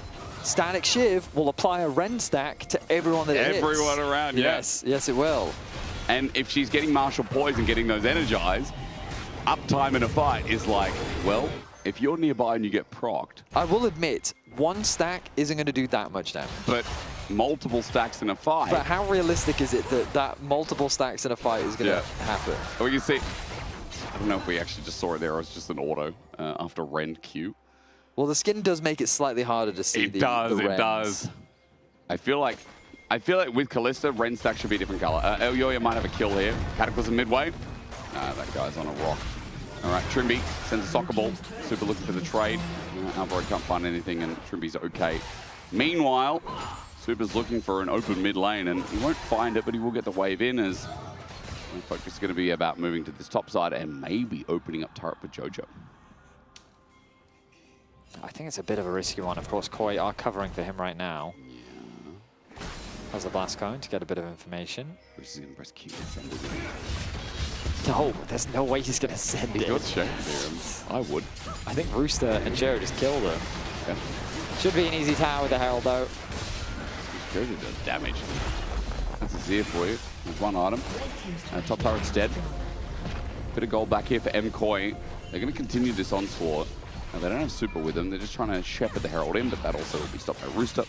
He's going to clear this wave. Note still up massive amounts of gold, so respect has to be paid. And we'll wait for Dragon. 15 seconds. Let's see the setup. Shifters on 2.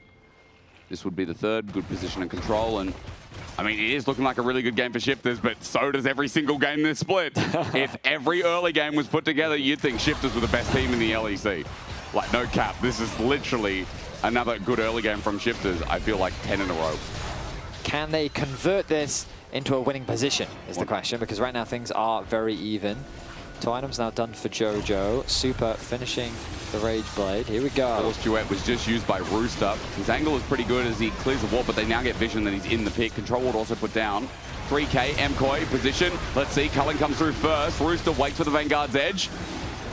It's his position. Weaver's wall as well. Dragon goes down. It's stolen. In fact, when Rooster gets in the angle, he gets exhausted. The counter to Aurelia. It's done. The Cataclysm down onto 2. MKoi winning the fight as Elio sacrifices his life, but JoJo is free firing with Super quickly behind. Paddock gets flashed on, and JoJo will find the kill. Shao's just dead to an Emperor's Divide.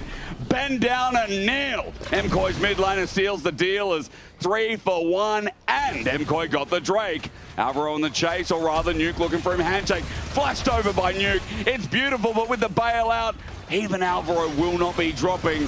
Follow up is JoJo. He gets the autos down. Trippy's helping out. Seismic shove. Lethal tempo not enough. JoJo dies. But still, I rest my case that MKoi got Drake. Yeah, the fight went on a little too long for Koi, and it does mean that JoJo hands over another kill to Shifters. But the good news is Super pushing in that mid wave, they end up securing a tower. So Elyoya steals this with his E. He just straight up steals at 35 HP, yoinks it with his E, and then a big dive is mitigated by the Renata ultimate. So you're starting to see some of the weaknesses of Aurelia plus Pantheon into Renata specifically. Her ability to just throw that ult, make it hard for the rest of Shifters to follow up. Then they start diving much deeper.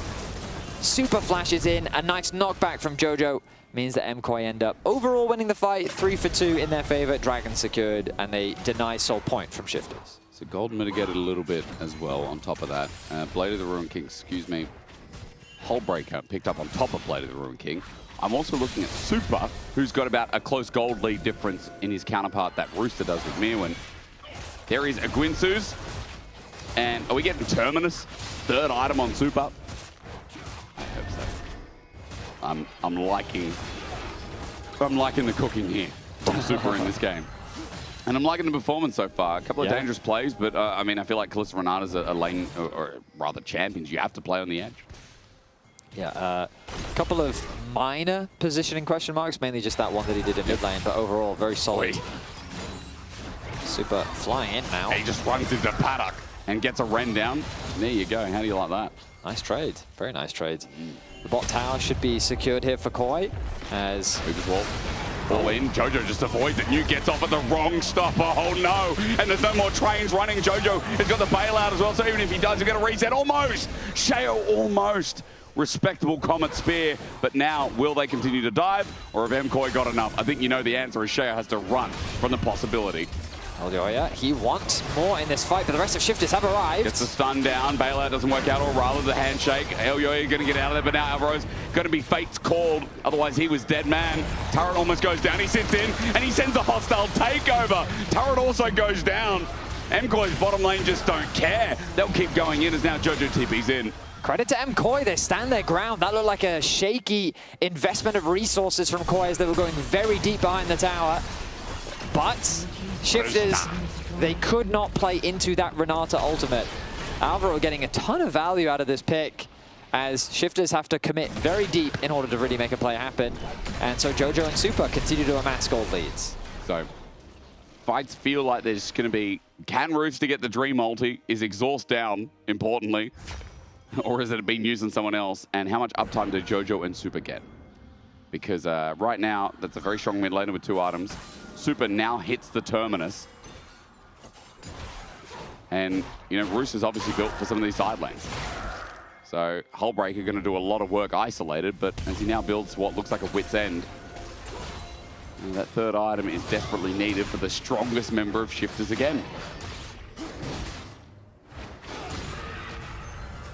Shifters, how are they going to swing the momentum back in their favor? If you look at the goals, yes, it looks pretty even, but right now the control is very much going the way of Koi. It feels like that just the 2 carries, the advantages that they've been able to build, are just making it harder and harder for Shifters to win out in these plays. Remember earlier we talked about how Vitality's compositions are quite hard to play? Yeah. While Shifters have drafted themselves are quite hard to play comp. Yeah. The way they play it is basically through attacking side lanes, finding picks, and punishing Koi's positioning. Right now, instead, what they're largely doing is just fighting them, which is the opposite of what you want to do with this comp. Because when you just fight into an Azir, Kalista, you generally lose. Yeah, okay. So, but Aurelia, how do you get the dopamine otherwise? I mean, you win 1v1s. Yeah, okay. But Koi is just like, nah, we're good, bro. But now, when when he's there and he's that inflated, you want to send your ulti on like a 5-man and just queue between everyone and do the zigzags. That's the problem with Aurelia. Too much dopamine in the system playing that. You don't play this champ to 1v1, you play it to 1v5. I mean, yeah, true. But I don't think he's going to. Because I think the champ is just kind of weak right now. Hey, you get a wit's end, and you can say that there is a TP supporting Rooster. This might turn into a dive. Blade Surge again. Vanguard's Edge Ghost, and I think that hit me, actually.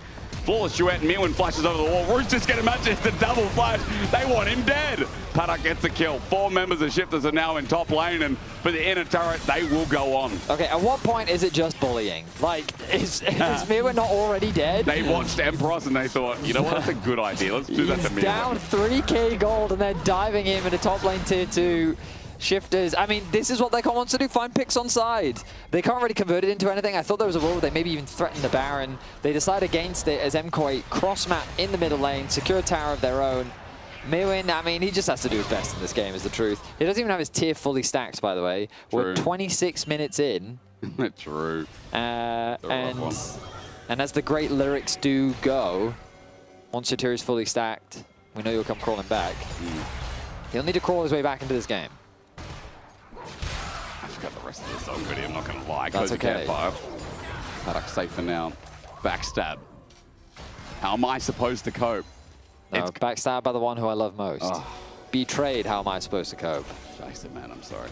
It's all good. You did, okay. Good song. Just because you did it in German doesn't make it okay.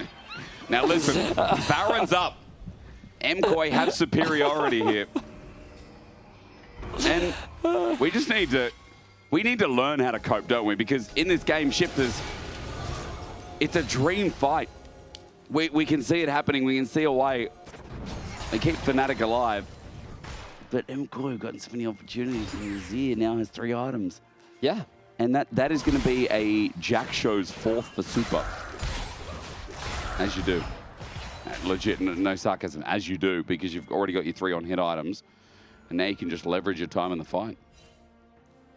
The peaceful sounds of Summoner's Rift. Did you play with music on? I actually turned it off, I think. I tried for a little while, only champion voices, but like when there's like Lee Sin in the game and you just hear, yeah, cool. And that's all you hear. You don't hear minions, you don't hear sound animations. I mean, that's the worst thing you can do. Oh, I see. I don't know what sound effect you just did. That's okay. That was Lee Sin. Oh. That's his kick. I see. Right. Yeah. Anyway, moving on. Yeah, because otherwise I'll go into The Chinese fight for the Rumble. That's even mid-wave. better. Culling. Alvaro helps out a little bit here with Guardian.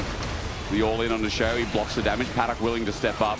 Rooster split pushing bot lane. Yes, he is. So Koi have to force the TP out from him. What's the best way to do that? He's got Hullbreaker, so that turret's about to die. Yeah, but Baron, just force the Baron, get him the TP. Yep. Then they have to disengage. The question is, who will win the game of chicken? That's right. Is the bluff going to come through? Because it's going down mega fast. Shifters now know. Teleport going to come through. No, they're pinging out. They're saying, don't worry about it. Shifters are playing the game of chicken. They're saying, don't worry. Shadow's going to look for the steal. MKOI at 3k. Do they really want to flip the game over the Baron? Turret's dropping. Inhibitor's dropping. Baron goes down to who? It goes down to a Kalista with Rend, of course. Shifters now fighting their way up, but they've got a kill on a Jarvan. It's a 1-for-1 trade. It's over the wall. Nuke's going to be next target. And yes, the fight is going horribly for Shifters, but Aurelia is ending the game. Rooster, Hullbreaker, Nexus turret's dead. Fortuit onto 3. A Bear Nexus. He's going for it with the Vanguard's edge. I respect it. I respect that top lane to the hell and back. Oh my goodness, that's crazy. He actually almost ended the game. He connected a stun onto 3. And now they might lose their whole base in response. They might. I mean, there's only 4 members. It's only Super that's pushing right now. Wow. So Shifters legit just said, Koi said, we'll start Baron, force you to TP, back off. And he just Shifters just said, all right, bet. They flipped it, and they flipped the whole game. That was the craziest thing. If Sheo got Baron, Koi lose. They do.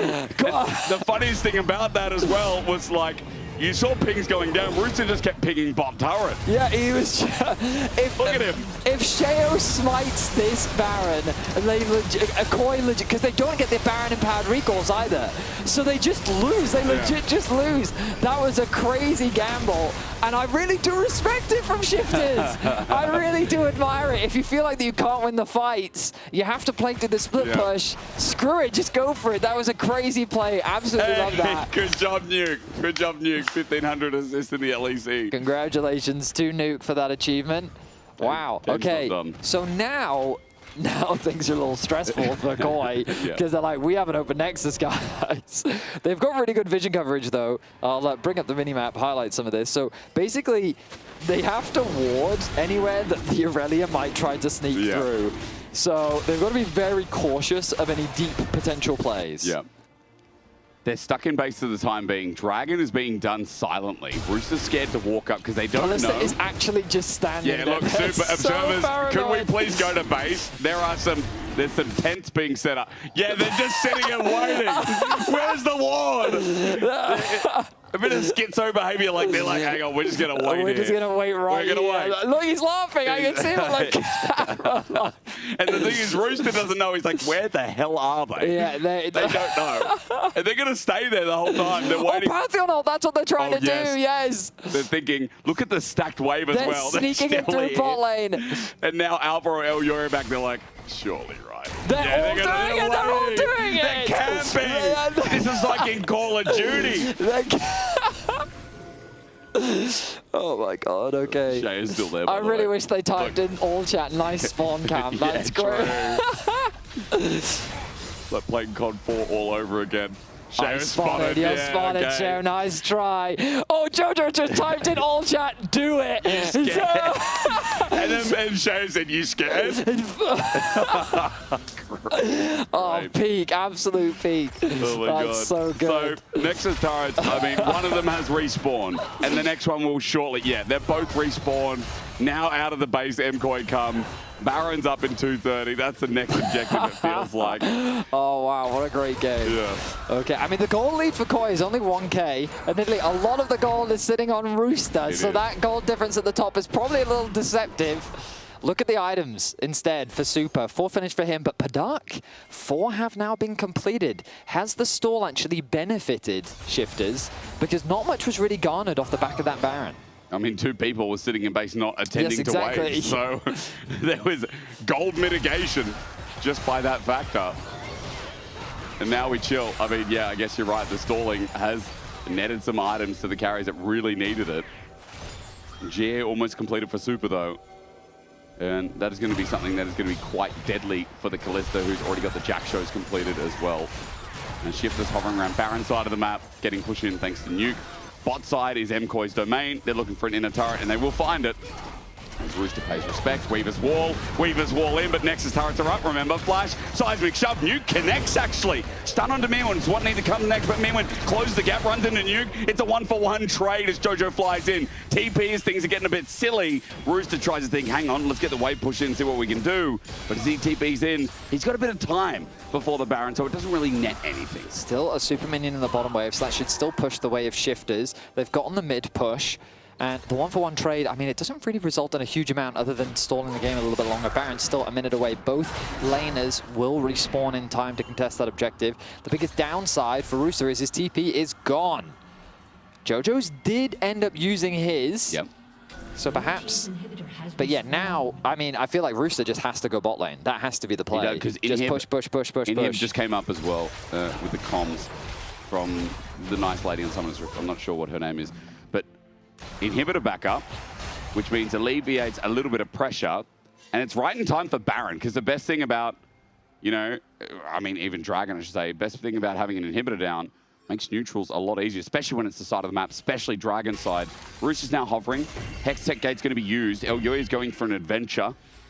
1 minute 30 to the soul, 20 seconds for Drake. Nuke dealing with top wave. Elyoya waiting for someone to misstep on shifters. So watch. Oh, I mean, observers are showcasing. Yeah, but I wanted to show that he's basically just sitting in these pockets of darkness while the rest of Koi put pressure on here. It would be foolish of him to try and go for an all-in, but instead he just looks for an angle.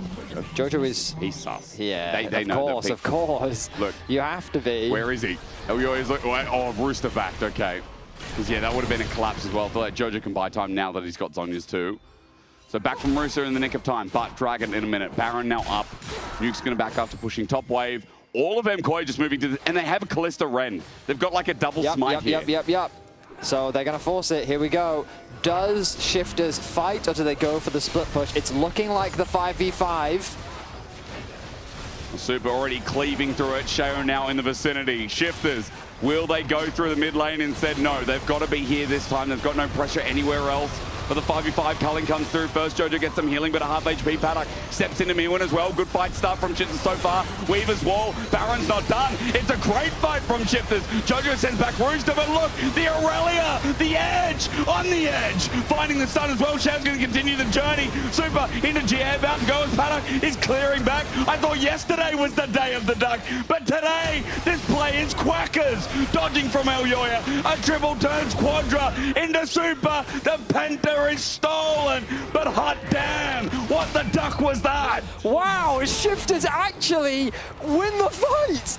After Koi have been dominating throughout the entire game, Paddock simply pops off in the fight at Baron, and that is going to do it. That is going to win them the game. Game 1 will go the way of Shifters. I cannot believe it. Game 1. Fnatic must be backstage laughing at how it almost came down to a backdoor from Rooster, and then all of a sudden a Lucian outplays a Callista Renata. Shifters have style, you've got to admit it. This team is surprising us day by day. What a win. Yeah, I mean, we need to get a replay of that final fight ASAP, because I'm blown away by what Paddock was capable of that. How did he manage to do that? That's crazy. Dude, I mean, tagged it, talk to Trimby, like, what the hell? I don't know what's going on. Shifters, you look like a new team. Like, what has been happening behind the scenes, Trimby? This has been insane. I guess there's no pressure anymore, but no, seriously, yeah, it's been looking good so far, and of course there's not much competition left, only the EWC, but those games are for us to get more confident in order to, get through qualifiers. And do you think it is just the pressure's off? Because it seems like things are just clicking. Like, after ever you guys looked insane, now you're taking games off of MKoi. Like, is it the pressure gone, or is it just that the team seems to be coming together now? Definitely seems that we're getting a bit better together, but of course, you know, when you change a player, there's always a honeymoon, and maybe that's the phase we're in right now. So as of now, I'm trying to take it slow and just see where it takes us. Well, brilliant, thank you so much. I'll let you get back to your team, but that is an insane performance from the lads. And Desk, I want to hear from you, because holy moly, I am hyped. What on earth was that game, man? Firstly, honeymoon phase can last forever, Trimby. Don't let love die on you, okay? You know, just keep it going forever, because if Shifters can keep this going forever as well, they'll start to become a force to be reckoned with come summer. Obviously, we're not going to see them in playoffs now, but what a game they had against MKoi. And they're just so fun. Yeah. Sure, maybe some of this happened due to those mid-game inconsistencies or late game, but when a team takes it to the streets like this, this is prime League of Legends for me, because this was when we all started playing League of Legends and it all was about the split push. Screw the team fights, no one really cares about that. Pray that the top laner ends the game. The fact that they have this confidence to just say, well, I'm just gonna go split push, see what happens. If they steal the Nash, we win the game. If not, then it just sucks. We try again. He just goes and takes 2 Nexus Tower just like that. And then you even see MKoi AFK in their own base with Nasher for 3 minutes just because of that. Yeah, it feels like Rooster looked at Nak and was like, hang on, I want to do what he's been doing. He's become so fun to watch. All the time he's bringing out the Aurelies, he's bringing out these counter picks. It looks so insane for them. Okay, so I don't know how well Rooster speaks English, right? Yeah. But clearly not very well. Exactly. I played with many Koreans which had more English skills or less English skills, but it's always the funniest when they have less English skills. And if this was one of those cases, imagine what's going on through his head. He's just pushing bot and this guy, and he says, "I push." And then that's it. And then everyone just does whatever they want. Is everyone else slamming their keyboards and he's just hitting the turn? But that wasn't even the fight that decided the game. We had another fight afterwards at the Baron. But that set the pace. It definitely set the pace. So the biggest mistake in the game that MKoi did was that right before this fight, they said, we don't want that to happen on bot lane. Look at the bot lane. Bot lane is pushed all the way so that this thread doesn't happen of the split push. And now it forces shifters to commit to this team fight, which honestly, I don't even know if they wanted to go for this team fight. But given that they don't have any alternatives, you have to take it or you just end up losing the game. Yeah, it was absolutely insane. And again, like, I just love seeing how close this game was, and it shows in this fight. Like, Soup at the end thought maybe he would be able to do it. He managed to dodge away from so many of the abilities, but at the end, it is shifters who managed to pick up a win here. And for Fnatic, keeping their hopes and dreams alive. It really is. And obviously we're jovial about it, but for MKoi, it's a big loss to take as well. Like, you get the Baron, you lose both your Nexus Towers, you then have to waste the entire Baron staying in base, you then lose the next fight around a Baron, and you're still sitting at only 3-2 at the moment, trying to get to that 4-5 win mark. And this is the sort of loss where I'm looking at MKoi, and I don't really know if it's on them or on shifters, because they brought out such an unorthodox playstyle where very often you have these scrim games and these sort of things, A versus B, where it's just, oh, there's certain win and lose conditions. But this one from Shifter, it was, boys were taking it to the streets, good luck everyone, and then on MKoi, you're just sitting in there, and from Merwin's perspective at least, you're like, what the hell is happening? There's just, these guys are everywhere. He got cyberbullied, man. Like, he can't just turn off his monitor and walk away from the PC. This guy was not having a fun time at all as Rooster and Sheo continually bullied him through the early game. Yeah, Mirren just did not have fun. And I felt bad for the man, because every time you looked top, there was like an ult going top. I mean, Medic, you were loving it backstage. You wanted even more ults into the top Finn told lane. me they couldn't do this. Finn was like, they can never go for these fights. And I was like, Finn, I don't know if that was his wording. I mean, maybe a little facetious. Finn is still in the times where he was the one playing the Irelia into Jason. He felt like he could never do it. But honestly, from Jay's perspective, this is the worst matchup in the game. So already in isolation, you have very limited win conditions. You're getting bullied. But then Pantheon is like, surprise, have some more fun with me. But lads, can I also just say, you can. Who the hell are we as a region? We've got a Lucian winning bot lane. We're playing Aurelia top lane. Like, our Lucians are 2-0 today. What has happened in spring? Like, this isn't the EU that I'm used to. Like, what is going on? I don't know, man. It's the Korean Lucian. Yeah, true. But Karzi wasn't. Yeah, Karzi wasn't Karzi won Korean. earlier. He's Korean sometimes. Okay, I'll give you that. 50% of the time, he's Korean all the time. That's how it works with Karzi. I do want to, I know you were talking about the all chat. Apparently there's a little bit of banter going on. I didn't see it myself. What was happening? So, I think I heard Vedi say it, because when we saw the whole sequence, you scared.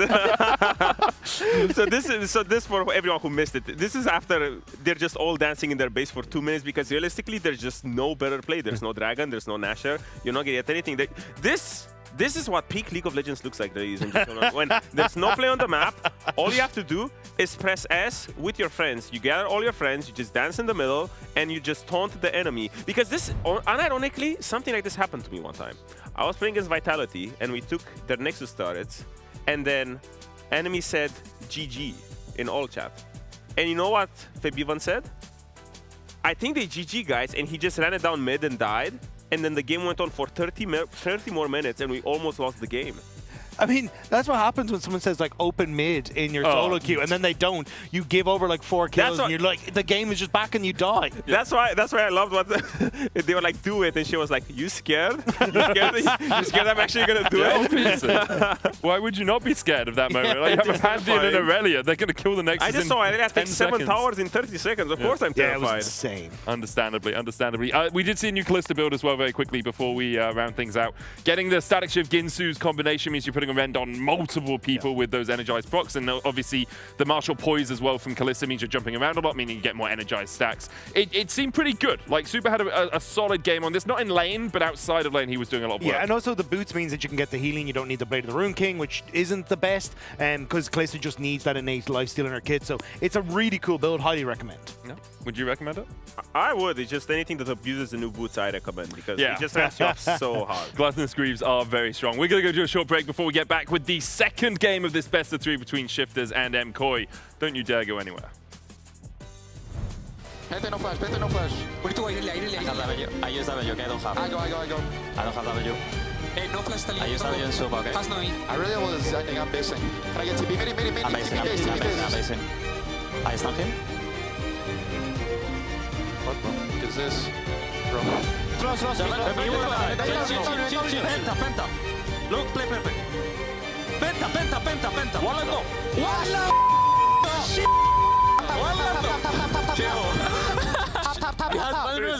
Hey, come talk.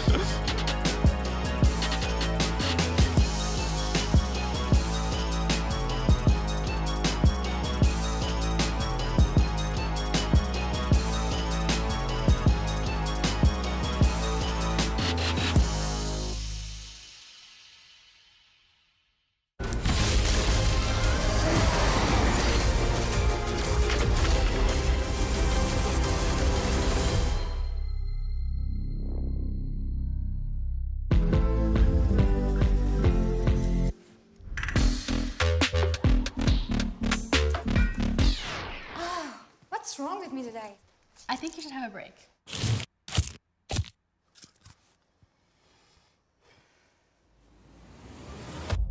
Have a break.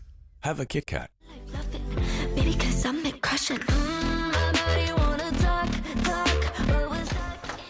Whoops. Wrong word.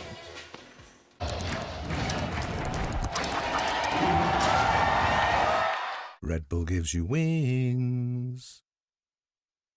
In your best man speech, you said my wife is funnier than me. That's factually correct. Okay. We're in range. Nah, it's fine, man. It's fine. Relax. I've got this. I have years and years of experience. Yeah, but it's gonna. It's very hard. And there we go. Look at that. What are you so worried about? Oh,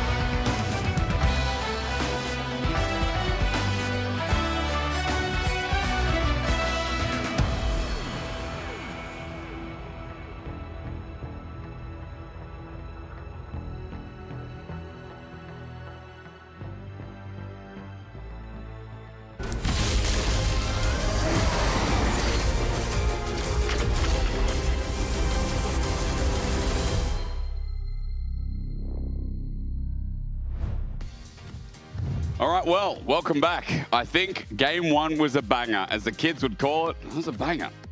And I understand why. We got Roosters Aurelia. We got one hell of a team fight from Shifters to bring game one. Okay, can we just say that Roosters Aurelia is currently undefeated? It's currently undefeated. It's 2-0. Yeah. And it is also mega clean. Like, it's... I still stand by the fact that in team fights, it's mostly useless. That team fight, though, he survived so long. He sure, and tell me Paddock didn't do everything in that team hang on. Look, I can't give it all to Paddock, but Paddock did do some stuff. Okay, but that's irrelevant at this point. Listen, Shifters took a big win over Koi. Now, the thing about Shifters, though, this split is that they've won games before, but series has been a struggle. Winning a series has been a tough one. So let's see if they can close it out against Koi. They've been 2-0 over this last weekend, and they 2-0'd Heretics yesterday, and they would finish on a major win today. They didn't beat anyone at the Roadshow, though. No, they didn't. They almost did. As you said, they couldn't close that out. But here we are. Varus is off the board just in case Rooster wanted to take that top. Because I swear that is a Varus top bad. Yeah, probably. Probably. We're probably seeing him top lane more than we are AD carry. Yeah, because AD, he's been there 13 times. Top lane so far. I mean, he's only been there twice, but I could refresh and we'll have a third. Right, Nocturne banned. What does that mean for first picks? Well, Xin. Stocks have suddenly risen. Yeah. Let's see what the first pick priority is, though. Is it Lulu? Is it Yunara? Is it Ezreal? Ezreal is open. Oh, Karma? Well, Shifters still think Karma's strong. They did ban it in game one as well. Ezreal Karma specifically. But you know what? Shifters aren't getting counterpicked this time. Mirwin will not be as miserable, I would have to imagine. Yeah. Ashe Seraphine is going to be the answer. I think Ashe Seraphine is just the stronger choice in the current meta. Yeah, agreed. I think the buffs, I say it's not a buff. It's not a buff, it's a bug fix. The bug fix to Seraphine. The bug fix buff. Yeah, the bug fix bug. So what the, you know what I mean. Yeah. Anyway, Xin, I was talking about it, there it is. Oh wow, I'm so clever. Ezreal probably going to be locked in for Shifters. Right, you just want to do the pick and ban yourself or what? You're so clever. Well, you never say I'm so clever, so I have to say it sometimes. I've tried to.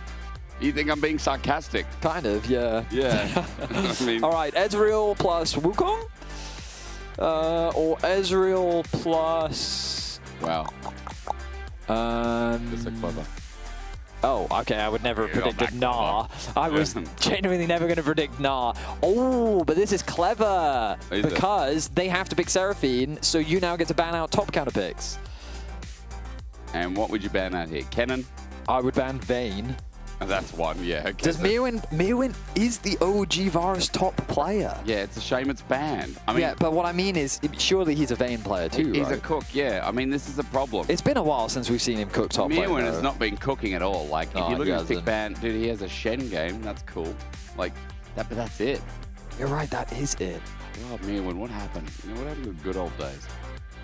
Well, just to be clear, the good old days, last year, they managed one split where they made a final, and then they finished like 6th, and then they finished 8th. So that their good old days weren't exactly. Well, I mean, me when good old days replayed that. You know, that's what I'm talking about. That's an Olaf ban. So worried about maybe Olaf from Shao. Shao also, he does cook a little bit. I mean, like Shao when he was on Heretics, he was playing a lot of Sejuani. I know for a lot of people that's not exciting, but it is outside the meta. So innovator Shao, when Shifters could be on their home stretch here. Pull out. What is the game plan here for Shifters? What are they worried about? They're banning mid laners. They actually didn't ban top laners at all. They just said, all right, Rooster, you've got this, right? And he was like, yeah, I'm chilling, fam. I assume he said in flawless English. Is it? What is it? Ooh. Oh! Mirwin has in fact cooked a little. Had this on Saturday. You know Shyvana, I saw a Reddit post today, which is that Shyvana is just the highest win rate champ on this current patch. Really? Yep, AD Shyvana too. Wonder played at top with Dusk. Are you talking about Dusk and Torn Spirit Shogun? No, I'm telling you that the AD Bruiser build is the highest win rate one, I believe. You can go check Clawlytics, I think. I'm going to go LOL VVV, actually. But the problem is, I think that stat was in jungle. It wasn't top lane. So, I don't know. Yeah, I mean, jungle build is like Triforce with experimental hexblade. And, yeah, but I think Sundance Guide. that's the build. Top lane right now, the top lane build, there is Trinity Force Shojin going around. It's Wonder, lol. And then Shojin around. Actually, a lot of this is why is this all Wonder? Yes, Wonder's correct. just Yes, the top it's laner. just Wonder, yeah. And he's cooking. He's got like a Rylai's in there. Dusk and Dawn is more Well, common. listen, we can ponder that more when we get into the game. For now, let's focus on what Shifters have done. It seems that Sheo has gone back to a classic, his Dr. Mundo. The problem with Dr. Mundo is he did get nerfed. They specifically affected his laning, his jungle clear speeds. So he just doesn't quite clear as fast as he used to. That just immediately pushed him out of the meta. He was gone. But also, Mundo was just losing a bunch. Like, it was just not doing well in the LEC anymore. It started to be this, like, go-to safe pick in LEC Versus that teams could just win on. Heretics, when they won a bunch of games in LEC Versus, it was off the back of them getting their hands on Mundo a bunch. Yeah. But yeah, this split, Mundo's just fallen off a cliff. You know what's even worse? Tell me. It's Silas. Silas is 0-5 this split. Oh, is he? Yeah. Wow. And JoJo's got one of the losses. So... They've decided on the series that can help them lock in playoffs now and take the pressure off the weekend. They're going to play Shyvana Silas solo lane. Yeah, they are. I'm going to be honest. I think Shifters scale better. Yeah, I mean... And I think their front to back is stronger. I think so too. But we'll see.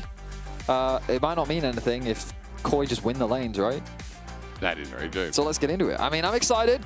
Shifters, can they win their second series of the whole split? If they win this next game, Shifters will go undefeated. And that has to be one of the craziest things. A single roster change from Bukata to Sheo. And they're undefeated. And they go undefeated on a weekend. Oh my god.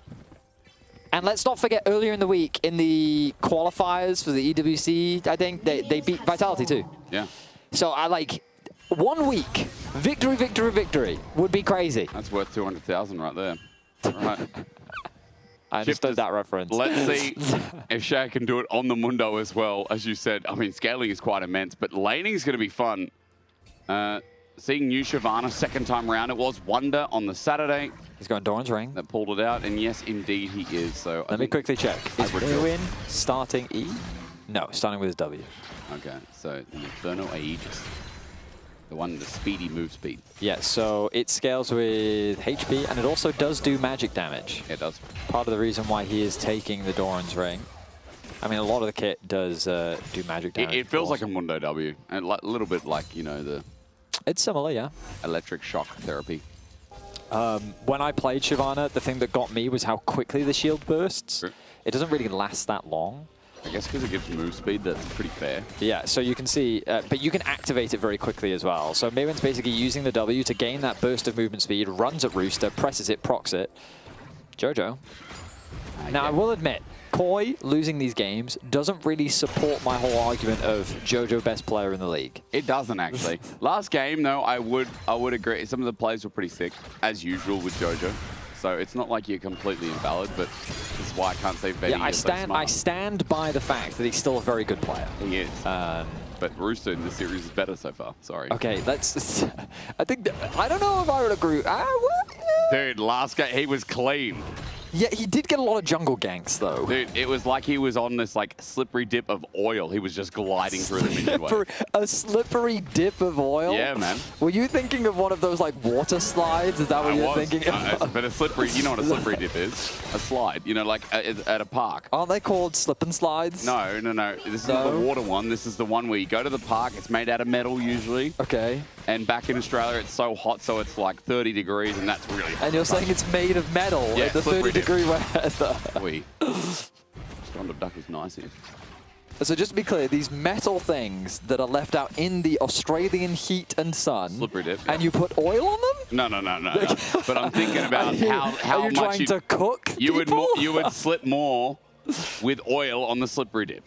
Okay. Okay, got it. So yeah. What's been happening in this game? What do you think? I mean, full clears. Yeah. Mundo isn't going to go anywhere near the Xin Zhao. Yeah. Can we see Dragon Lady top? Side. What's Dragon Lady top up to these days? Let's have a look. She's also farming. Yeah, farming, that's nice. W max? Ooh, that's interesting. Well, 2 points in W. I shouldn't say W max. Maybe, 2 points in the maybe W. 3 points into E max or Q. I mean Q max. I felt like. I mean, I'm going to assume he's going for the AP build, but yeah. I believe the random Reddit thread that I made this morning that the Bruiser Shyvana is just the superior build. Right. Okay. I'm just going to blindly trust it. Just blindly trust the Reddit thread. Yeah. Yep. Okay. Fair enough. They are experts. Alvaro's pretty low. Now they're walking into this. Super gets chunked. Barrier's up, but Paddock is just firing. I mean, they thought they could take the 2v2. They almost did, granted, but Alvaro had no HP. What did they think would happen? Wow, Paddock just full sent it, and they just win the 2v2. No junglers, no nothing, just full on, all in. I mean, 2-0 for Paddock. Props to Super for doing some damage. Paddock got low. But that was just sad. That was Boomerang almost kills Mirwin, by the way, and now we're going to start seeing range advantage top. He does have TP. I don't know if we need to see a replay. We definitely need a replay. I don't know if we do. Oh god, here we go. Right. Look at his health. Yeah, Alvaro has no HP, so Paddock and Trimby basically just say, let's all in. Heals get traded, root connects, barrier comes through. Oh yeah. Oh, and of course, Ezreal doesn't even have the barrier. No. And Alvaro also runs out of mana. Yeah. Yeah. Okay. Oh, Mirwin's dead. Is he going to die, actually? Mega Knight incoming. Stun. Misses. Q. Misses. Okay. Shout out Mirwin. Thumbs up, yeah. Yeah, some dragon stepping on that one. Yeah, very nice, very nice. Because he should have died by all means. Probably, yeah. Well, if nothing else, it should have been a lot closer than it was. Yeah, Instead, was not close at all. Mirwin just ran around. Yep. Okay, so he's clearly going Dusk and Dawn. Yep. There is no Trinity Force AD top lane Bruiser Shyvana build. It does also mean in the lane, the Molten Burst, that E poke, it's going to be more impactful. As you talked about the W trading as well, we're going to walk up, but like against the Gnar, mitigate some of the range advantage. Chaos Storm going to be used from both parties here. Jojo stuck in the gravity field for a little bit, but Nuke, actually the damage is better coming out of Jojo right now. Yeah, so often when we see this matchup, the Victor's able to build a healthy lead, but credit to Jojo, he finds himself with a CS advantage in a very difficult matchup. Classic. Unfortunately, when he presses tab, he sees enemy Ezreal 2-0-0. Sheen already completed with his tier. That's an issue. That is a bit of a Monka-S moment. It is. Classic is sees Alvaro, they're going to tag all in. Show gets level 6, so now he can press the R button if he so wishes. He gets stunned up. R coming now. Healing not that great early, but enough to take Jojo down. And remember that Paddock gets the kill. Again, Nuke flashes away. It's a double! Paddock is on 4, man! He just stood there while they all focused on Nuke. And MCoy are dizzy, man. They're getting shifted on. They absolutely are. I mean, Shifters winning this early skirmish in a situation where you shouldn't really be winning. But hey, getting a Sheen on the Ezreal this early on into the game turns out does you quite a lot of favors. So Shifters wins the smite fight. That means that level 6 is secure for Sheo, and he's just standing in the gravity field. Jojo has to try and play around that, but he's just throwing everything into Sheo. Yeah. And Paddock is just ordering, queuing, and he gets the kills. Trimby zoning away the bot lane, flashes away to safety, 2-0, but the 2 goes to Paddock. Dragon's Descent. Rooster does flash away, so credit there as Molten Burst upgraded, going to line down some fire, but Mirwin, as he walks on up, tries to get a trade against Root. Yeah. I mean, it's stupid, isn't it? So there's 3 procs to the Q, right? So there's Q1, Q2, and Q3. You only get Q3 in Dragon form. Yep. Q3 is a big nom. It's bloody true damage. Yeah, it's tough. It's a tough one to match up against. So staying in Dragon form as well, the longer you fight in Dragon form. But it's kind of cool. It's like Dragon into Mega Gnar, you know? Behemoths in the top lane. It's like that Nintendo game where you were monsters fighting in the city of, I think, New York. Arrow comes through from downtown. Beautiful stuff from Super. New can't move. Jojo absconded ducks to get the kill, and from downtown, Super launches his playmaker. Yeah, very nice play from MCoy. They finally get themselves on the kill scoreboard as Jojo steals away the Karma ultimate, sets up for a play. The root doesn't quite connect, but still the arrow does, and that's all they needed. We're going to be seeing an award for Dragons. We look at a replay. Which one? This is the arrow. Yeah. I mean, I wish there was more to break down, but so the Ashe pressed R. And it hit. It did hit. So Jojo got a kill. So Merc treads on the base. Thoughts? No, he's got Lost Chapter, which makes sense for the Victor, but I think it might be a Merc treads game. I think there is some value in Merc treads, yes, Yeah. I would agree. Rooster went Tarbies. Now, there is a lot of AD scaling inherently. That actually does surprise me quite a lot. But yeah. Because that is definitely going to be an AP Shyvana. Yes, or at least an AP on-hit Shyvana. I mean, yeah. And also, as you said, Merc treads do hold a lot of value against So much value this team. Ashe, Seraphine, even Shyvana. She fears when she breathes fire. Probably stolen Gnarl from Jojo, you know? Potentially. Yeah, okay. We can question that later. True Shot Barrage, Owie, does hurt a little bit. And this has been a silly start to the game. Paddock is 4 kills deep, let's not forget. Yes. Bottom lane is constantly pressured by Sheo as Jojo gets low here from a Chaos Rake right down the line of his health bar. Elyoya looking for a dive in topside as Rooster runs out of Mega Nut. This will become Winds, become Lightning. Good little sidestep here from Rooster as he runs away. He's going to safeguard because bottom of the map is Shifter's domain.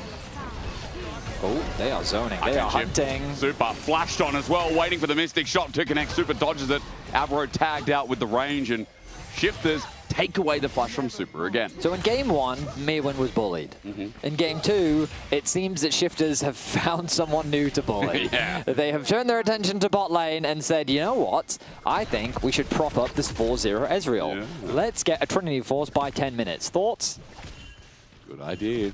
Well, Rooster is being zoned away from some farm. He's a little bit upset about this. Oh, he's going to miss the cannon, isn't he? Dragon's Descent is available. Yep. But that's 2 tower shots Mewin just took. Yeah, Rooster's not going to go to Mega No, otherwise it would have been a nice all-in for him. Mewin just W's away. He's going to get the movement speed. Super is here. Super's here. Arrow. Rooster. Not Mega just yet. Dodging away. He's midway. There's the Dragon's Descent, but Mewin goes into turret range. Almost a mistake. But Rooster's going Mega. Maybe it is a mistake because I feel like Rooster should have died. Rooster just barely gets away with his life intact. Wave's gone. Clears out the wave, keeps the top tower alive. Now pings rapidly come down from Shifters as they set their sights on the bot tier 1. Shyvana does have the TP, but does Mewin want to run the risk of investing it? Because, I mean, Super was seen, so an easy push here for the 2v2. Is Teleport going to be channeled? There's no flash on Super. Can Sheo just run at him? He's going to flash if he's going to get the smite as well. As you said, run at him, I think so. On-call lines down Shifters jungle and top lane. And that holds the play. Alvaro, nice ulti here considering Sheo didn't have his medicine. Yeah, so they get Sheo's flash. The good news for Koi is they don't have to spend anything outside of a couple ultis. Yep. Jojo steals away the Victor ult once more as he tries to push out this wave. Really holding on to the main gold lead that Koi have on their side. Ezreal's gold has only continued to get bigger. His role quest has completed. Yep. And he got a big injection of gold off of that, and that gold is only going to continue to increase. Oh no, Super steps up to this. This is a solo kill from Rooster, the parry of the Q. It's enough. Now Alvaro used his on-call before as the Q almost connects. Rooster takes down the 80 carry, and Super's game is a living nightmare. Yeah, I mean, what is happening there for Super? He's walking up to a Mega. Dying 1v1 in that lane should not be happening, and now Shifters are going to get this tower back completely uncontested. Okay, what's the gold now, Paddock? Show us. Yep, 3,000 at 12 minutes. La la la, Trinity Force at 11.5 minutes. Okay, if Shifters are this good in summer, it is truly going to be the ending of a year of a duck. You know, I might even go home and eat some duck to celebrate at this point. This is crazy. Wow, I don't know if that's blasphemous or almost like a form of worship. I think it's worship. It could be one or the other. It's good meat. You just got to make sure you keep it nice and pink. I see. Because that's perfect duck. Got to make sure it's tender. Oh, there you go. Fun cooking tips with Hysterics. Again, I apologize if anyone's a vegetarian. I don't mean to, you know, make you feel uncomfortable. It's just worth it, you know? It's worth it because duck is so good. I'm talking about Paddock again, sorry. 3,000. Elyoya going to make a play mid. Arcane shift away. Flashes. He wants to get in. Crescent guard. When is it available? Knock up into the air. The stun, the cleanse. That, I mean, that just felt angry from Elyoya. He just full sent it. So did Jojo. Arrow is going to be dodged. Should be good flash. That was very close. Very, very close. Super, even though he's so behind, we do have to mention, it's still an Ashe with Arrow. Like, you can be a role player, 80 carry. Yeah, you absolutely can. And again, the solo laners for MKoi still doing decently. Rooster's been able to close the gold gap a little bit between the two top laners because he got a solo kill, which generally helps. So wow. What a situation we find ourselves in. Yeah, wow. Where Shifters have a 3K goal lead against MKoi. All on Paddock. The week off from Koi, I was kind of expecting them to come back in like almost like in playoffs form, you know? But it's the opposite. It feels like that. I mean, they had a fantastic start in game 1. They did. But now here in game 2, the bot lane just straight up dying 2 versus 2. And you know, I saw El Yoya earlier and he smiled at me and I thought, what has this guy got in store for us? I feel he led me on. Yeah, it's the early skirmish as well did really not go their way. No. But in any case, game's not over just yet for Koi. They find themselves a bit behind, but still they have ways to fight back into this game. A couple mistakes from Shifters, and to be fair, Shifters this split do have a bit of a reputation of throwing leads. They do. This weekend has stifled that perception. The Shao different. I mean, Shao and Nuke are back together, which is kind of Pog, but the quality is Pog. Yeah, I mean, it's like, what a significant difference a single player can make. Crazy. Yeah. And I want to be fair, like, I don't think Bukata was necessarily the problem. I think Shao, just the synergy he has with Nuke and maybe just the fresh outlook has been great. Sometimes it's just, this could be a honeymoon phase, you know? Just the vibes are good, there's no stakes, there's no stress about them losing because they're already out, right? So it could be that right now, because Shifters are playing with weights off, they're overperforming because they're relaxed, right? So whether we get this performance from them in summer is a big question. True. But what we can say right now is that Shifters are looking to play spoiler for Koi. Agreed. So to be super clear to the viewers at home, if you are a Fnatic fan and you are still watching, let me make things clear. Fnatic have 3 wins. They physically can't get any more. They're 3 and 6. I might have to shut up because Rooster's getting ganked. Rooster is indeed. Meganar about to run out. Will he use it before? No, he will not. Now he hops, flashes, doesn't get on Elyoya's head. There's Audacious Charge, knock up with 3 Talon Strike imminent as Jojo comes to take the kill, but it's a shutdown onto Mirwin. So a bit of gold here for the Shyvana. He's going to feel nice. So a nice side lane play made by MKoi. This should open up the Herald for them. Yep. Do Shifters feel confident enough to contest it in a 4 versus 5? There it is. Mirwin still has the TP available. Is he going to use it? Paddock. He is, that's TP. Super as well. Encore dodged. Paddock playing at the front lines here, but this guy Look at Mirwin, look at Mirwin. He won't get hit by a bullet. As you said, Jojo coming in as well. All of them. Dragons descend the launch. Sharon needs now to run out of dodge onto Paddock. The fear caught on out. If Paddock dies, the goal gets spread, but Mirwin isn't able to finish the kill. Shao will drop in the meantime. The Scotland Duck doesn't find a target. As Paddock still front lines, happy with the karma. Jojo under turret, has to flash away. Paddock doesn't have the true shot barrage to snipe, but again, he's a one-man demon boss. Mirwin steps up. He will die if he continues to. Paddock holds his ground, and you can see this guy is literally Thanos right now. Yeah, I mean, he's scary, but Koi still they got it. Get the Heralds, they get another kill, and they're fighting their way back into this game. Paddock holds on to a gold lead, but Koi are amassing leads of their own. The TP flank from Mirwin is fantastic. Shifters notice it way too late. They're trying to zone Alvaro and Super from joining the fight. They don't realize that Mirwin and Jojo are collapsing from the flank. Trimby and Paddock get feared up. A huge amount of damage comes down, but it's the front line that ends up falling as Shao gives a kill over to MKoi. You can see as soon as Mirwin does his damage and keeps Paddock out of the fight, he's like, okay, let's secure Shao on the kill and then think about what we can do now. Rooster stepping up here, going to be punished by Jojo, and this is a very different game. Scotland Duck won't connect. Good side steps. Meganar has taken though, and another has gone, and a wall available. Rooster will be stunned up. No Meganar for him.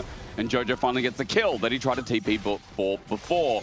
Shifters have opened up the mid lane. In the meantime, it isn't without a trade. MKoi have committed to attacking the side lane, and they have now, for the second time this game, found a pick onto Rooster. It will cost them that mid tier 1, allowing Shifters easier access into that bot side river. Jojo, though, not going to alleviate that side lane pressure as Nuke is forced to answer. MKoi continue to close that gold gap, doing their best to fight their way back into this game, and it's Jojo now with a 1k gold lead after the picks that he's been able to find. A lot of good ults to steal as well. True Shot Barrage, AP scaling. We're just talking about the Ezreal ulti. It is going to be really nice damage output if Jojo chooses that. I mean, again, he's got so many good options here. Meganar just being one of them you saw. As Dragon's up in a minute. As you said, MKoi, they're way back in this game, is stopping the Dragon stacking as well. And as I said before, if they can stop Paddock, if they can take that massive shutdown, he does have a shutdown, right? Does Paddock not have a shutdown? He does, right? Where's the gold on his head? if he doesn't have a shutdown, no, I don't think anyone has a shutdown. Yeah, I don't think anyone has a shutdown. You'd normally see it on the champion icons is where I'm used to seeing it. But Shifters is 1,000. He's got 2,500 over. Listen, bro, don't talk to me about the bounty system, okay? It confuses me, it confuses you, it confuses everyone, and I refuse to just understand it so I can just live in my perpetual ignorance. Oh, man. I mean, bounties are like some deep tech, you know? I don't know what's going on there. It's math. It is. Oh, math. Math is boring. Math is for nerds. Math is for nerds, true. You got a little high five. No, because math is actually very cool. Yeah, he didn't high five me, by the way. Yeah, I refuse. I'll remember this.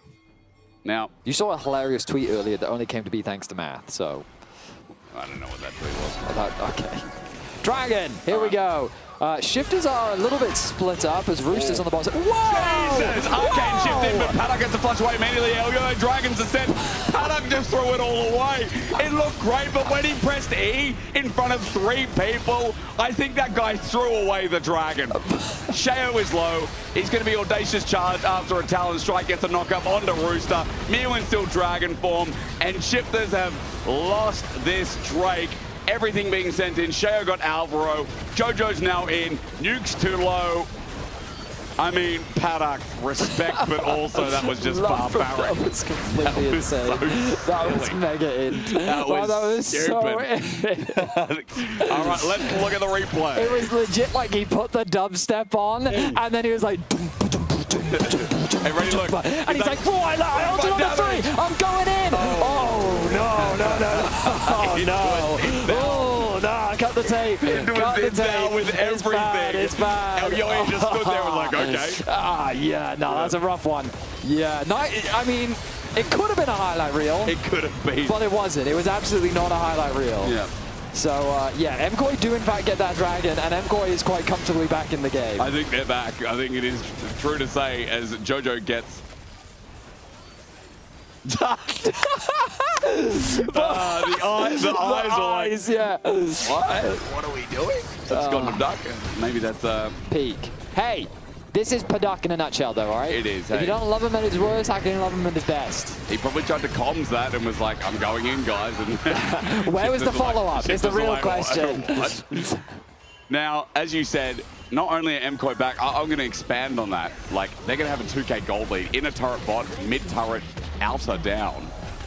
And even though Super's still down, Mewin on this Dragon, not even going for the Dusk and Dawn, has gone for Cosmic Drive, Hextech Protobelt. So, like, move speed galore, mobility Shyvana is what we're getting out of the top lane. Second game ever in the LEC. He's done W into E max. Yep.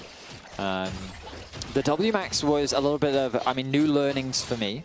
And I wouldn't expect it against a Nara range matchup, you know. But it makes sense because you get that extra shielding, and the whole idea is I press W, I run at you, I pop the shield, get a nice little trade. True. But the E max is kind of what I was expecting, but I guess his whole logic is E just doesn't give me anything in lane, so why bother? But hey, Shyvana popping off right now.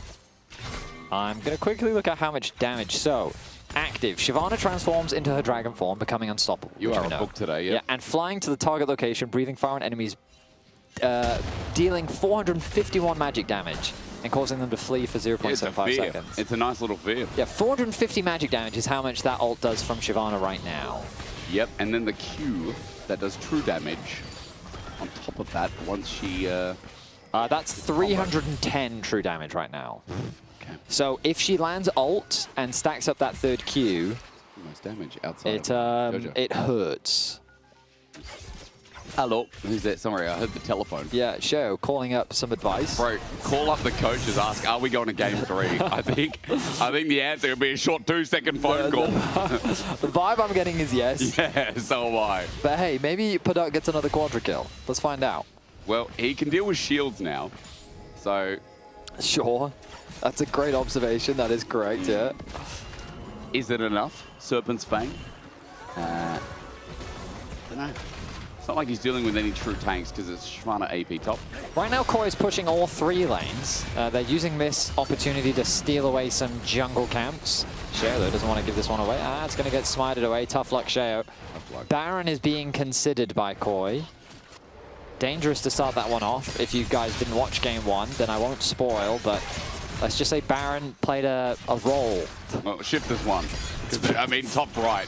There's already a thing saying Shifters won. Hard not to spoil if you're watching this. That is the spoilage. Jojo, he's got a low cooldown of Scott of Duck. He can get out of this. He's fine. And he can't do too much. I mean, it's there. No, I mean, you're right. It's just really funny.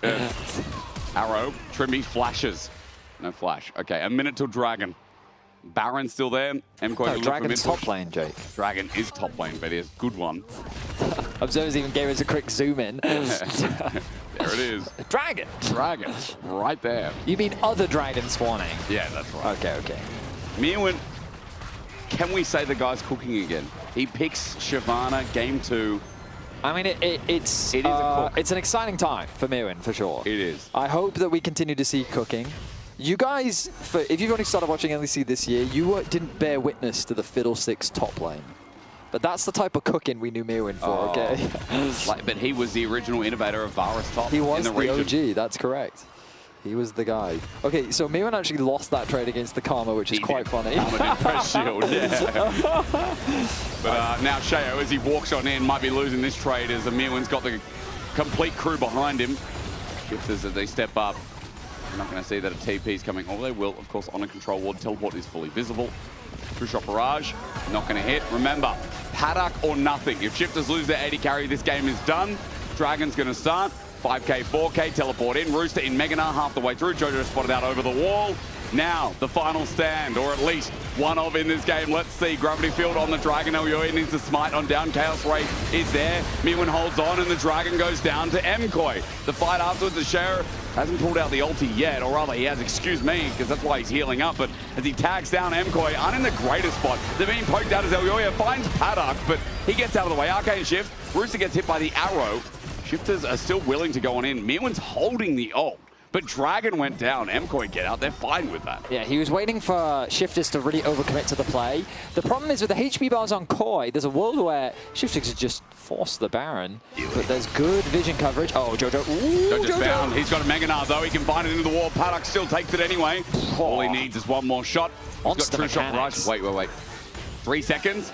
True Shot Barrage, there it is. He's got him. Oh, the damage got reduced. Yeah, the damage got reduced by the Raptors. Is this now a Baron angle? And a Meganar, maybe it is, because they found Alvaro against the wall. He's free pickings. Nice ult from Rooster. Sheriff picks it up, and now with the TP in, yes, it is to start at least. Yeah, Paddock is quite low, though. It is a bit of a risky Baron to start. At the very least, they need to get these TPs out from Koi, but the vision coverage there from Koi, they have angles. They see what's going on. Paddock doesn't have Eternal Hunger, so it's going to be a little bit riskier. 6k, Elyoya for the steal. Teleport on the spot they're going to find. And Shyvana onto Paddock, a one-shot. Mewin's done the job. He gets behind enemy lines and he's just not dying. The damage immense. The flash laying down the embers. He's done enough. The Meganar into the wall. Stolen by Jojo again. That'll secure another kill with the real Nar in the dirt. Super now steps on up to Nuke. And while it gets close, he flashes, he dies. But Mkoy finish off the rest of the fight. Sheo the only one to survive. And Baron was a bait. Ends up being a massive scrap that Koi end up coming out ahead of. It looks like they're not quite done just yet. Shifters need to keep their jungler alive. I mean, at the very least, it could just be a turn on Baron with the respawns coming through from Super. But for now, think of the top turret. That's going to die. Sheo has ultied. Alvaro's now here. He'll flash away. Abscond of Duck not going to connect. He stands his ground for a little bit longer, but he's out. Could maybe try and bait Koi to overstay here in the top lane. Jojo's actually going for another wave. Brother, I don't think you can afford to do this. Joe doesn't want to take it out. Okay, yeah, he's fine. Holy macaroni. Okay, so quite the skirmish we had. Is 10-9 in kills. We're going to go back to the Baron. Remember, this starts off with Alvaro being dead, but the TP flank, unstoppable is the ulti from Mewin, and he takes out Paddock. All of the damage suddenly disappears. Nuke gets dangerously close to falling as well, as Mewin, the shield does heal you when you're in the midst of that many opponents as well. So he gets a chunk of HP back to keep him in the fight. The burn ends up finishing off Super as AD carry and mid laner trade. Super has to commit his flash, but yet a scary situation for Shifters to be in. 2-2 the Dragon score. The Baron's still on the board. Paddock, that massive threat that once was. Spotted, hang on. Mkoy in a choke. Sheo willing to commit. True Shot Barrage onto Alvaro, just narrowly dodged. There's no Meganar available. Inspired Shield gives 5 to everyone. AKA 5 members get the shield. Nuke's going to be sped up. Mirwin, they're trying to pull out the Dragon's Descent before this potential Baron fight is. For the red buff, they're going to try and steal. That's MKoi playing in this topside jungle, but Shifters, they're underneath. They're going to see that MKoi are looking to escape down here, and they've got the mid lane sidetrack. Yeah, this is a bit of an awkward spot for Koi. Mirwin does have the dragon ready. They're all in. It's got a duck dodge narrowly by Paddock. He gets hit by the arrow, but he's cleansed. Safe for now. Double beat drop from Alvaro almost reaches as Sheo's still willing to front line. Rooster, Mega Gnar half the way there. Jojo's got the real Mega in his pocket anytime he wants. Alvaro tagged by a Mystic shot. Yeah, it's still Paddock. It's still damage that hurts. True Shot Barrage. Mirwin not hurting as much. There's a lot of A-ramming going on right now. It's only Jojo that's really moving off the sides. You can see him in this top lane once again. Hits that level 16, so the cooldown on his ultimate's very, very low. Rooster has to go and catch that wave. Yep. Sonya's finished up for Jojo. Blew that ward in pit, I was going to say, because there's one pit that's keeping, one ward rather, keeping MKoi safe right now. At the back of Baron, it's that vision that MKoi can really sit on and know. I mean, so would you like a small Shyvana update? I would love the show. What's the scale mail at? Is that what you can tell me? Oh, I mean, the scale mail is at, so she gets bonus 14 armor and magic resistance. Okay, that's not, it's not that crazy. Her ultimate does 609 magic damage. Oh, that's a nice update, because Leandra's was picked up. Yes, it was. And so she burns on burns on burns. Oh, yeah. She's a Disco Inferno. Jojo found him. Scott abduct the only way to get out. He chain lashes down, but it's good damage here from Rooster. Elyoya finds him as well. Rooster about to go into the Mega Gnar. He hops over Trimby's head, gets him out of dodge. But Shifters hovering around the Dragon now as Mirwin with Dragon's Descent. Again, Nuke is trying to pull that out. The poke is pretty good. Sheo doing the same thing as well. Paddock is the target. Jojo's angle, exceptional. Encore gets him through, but he gets cleansed again. Mirwin jumped on in. There's great burst damage, but Paddock, he has to run all the way back. Look how separated he is. Jojo found the miracle flank, and MKoi are charging down the tank front line. Flush away from Trimby again as Sheo, he gets shielded out, but Shifters have lost their 2 other members. Only one on the side of MKoi is down. The combination of the solo laners from MKoi is doing so much work in these fights. Another Dragon will go the way of Koi as they get their 3rd cloud of the game. Koi continuing to find angles in these fights. Jojo continuing to stand strong. We look back at this replay, and it's Mirwin on the flank. Jojo comes in from behind, doesn't connect the stun, chucks the ultimate down, but the Dragon onto Nuke, forcing. Look at the burn damage that he lands on the Paddock and Trimby. Dear me.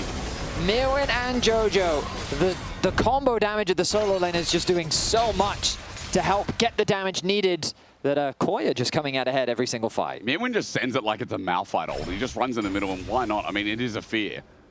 And every time he sends it, then he presses the Molten Burst. That E is like, yeah, it's pretty disgusting right now. Max health damage. It's a severe time in this Shifters game that should have been theirs when Paddock picked up 4 kills before 10 minutes. But as MKoi now hover around the Baron, it is up to Shifters to approach this area. Look how deep they are. No vision available for Shifters. The lights are out outside of the Baron. They know that Mirwin and the rest of MKoi are fishing. Poke is good. It's a scary situation for Shifters to be in. Oh my god. Paddock can do damage onto the Seraphine, but the Seraphine is not the target he needs to be doing tons of damage to. With the GA now completed for Elyoya, look at how fast Mirwin is as well. Yep. Yeah, it's a tough one for Shifters. They kind of need to find a miracle fight at this point. They need to find a pick, because Mirwin, like the scariest thing about going Dragon is you are unstoppable. You can just fly over the whole enemy team, easy access onto the back line, and if your ultimate actually hits onto the enemy AD carry, that fear really sets you up to do so much damage. So now we ARAM a little bit longer, and we see what's the angle here from Shifters. Sheo poked out a little bit here. Mirwin, we wait for that Dragon moment, the descent that has been carrying a lot of these fights. There's no teleport, there's no flank here from Jojo. But as Jojo steps on up to Rooster, Mega Gnar about to be available. Jojo uses his burst before Mega can come on in. Rooster goes Mega, doesn't get the stun, flashes away. Encore misses. Meanwhile, though, in the backside, I see Paddock and a Dragon fighting it out. Mirwin's almost winning. The support of Super finishes and seals the Ember Strike from downtown as Mirwin looks to carry yet another fight. MKOI have it in the bag, and now with all but 2 dead, it is the onslaught to take us to a game 3. MKOI just steamroll their opponents. Oh, yeah. They waste no time, they send everything, and they simply melt Shifters. 3 are dead, 5 remain strong. Koi looking to bring us to game 3. Things are not okay for Shifters in the second game. That was a huge start for Paddock. But props to MKOI for bringing it back. They're just sending it in this game. The flash from Jojo onto Trimby. He's going to solo him out. Take another kill for his own 6-1 and 5. Majai's 16 of the stacks there as they continue the dive onto Ruth. The Mega Nars away, but it is an ace. It is the Nexus breaking. It is a 6-game night. And MKOI 1 step away from locking in playoffs. Whew. I mean, they had to work for it. It was scary how that game started. Ezreal 4-0-0, an 11-minute Trinity Force. That was looking dire. But MKOI, their solo laners, they fought back valiantly. But since the road show, I'm loving Shifters games. I am loving their series. They are genuinely fun to watch. And when they start cooking like this, who knows what we got in store for us for game number 3 as we go to our final game of the night after our AD. Break it down. Break it down. Break it down. Jake wants us to break it down. Okay. Oh, man, it's past my bedtime already, okay? I'll take a nice little cuddly toy. Impressive from MKOI. Yes. I think we all thought the game was kind of over at the 10-minute mark or so when Paddock had 4 kills. Yeah, Paddock was kind of popping off on the bottom side. Like, Finn was losing his mind backstage over the flash Q that he loves seeing all the time, or the Q flash. But yeah, it was really, really good. And I think Paddock had come out with that early lead and was like, this is it, Shifters. You just play around this Ezreal. And then almost every single time, Paddock never got to play the game. Exactly. I thought it was a wrap, especially because every time I see the Salas versus Victor, it just goes incredibly downhill for the Salas. Then he makes a comeback in the mid game. But I thought, sure, at this point, they're just way too far behind. I thought the Shyvana were going to get a repeat of how useless she was on Saturday, right? That's a Saturday. Yeah, but you can see here, like, these were so many oftens that, like, for Paddock, he was just getting caught out, right? He just got caught in this top side here where he then tries to run away, so it ends up getting Sheo overextended, so that starts kind of one of the picks that gets the team back in. And here, this was crazy. Arcane shifts forward and just gets completely rinsed because you've got Mirwin who's in a great flank position. And this Shyvana kind of just became the name of the game in this situation where it all just kind of started to fall apart. Exactly. This Shyvana just finding flank after flank after flank, and she's just so incredibly durable. Paired up with the Sylas, I felt like the solo lanes from MKOI were just rising to the occasion monumentally. Yeah, I think having a Seraphine there as well, so you can jump in with the Dragon's Descent and then there's an Encore following over you at all times, makes it so difficult for you actually to answer that, right? Yeah. And the Shyvana's actual movement speed, running in with her W shield, is like 47% movement speed towards enemies. It's like, Ezreal has 1 dash and a Soroda's Grudge, and like a Karma for the Inspire movement speed, I guess. But how do you ever get away from a dragon like that? This is the Shyvana that we're seeing in solo queue. This is why she's like 57% win rate in Diamond 2+.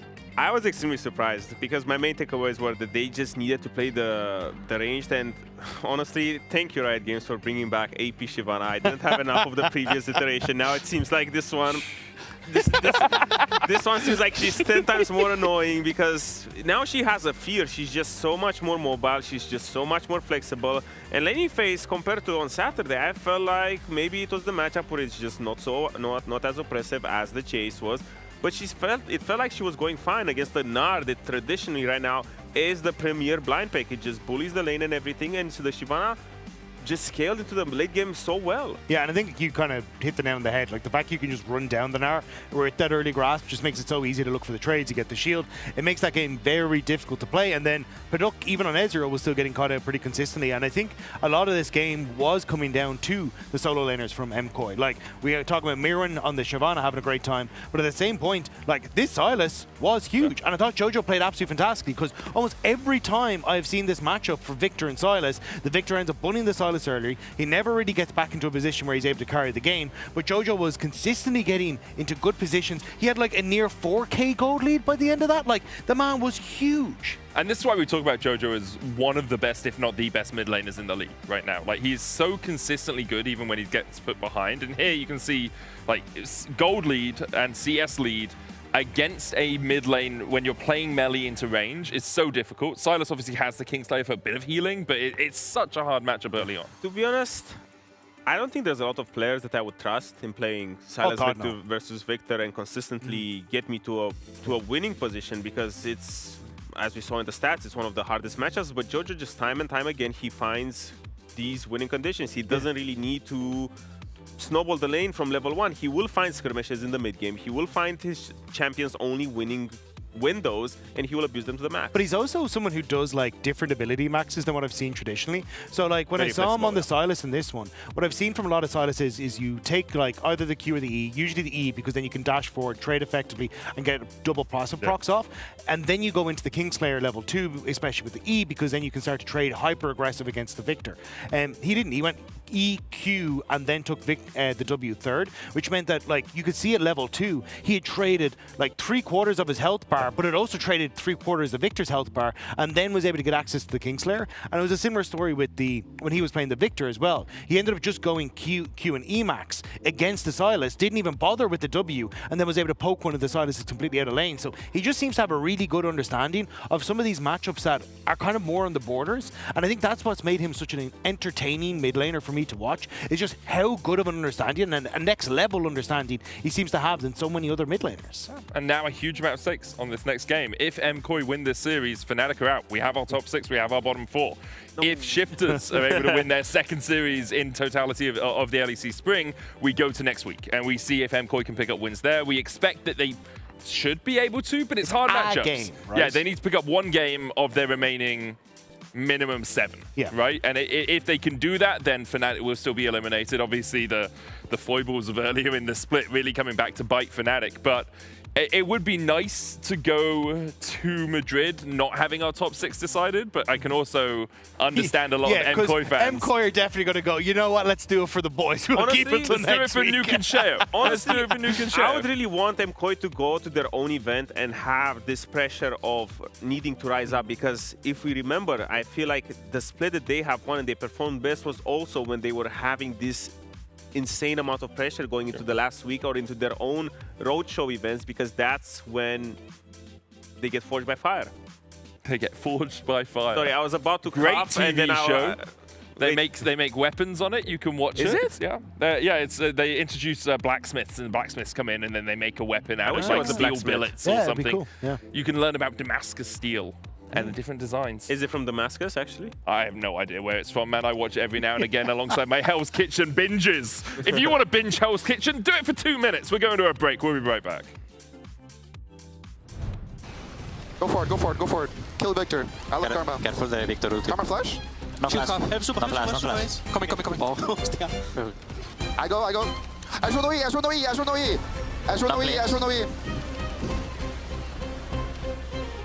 I have W now in one. Win. Mundo no flash. Go for it. I'm gonna let Ezreal slowly. He's half. Entra on me. I have W in one. You can keep it. In 3. No flash Ezreal. If we kill him, I think end. I think go end, no? Yeah, we can end. Okay, we end.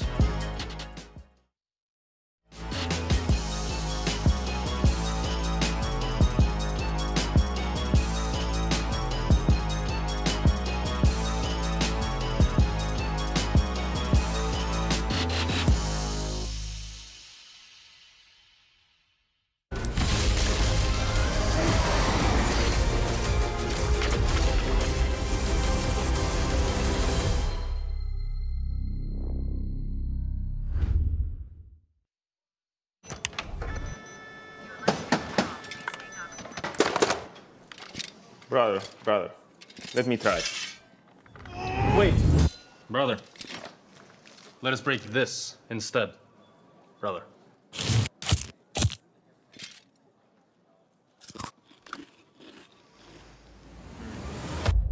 Have a break. Have a Kit Kat. What is this, brother? Perfection.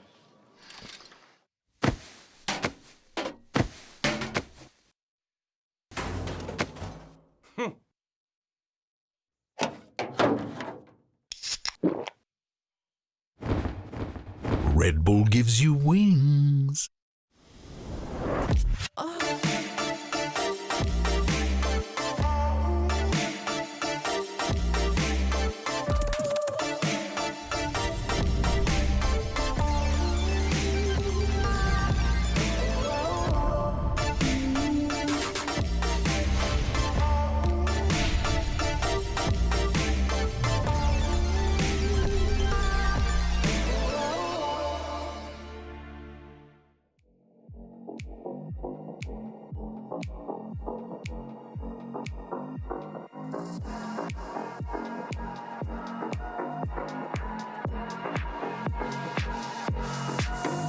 time for a show. Show 'em how you outplay. Go and check the replay. Dubs like all day, boy, you better know. Know that it might be just a little hyphy. Trying to call about these, watchers go. Cause the games are straight fight. Every team fight coming down to the wire. The whole world trying just to look like us. Take a look at your league, wish you played like us. Now time to shock reality, you're facing a tragedy. When the European legacy comes sucking down your pride to be. Those feelings of anxiety, the future you don't want to see. The wrath of our whole dynasty, it spells LEC.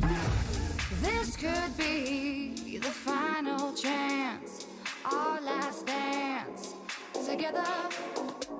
This could be the final chance, our last dance. Are you ready? Come on, dance with me, with the LEC. Come on, dance with me, let yourself be free. Come on, dance with me, with the LEC. Come on, dance with me, do that Pepe D. Talk that good shit. Boy, you better back it up. If you want the up yell, sorry, that's just not enough, cause we got every team fighting lame flashbox. When they clash, you would never last less than 100. Bring your A game if you want to claim fame, that'd be your main aim. Now you're in the right lane. Show up or shut up, no time for excuses. Can't take a series, you're probably just useless. You want a shot at us, you can come get it. If you're just talking, then you can forget it. We're gonna blow up, we're on the rise. Euphoria, this is the vibe. We wear the clown nose and we wear the crown. Kings of the West, you know we hold it down. Light. This could be the final chance, our last dance together. This could be the final chance, our last dance. Are you ready? Come on, dance with me, with the LEC. Come on, dance with me, let yourself be free. Come on, dance with me, with the LEC. Come on, dance with me, do that Pepe D. We've come a long way since the beginning. The dark days of double streams, vacation memes, now charged up and charging forward. We are the LEC.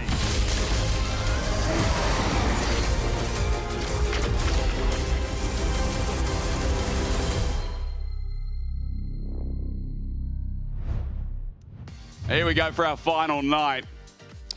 Our final night in Berlin and our final game. It's not our final night in Berlin. We'll be back here in 3 weeks for playoffs. It's our final night of the regular season in Berlin. That's all you need to know. Tonight has been fun. It's been chaotic.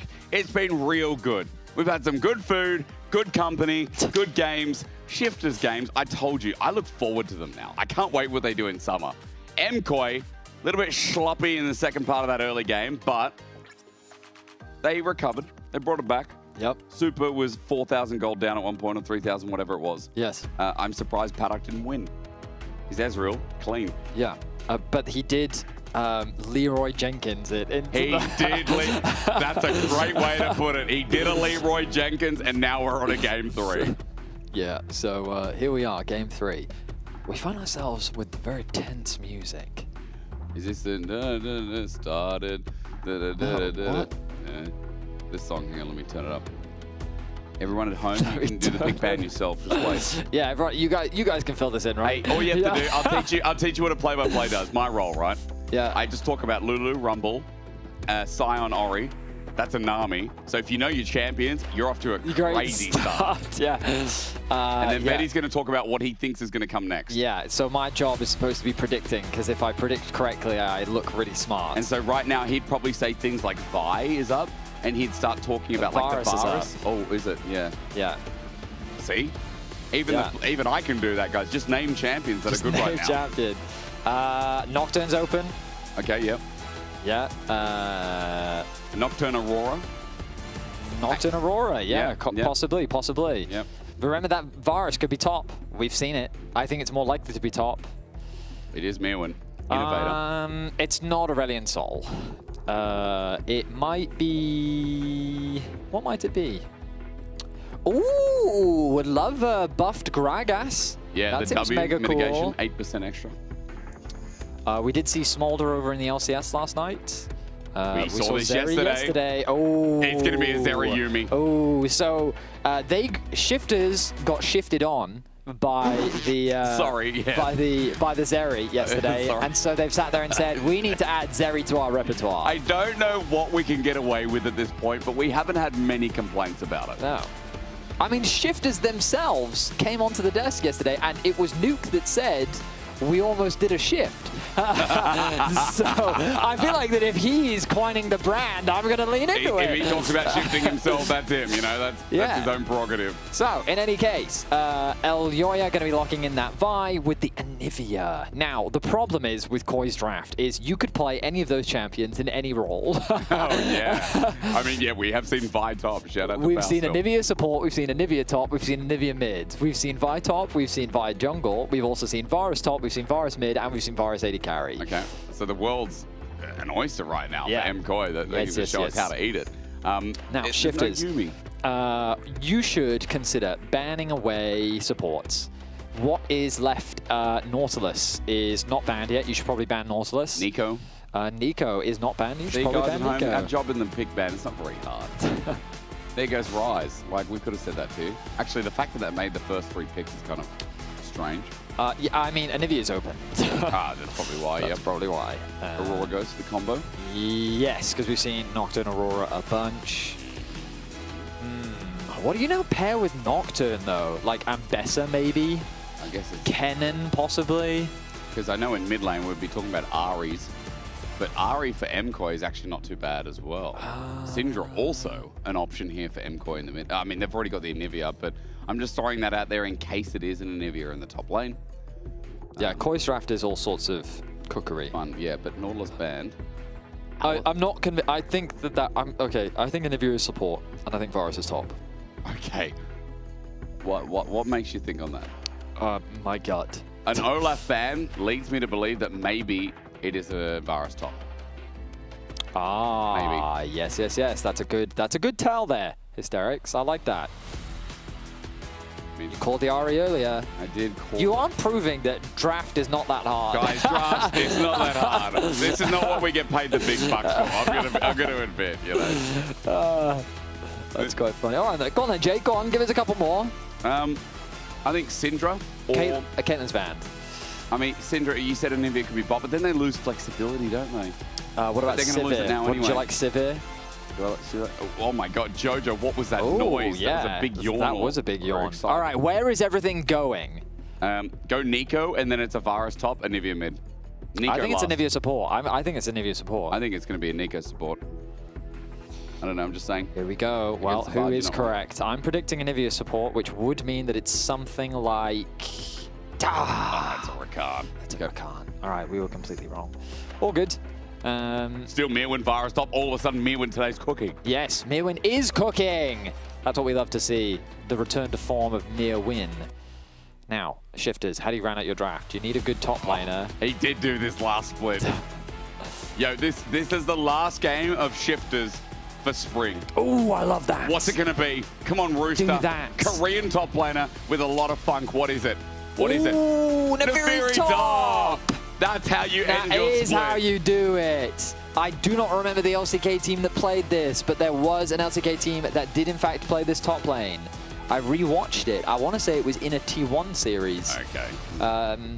Someone will tell me, surely from production. Anyway, Neferi top, we've seen it before. It's considered a good matchup into the Varus. Not early at all. But once you get to level 6, you have some real kill threat on the Varus.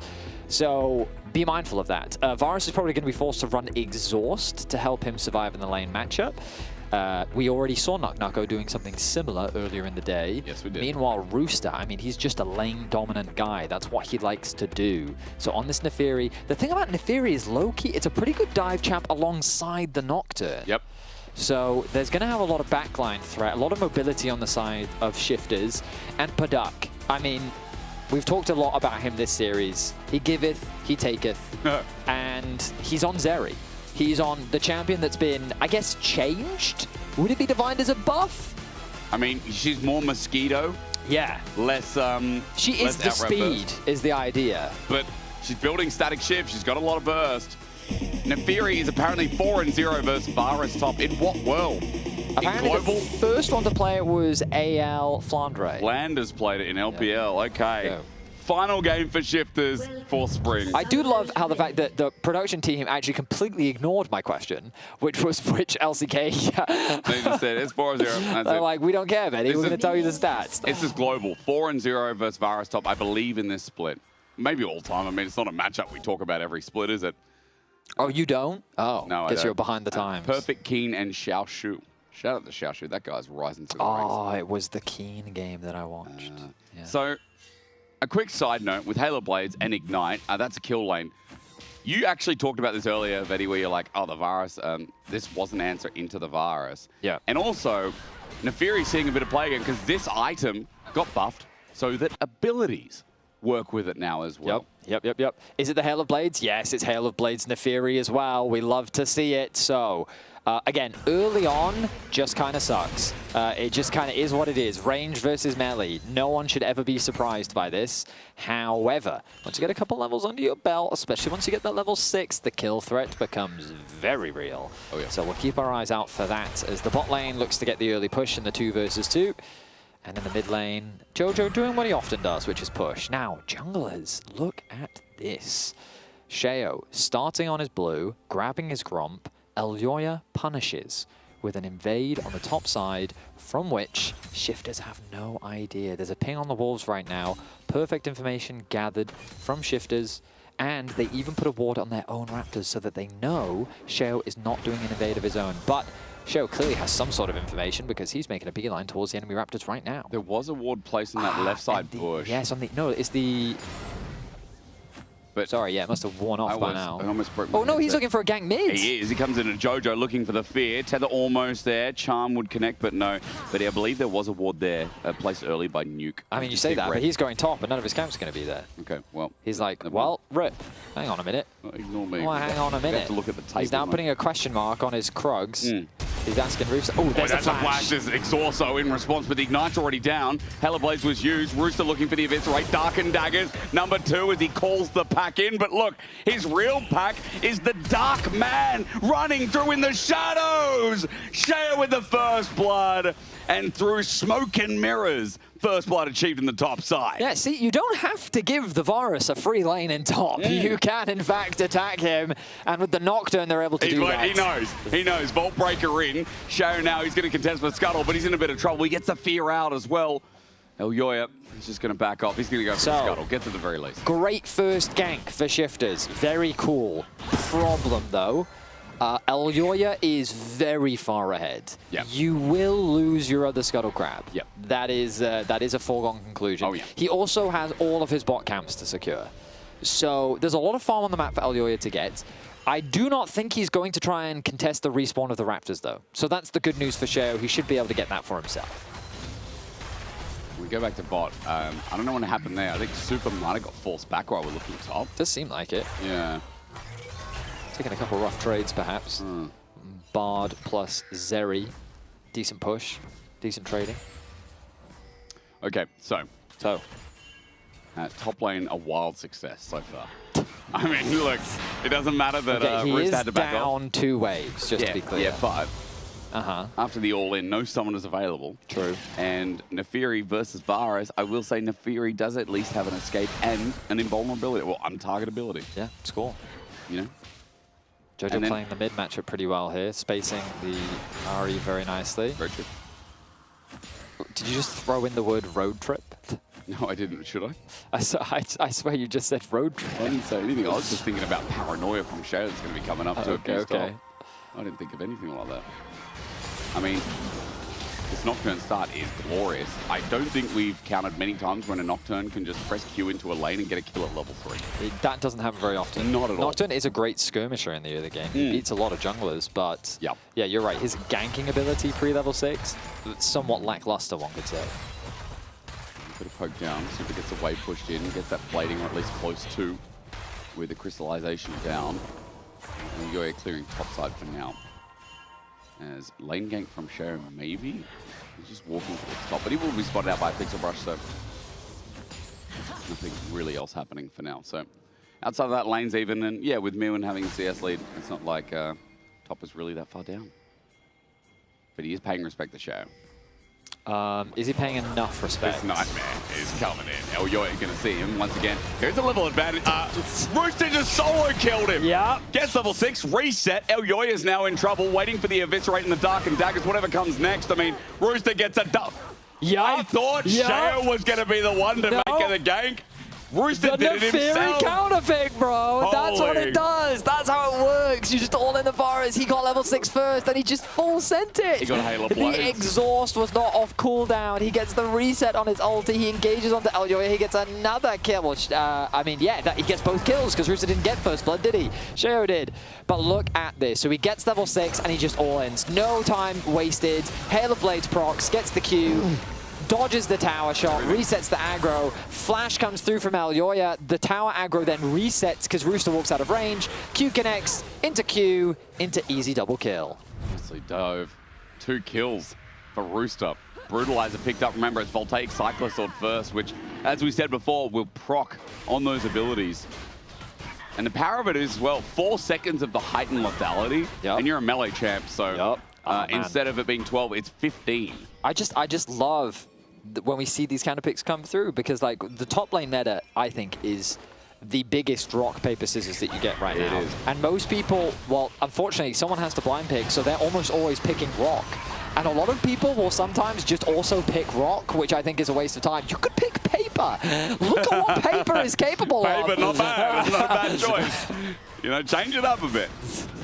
Maybe I should have called him scissors, because right now Rooster is cutting up his opposition in the top lane. He's cutting.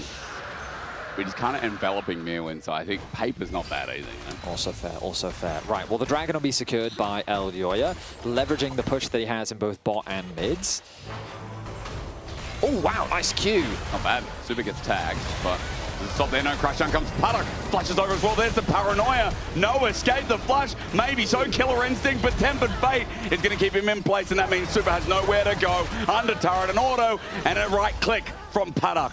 Alvaro might be the thought process of kill number 2, but we look back towards top because of the flash from Rooster. Gets exhausted, eviscerate, dark and daggers. It procs, the ignite's ticking down, the dogs are chasing Mirwin, and he's going to have to back off, but he's going to lose so much in top. Hey, Mirwin doesn't lose his flash though, there's the good news. Now, Elyoya makes his way to top lane, here to cover, but Rooster is respecting it. He's not going to fall to the trap. So another advantage gained for Rooster in the top side. Does have to commit both Flash and Ignite. Mirwin having to commit his Exhaust. Still even in farm, but the goal continues to go their way. We look back. Such a nice binding from Trimby. I don't even think he was planning on connecting it. No. Like, if it happens to hit, great. And it turns into this full send into the bot lane. Sheo has his level 6, uses the ulti to set up for the kill. And they secure it onto Super. I mean, such great play there from Trimby. Manages the tower aggro well, escorts the minion wave underneath the tower. They decide not to dive any further. Lightning Crash still, even though a lot of the damage got taken out in the recent patch of the burst, like, it's still a great bit of burst indeed. As nice knock-up interrupt, but Nuke still has 2 charges of the Spirit Rush. But Shifters, what is it, 3rd early game in the... I can't remember game 1 at this point, but I feel like the early game in game 1 was good enough. It's another good early game. Yeah. And guess what? The gold's on Paddock again. Crash down on Super again. Killer Instinct, it's not available. He solo kills Super. This truly is Paddock's series. Man, he's... Okay. Shifters, we got to brand shifting right now. We got to change it. That's Why don't we crazy. just call it ducking or something? Like, 'cause there's so much more worth rebranding around this guy. Call the Pack's going to come through. The Hound's Pursuit as well. Eviscerate, double dark and daggers. And now a dead Mirwin top. Flash away. Chains of Corruption away. Ooh, thought nice he would flash die, from actually. Mirwin. He really holds onto that flash for just the right moment. So well played by him, gets away to safety, but now he will not have that flash available. But you're seeing how difficult this lane matchup is for the Varus. Yep. It's basically just an AD carry playing into an assassin that has absolutely 0 issues getting on top of you. And he's consistently winning out. Very well played by Rooster in the 1v1. He now has a CS lead. He already had a gold lead earlier, but 1.2k the advantage. The bot lane now with a massive lead as Paddock has found 2 kills for himself. And everything going the way of Shifters here in the early game. Could you imagine changing the org name to Quackers instead? That would be crazy rebranding. But for now, look, I got to say, it's warming me up for summer. I'm really looking forward to what this team could do. And I mean, right now, though, you got to remember, they're playing with no pressure. No That's pressure. Thing, That right? is the thing. But if they played like this all the time, and to be fair, even some of their games during the regular season when there was pressure, they had early games like I mean, yeah, maybe Sheo was that single piece that they were missing to bring these mechanically talented players together. We knew that the players were good on shifters. True. They just couldn't convert early game leads into wins. Their mid game was just a mess. They would get caught, they would make silly mistakes, all sorts of things resulted in their, what was until yesterday, 0-7 scoreline in series. True. But here they are at the precipice of getting oh my god, 2-0 again, weekend. send it in, eviscerate after the ulti. Mirwin's ignited, double dark and daggers, no. Every time if that hits, that's when you find success, but dude, Rooster is setting it every time. Mirwin's at 10 HP again. Here we go, cease and desist.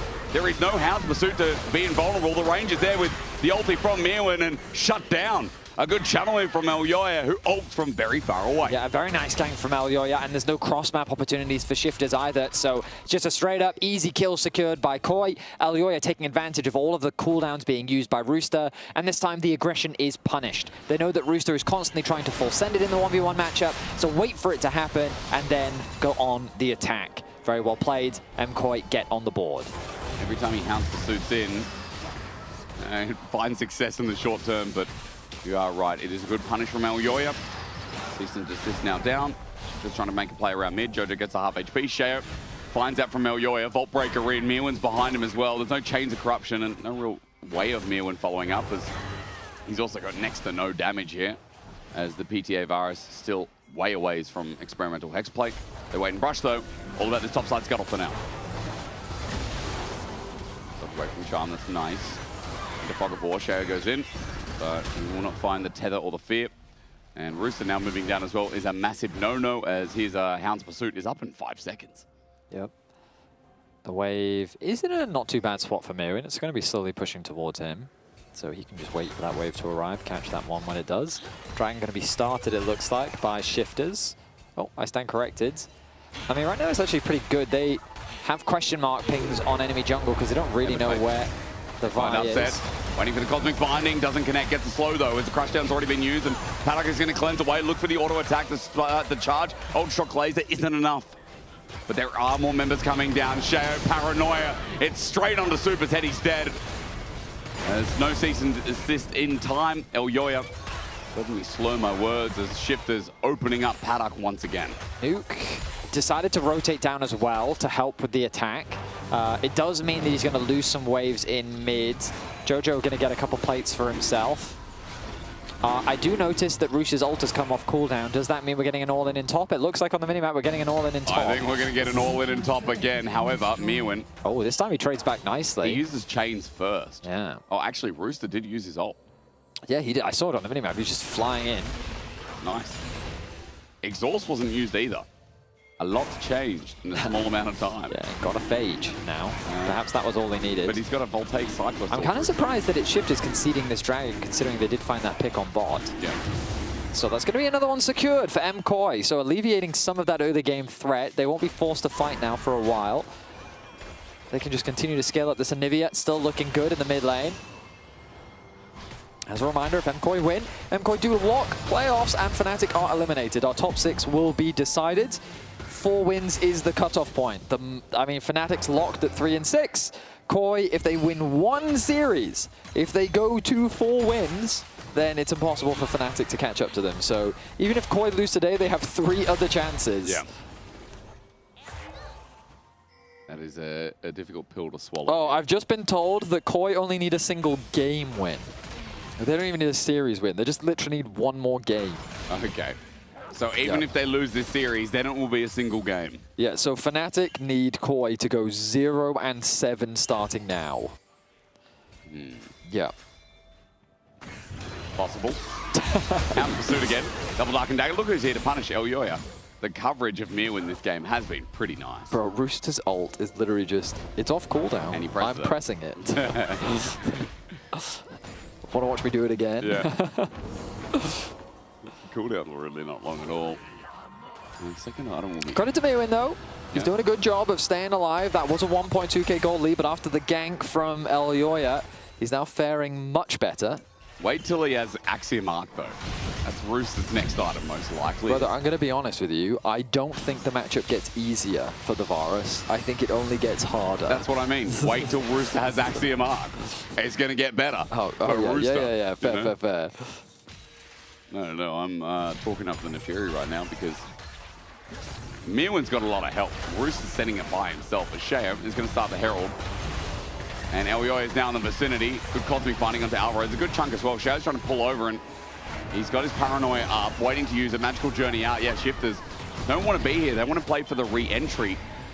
There's Rooster at level 11 as well. That Hound's Pursuit, he's looking for a target. Elyoya tagged out a little bit. 3k eye is exposed. Hound's Pursuit in. Chain Disruption midway as Mirwin flashes and unrelenting darkness comes through. As Paranoia finally there. It's a trade eventually. Top laner for top laner down, but Herald goes to the reset. It's all about the fight for now. Nuke gives a reset, or gets one rather. As Super jumps in with the Killer Instinct. The dive in from Elyoya as well. Looks for Trimby, chilling spine. But the charm, Nuke on reset central. Trimby gets the kill while the flash. Meanwhile on the top side, Sheo burns his own to get away from Super. Tries to get the W, but Sheo went down. And here comes Nuke once again at max range. Charm not going to connect. Orbit Deception close. Magical Journey, rather Cosmic Binding. Trimby close. Almost dying. Super needs an order, but he's got no mana anymore. Everyone on blinking health bars. His yakety sacks around the Herald erupts again. I think it ends up being a 2-for-2 overall. Who knows? As Shifters dived incredibly deep around that blue buff to search for a fight. The Herald's still available. Nuke needs to get back to base ASAP as Alvaro goes on the hunt. You can see the recall coming through from Jojo, but wow, what a tense affair. We look back at the replay, and the target initially is Mirwin. They send everything and the kitchen sink. Rooster starts the ult. The follow-up from Sheo. This is the dive combo we were looking for. A quick ult response from Alvaro to keep Paddock engaged, but now he's following up on that front line. Meanwhile, Jojo has found Trimby, but he runs out of damage, has to escape using the Bard Portal. And then it's Paddock that loses his life because he's now isolated. Nuke finally joins the fight, gets a kill onto Elyoya. So it ends up being a 3-for-2, actually, in favor of Shifters. Are we coming? Oh no, did Trimby get caught out midway? I think Crystallize in the wall stopped Trimby from taking that Magical Journey. Well, that means another pick, and that should be the Herald secured. I don't really think Shifters have the tools to contest this Herald now. All of the early game objectives have gone the way of Koi, so while Shifters do have a gold lead, in terms of how the map has been playing out, Koi is still pretty happy and still in a good spot. We're giving it Herald as well, so even more so. Koi in a fantastic position if you don't look at gold. Dragon, 35 seconds as well, would be number 3. Mirwin gets to play the game. I mean, that's good when he started 0-2. As Rooster spotted. He knows. Yeah. The dogs are barking. Hang on. Oh, maybe he thought he backed away. Sheo's going to come in for the nuke as well. The Paranoia is fantastic. Rooster brings in the pack mates as well. Cease and desist a little bit later as the Herald comes out. Quickness onto Rooster as well. I think they've just abandoned him, even though Dark and Daggers almost gets the kill. Into the turret, Rooster will take a shot. And I mean, I think Mirwin thought he disappeared. As Herald, he's going to get the charge. I don't know what's going on. I mean, the roam from Alvaro really was the difference maker. Getting that extra numbers really helped Elyoya survive the skirmish, because in the extended fight, it would have gone the way of Shifters. They would have gotten 2 kills. Ends up just being a trade of top laners.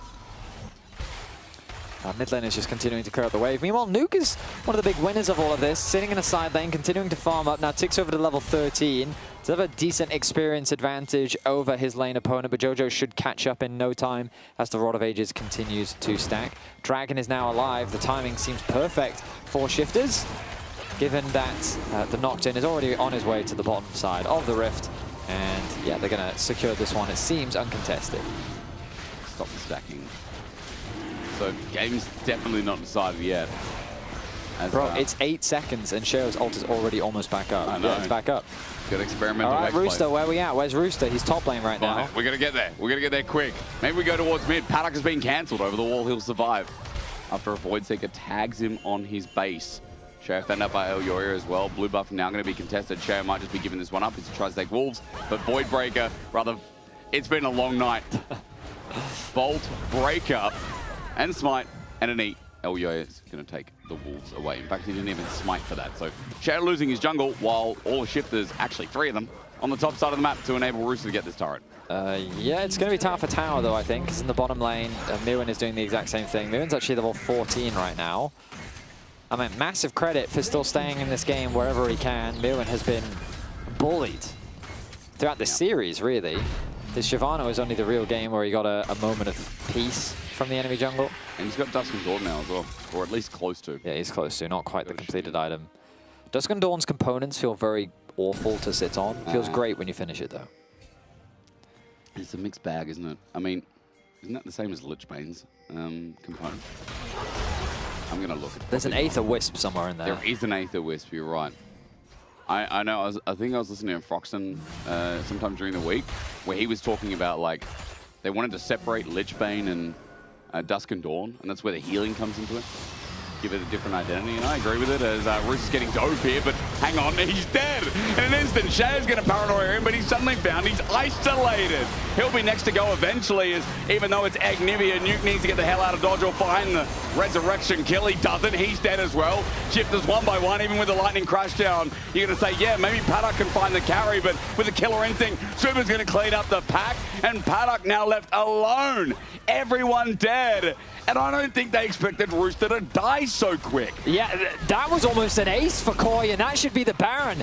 A single fight swinging the entire momentum the way of Koi. Like, Rooster just got one pop. The stun from Jojo acting perfectly to prevent Rooster from doing anything. So we'll see him here. He's getting dived, the threat of a dive, he decides to go all in to buy time. Chansey Seed, one shot. Now, it's 1 by 1. Shifters go in 1 at a time. It's very easy for them to manage. The Bard ultimate connects onto Mirwin, but that doesn't really matter. Then the egg, oh, the exhaust from Mirwin, also so good to keep Jojo alive. Then, of course, he's not expecting Paddock to be on the other side of the portal, so he ends up losing his life. But hey, 4 kills secured for MKoi. Baron as well. God, you okay? I'm defending you! The egg! The egg. Paranoia, Predator missile incoming. Flash away from Mirwin as he tries to survive. Elio's going to come and try and help. Excuse me, that was super. Nuke now has a reset, looking for the charm here, but not going to find him. Meanwhile, we go to the top lane. Jojo versus Rooster. I think Rooster wins that, especially without the egg. Now, MKoi are pretty much doing the thing in reverse. They found the plays. Tempered Fate catches Alvaro. He's going to try and battle dance away here, but he gets charmed. Coming out, there's a grand entrance out, but he's dead. They literally did the same thing in reverse. 3 people just died, just like that. Super walks up mid, gets ulted by the Nocturne. Jojo dies isolated in top lane. Another gold swung! The Baron power play, negative. 1,000 gold. Wow, okay, what is this game becoming? We're not getting out of this cleanly. No, we are not, my friend. Yeah. We are stuck in the mud. Fnatic's cortisol must be through the roof. I mean, look, they know that it's near impossible to get the playoffs, but... They need MKoi to not win a single game. And they have this game plus 6 and more. an entire weekend of best of 3. 3 best of 3s for MKoi to go after this. All right, round 3, here we go. Ball breaker in. They found Shayo. He's going to be tagged up. Seasons is this. No reaction. Hounds pursuit from Rooster. He found a good reaction, but Shayo's just dead. Calling the pack in. Rooster's going to flash away, get out of there with an eviscerate. MKoi thinking about continuing to fight his Paddock on the reset after the crash down. Trimby's found out. Super has ulti. He wanted to use it, but I think Trimby has just run afar. Paddock near the mid lane. Super thinking about, again, that killer instinct to pop in, but he will not do it. Trimby from the side, and MKoi will not give him the chance for Cosmic Binding. The Fury is just looking a lot scarier than it was. It's now down 1.2k gold. It's behind in levels. Yeah. Mirwin is now strong. So, I mean, I feel like all of the credit needs to be given to Elyoya. The ganks that he's been making happen this game have been absolutely massive. He's been involved in 9 of the team's 10 kills. Elyoya's been insane. Crystallize. Nuke, he's going to have to ulti. A bit of a tag. He goes back in. He goes back in. Nuke now has no escape. He's going to also get tagged out by the Killer Instinct, or, excuse me, Void Seeker. Yeah, he doesn't have ult though, and the dragon's literally about to spawn. So I do not think Shifters can contest this. No, I do not think they can. But they're going to come in anyway, aren't they? Surely they're not going to still try. No. That's the journey out. Yeah, they can't. They will just die. They need to push side lanes instead. Force MKoi to go and catch. The problem is Shifters may have considered even like rushing a Baron or something, but that's not available because MCoy did get a Baron. They didn't do anything with it, but they did get one. They did get one. So here we are, a neutral game state once again with no objectives on the map to play for, which is usually when either the most fun stuff happens or the most boring stuff happens. But let me paint you a picture. Number one, if you're in a solo queue game, this is when you, as the winning team, would lose. Yeah. Simply because when players don't have something to focus on, they play for kills. They get bored. League of Legends turns into a team deathmatch. Speaking of... Getting bored. There's a ward there. We should take it. Killer Instinct. Hey, Nuke got bored. Now, shifters on the top side of the map have to evacuate because outside of LEC is on. Here's the thing. So they got to kill onto Nuke. Yeah. Does it matter? No. Tempered Fate. Kill on Super. Do you think that matter? Ultra Shock, Laser, Crash Down. A kill onto Super. A knock-up from Alvaro. Shifters on the chase. Elyoya now caught out. Jojo looks for the stun up as... okay, he can't take the magical gate. I don't know, guys. I don't know. MCoy. They're fighting shifters again.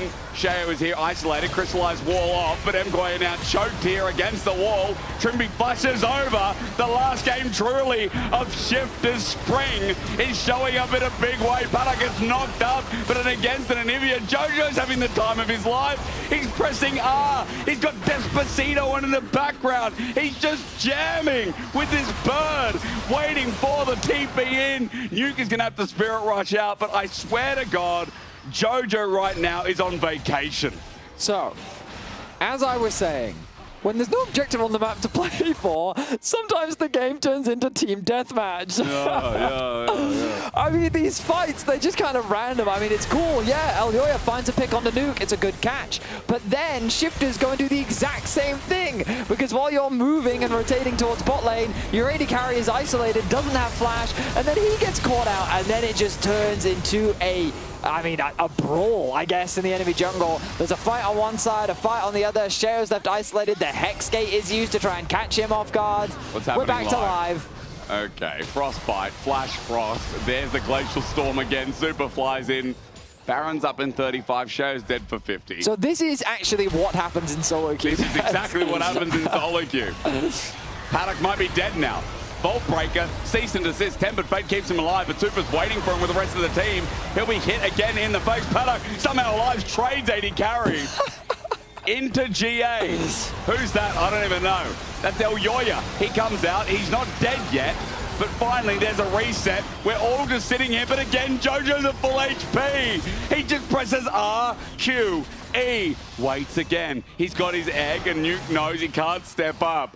Like, this is the easiest game the Anivia ever has to play. I mean, Jojo does just rock up, press R, and then he just keeps spamming E off cooldown.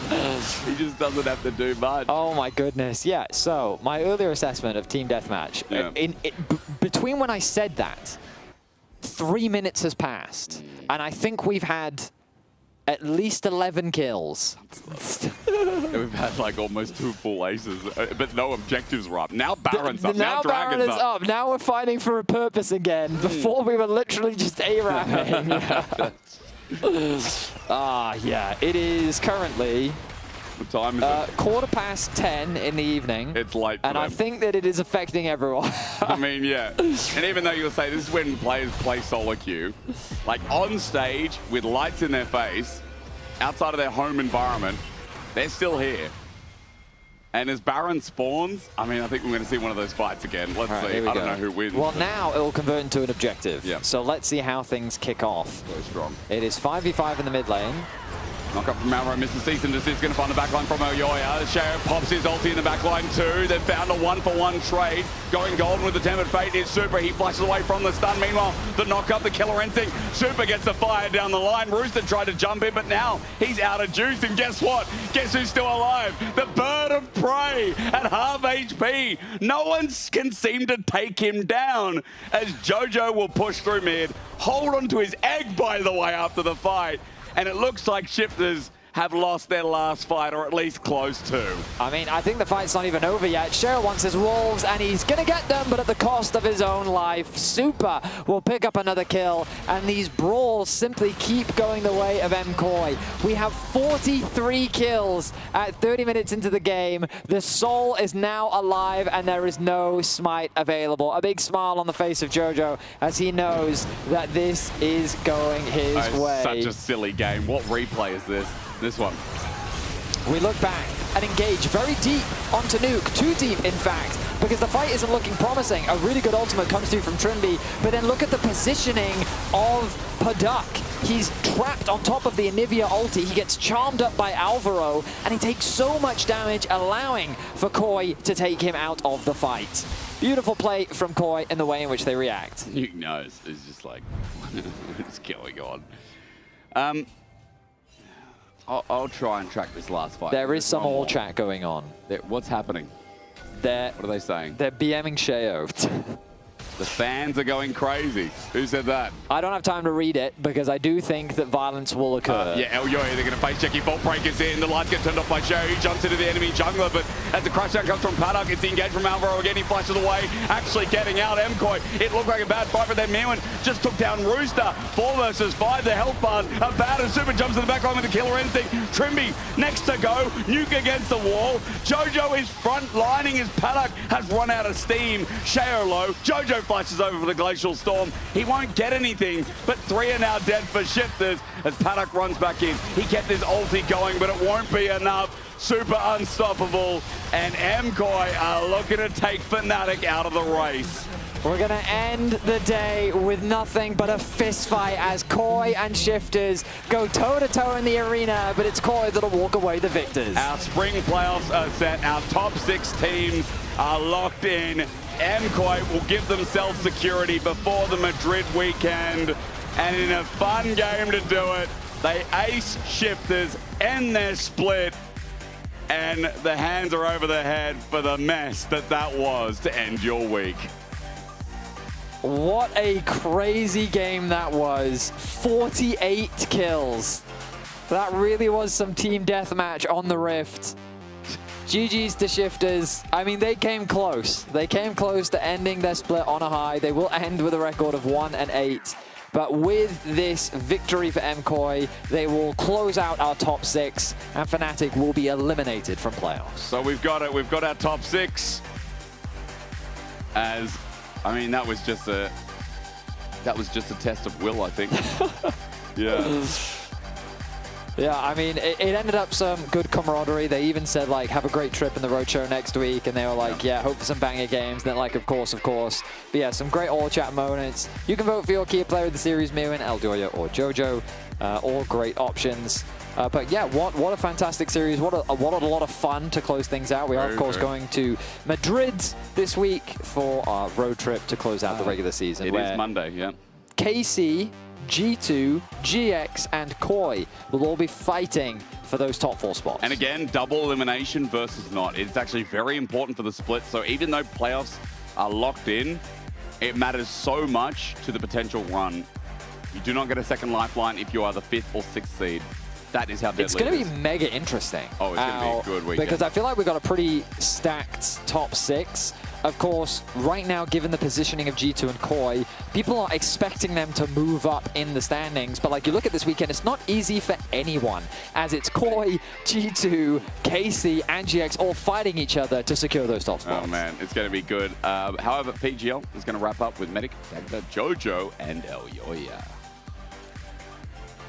Yeah, we're here to wrap up the final day of the regular season here in the LEC studio. Of course, we're going to Madrid next week. Thank you so much for joining us, guys. Congratulations on the win. Not the style of winning that we come to expect from you guys. It was a very messy game 3. You think so? I thought it was like perfectly played, to be honest. Like they played really well. So. And who inspired you with that? Was it like a Gen G style game? Yeah. It was like a Gen GT1. It was like GT1 type. I mean, the Silas was quite chovy. The Silas was pretty chovy, yeah. But the Ari, the Anivia. The Anivia, it was life. Yeah. It did help when they were all just running into your Glacial Storm. Like the Zeri just being in the middle of that, I saw perma-stunned. I mean, I knew if this game came to 5v5 fights, if we're not like 10k gold behind, I would carry the fights. And it was still pretty messy, but I felt like my champ was too broken against them, so. Just like the first one. Just like the first one. But you didn't. Team diff. It was in diff. Jungle diff. I feel like we just need to let you guys talk at each other for this. Like Helioya bringing out the grievances you had across the course of the series. I mean, I think the games, honestly, from our part, were really, really bad. I think the showing that we had was quite disappointing. Mostly, I think no one in our team is gonna be happy with this performance that we have shown. So it's something that we are working on, and obviously, still, you know, I think we're on a really good track to win LEC. So yeah, it's part of the process. Yeah, how much has the big patch kind of changed things for you? It was still seeing quite basically the same meta. The Deathfire. I mean, Deathfire Torch is like the most broken thing my coaches are saying. So I don't know. I guess Deathfire Torch is the new meta. So yeah, I guess Brand is gonna come out. So the Malzahar is gonna come out. The Swain because of Deathfire Torch. So we just have to see. I think we're just ahead of them. I mean, coaches are ahead of the meta. Our coaches because all the other teams are not playing them. So yeah, we're just gonna wait for LCK and LPL to reach this patch and just see how the Brand becomes the first pick of the patch. It's gonna be Brand versus Malzahar in the mid lane. Okay. So. We apologize. Now, jokes aside, I don't think the patch itself has changed much. Obviously, I think one of the biggest changes, for example, the mid roll quest, the fact that you don't have them power recall. But no, I don't think gameplays-wise it has changed that much. I think if we are struggling like we did today, has nothing to do with patch. It's just honestly individual work. That makes sense. We are going to Madrid next week, of course. You get to play at home. We've seen you guys in Madrid last year as well. How much of a boost does it give both of you guys to play in front of your home crowd? Like we saw KC obviously bolstered massively by playing in front of every. Yeah, I mean, I think every player just enjoys playing in big crowds. It's just all the fans are cheering, you hear all the noise. It's like impossible not to like it. So I think all the players on our team really embrace it and love it. So I think it'll be really fun. I think we're all looking forward to it. And even if today's performance wasn't the greatest, I mean, I think we're on a really good track. So I think this is, like Yoyo said, part of the process, to be honest. As long as we don't get if we don't get like weird emotions about it or take it the wrong way, I think we're on a really good track. And how are you guys feeling then? Because for me, looking towards this weekend, it feels like nearly a playoffs preview, right? So you get to play against a lot of the guys. Is that something that's on your mind then? Or is that something that you're taking away and just saying, no, we're playing our game. We just want to focus on just improving on the things that we need to? No, I mean, I think today was we settled some goals of the team that we wanted to be prior to today. I think today we didn't accomplish much. What do you think? Like what Melzet said about being dominant. I mean, we had some spots to win every game, but yeah, the early games were not very dominant, I would say. Maybe dominant for them. We were getting dominated, so they were dominant indeed. You achieved part of the goal, at least, I think maybe we just misunderstood like, the goal. So we took it the opposite way. It was like opposite day. So we're gonna now go into Manzit like. We did what you asked. We got dominated. You wanted us to play from behind. Hey, you know what worked. Top 2v2 dives minute 6. Bot lane there is dying here and then. You know. Well, this is also new for us. Like we're coming back when we're really behind. That's perseverance. Indeed. That's resilience. Because we used to be the opposite. We used to be the opposite. So now we're showing both forms. So I'll take it. If it works, it works, right? Indeed. With you having so many games like kind of back-ended on the split, you're playing 3 next week. Has that affected how you guys are prepared for the split at all? Because you haven't really had that consistent practice that some other teams have had. I mean, we still have done like the practice has been. You still have scrims and stuff. Sorry, no, on so stage still like the practice, practice. right? The practice has been going really well. I think, though, I have to say that of course we are aiming for playoffs. We are ramping up. I mean, you're in playoffs now. Yeah. You're locked. Exactly. Yeah, so this was the goal, and honestly, we didn't really care that much about placing in regular season. I think we just want to win playoffs. We just want to win the LEC, and so far, I believe we're in a good track. Yeah, makes sense. Are you worried at all about if you place 5th and 6th, you only have single elimination? No. I mean, not really. I mean, of course, it's nice to be top 4, but at least my experience, like playoffs, at least if you're first seed, usually never wins. I don't know why. It's like cursed. I think, yeah, I don't know. It just always happens. I don't know if it's for you too, but I think we're aiming for top 4, of course. If we don't get it, it's still not worried at all. I think we're in a really good track. Yeah, I mean, I agree. I think it doesn't really matter, honestly, how we place. I think when it matters in playoffs, I have no doubt that we are the best team. Okay. And I'm going to be blunt. At the moment, you don't look like the best team, right? So how can you be so confident that you are going to be the best team in playoffs when playoffs is only 2 weeks away, or 3 weeks, I guess, with the break week? How can you have that much faith when we see KC currently undefeated. We see Vitality sitting at 8-1. How can you have that much trust in what you've accomplished when we're not seeing it on stage yet? I mean, at least for me, I feel like it used to be the opposites where like scrims don't really matter and then we show up on stage. I think this is kind of the first time on the team that we're really playing well in scrims and easily versus every team, and we're just not putting the same on stage. So I think we're in a new kind of side right now because we know how dominant we can be in scrims. And of course, there's like many like GX is good in scrims and all this, and they don't translate it to stage. And for us, maybe we're having that problem right now, but I think we're all very confident going to playoffs that it's the ramp up because I think we all acknowledge that this is what's happening. It's like new, I'd say. We just have to have more balls on stage. Yeah. I totally agree. I think I've never won scrims consistently in my life, so I'm just going through a new phase that, I would say mostly me and, mostly me, how I have to adapt and I really have to step up coming into players, and obviously, we're gonna really put the work on.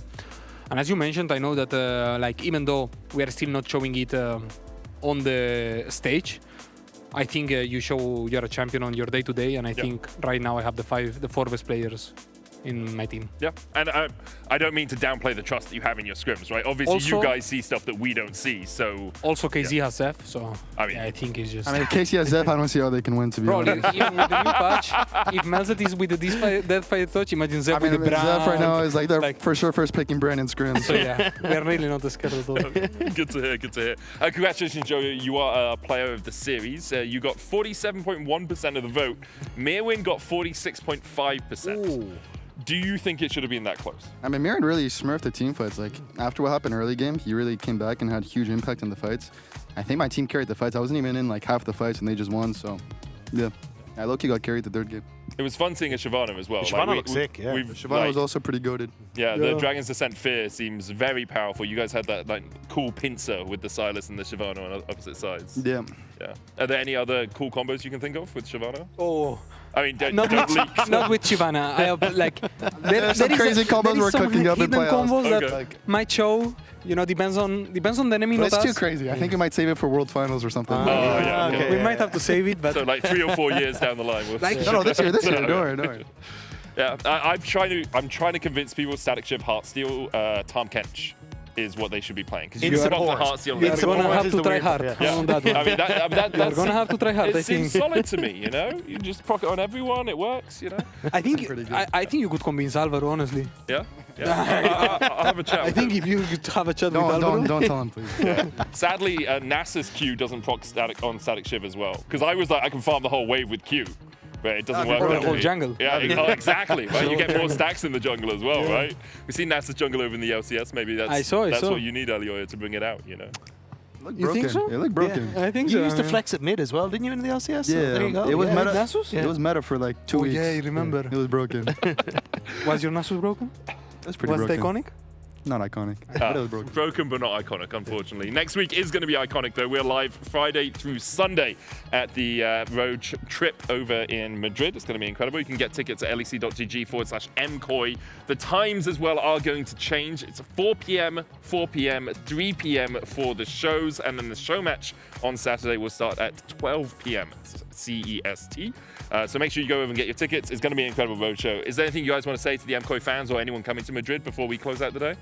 Yeah, I mean, I would like to say the way we do things, you know, in our team, we don't invite just, I'm going to say some random teams, we don't invite like SK, Shifters, Fnatic to our road trip to just have an arena, gladiator arena of just one guy with a sword into someone with like a net, you know. We invite the best teams. I think are going to be really close games. I believe it's going to be a good competition. So still going to be a 3-0. So yeah, I think it's going to be interesting to see. Yeah, I mean, I'm very excited, and I think everybody's very excited.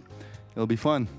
Yeah, it's going to be a great weekend. I'm really looking forward to it. Although I'm not looking forward to the early flights that I have to get on to get there, I'll be honest. Yeah. We have like a 7 a.m. flight on the Monday morning. It's going to be hell, yeah. I'm not going to get any sleep. Anyway, that's all from us here. We'll see you next week during the MCOY road trip in Madrid. Thank you so much for joining us, and we'll see you on Friday.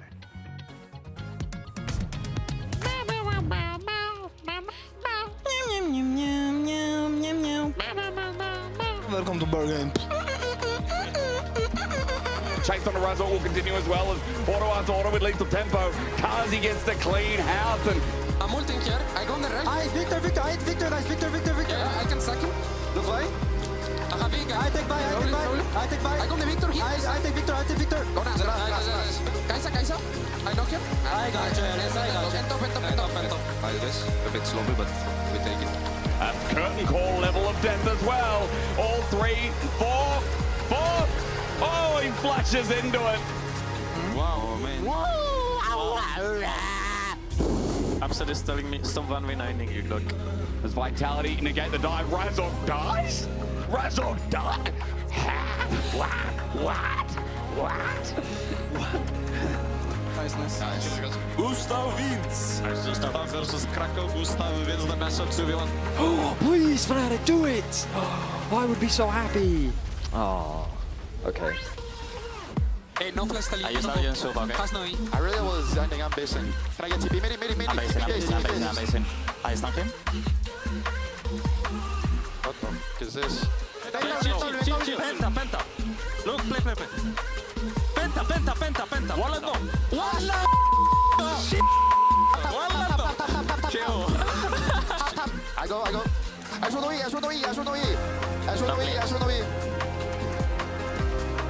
Entra on me. I have damage in 1. You can keep in 3. No flash entra. If we kill him, I think end. I think go end, no? Yeah, we can end. Okay, we end. He has flash now, okay? He just get now. Yeah, he has flash. He has a lot of flashes, okay, guys? Look. He might 1 second, flash, he just got okay? it. Okay, does Notur have flash? No, he has now. He doesn't have? Okay. He actually has. Oh, has. Yes. Midi. Hey, respect the flash.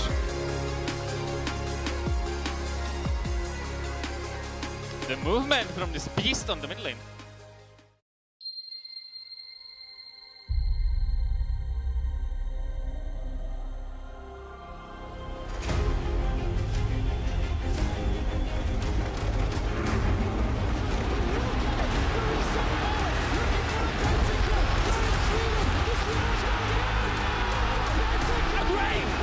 G2, the perfect teammate! They take it all!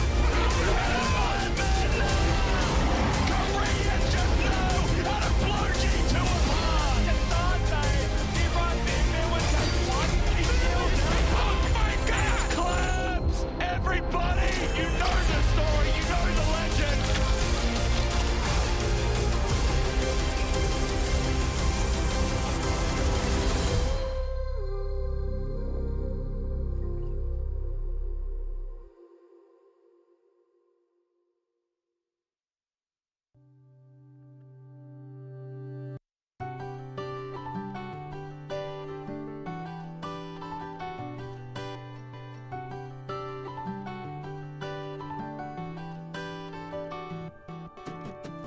Don't try to make yourself remember, darling.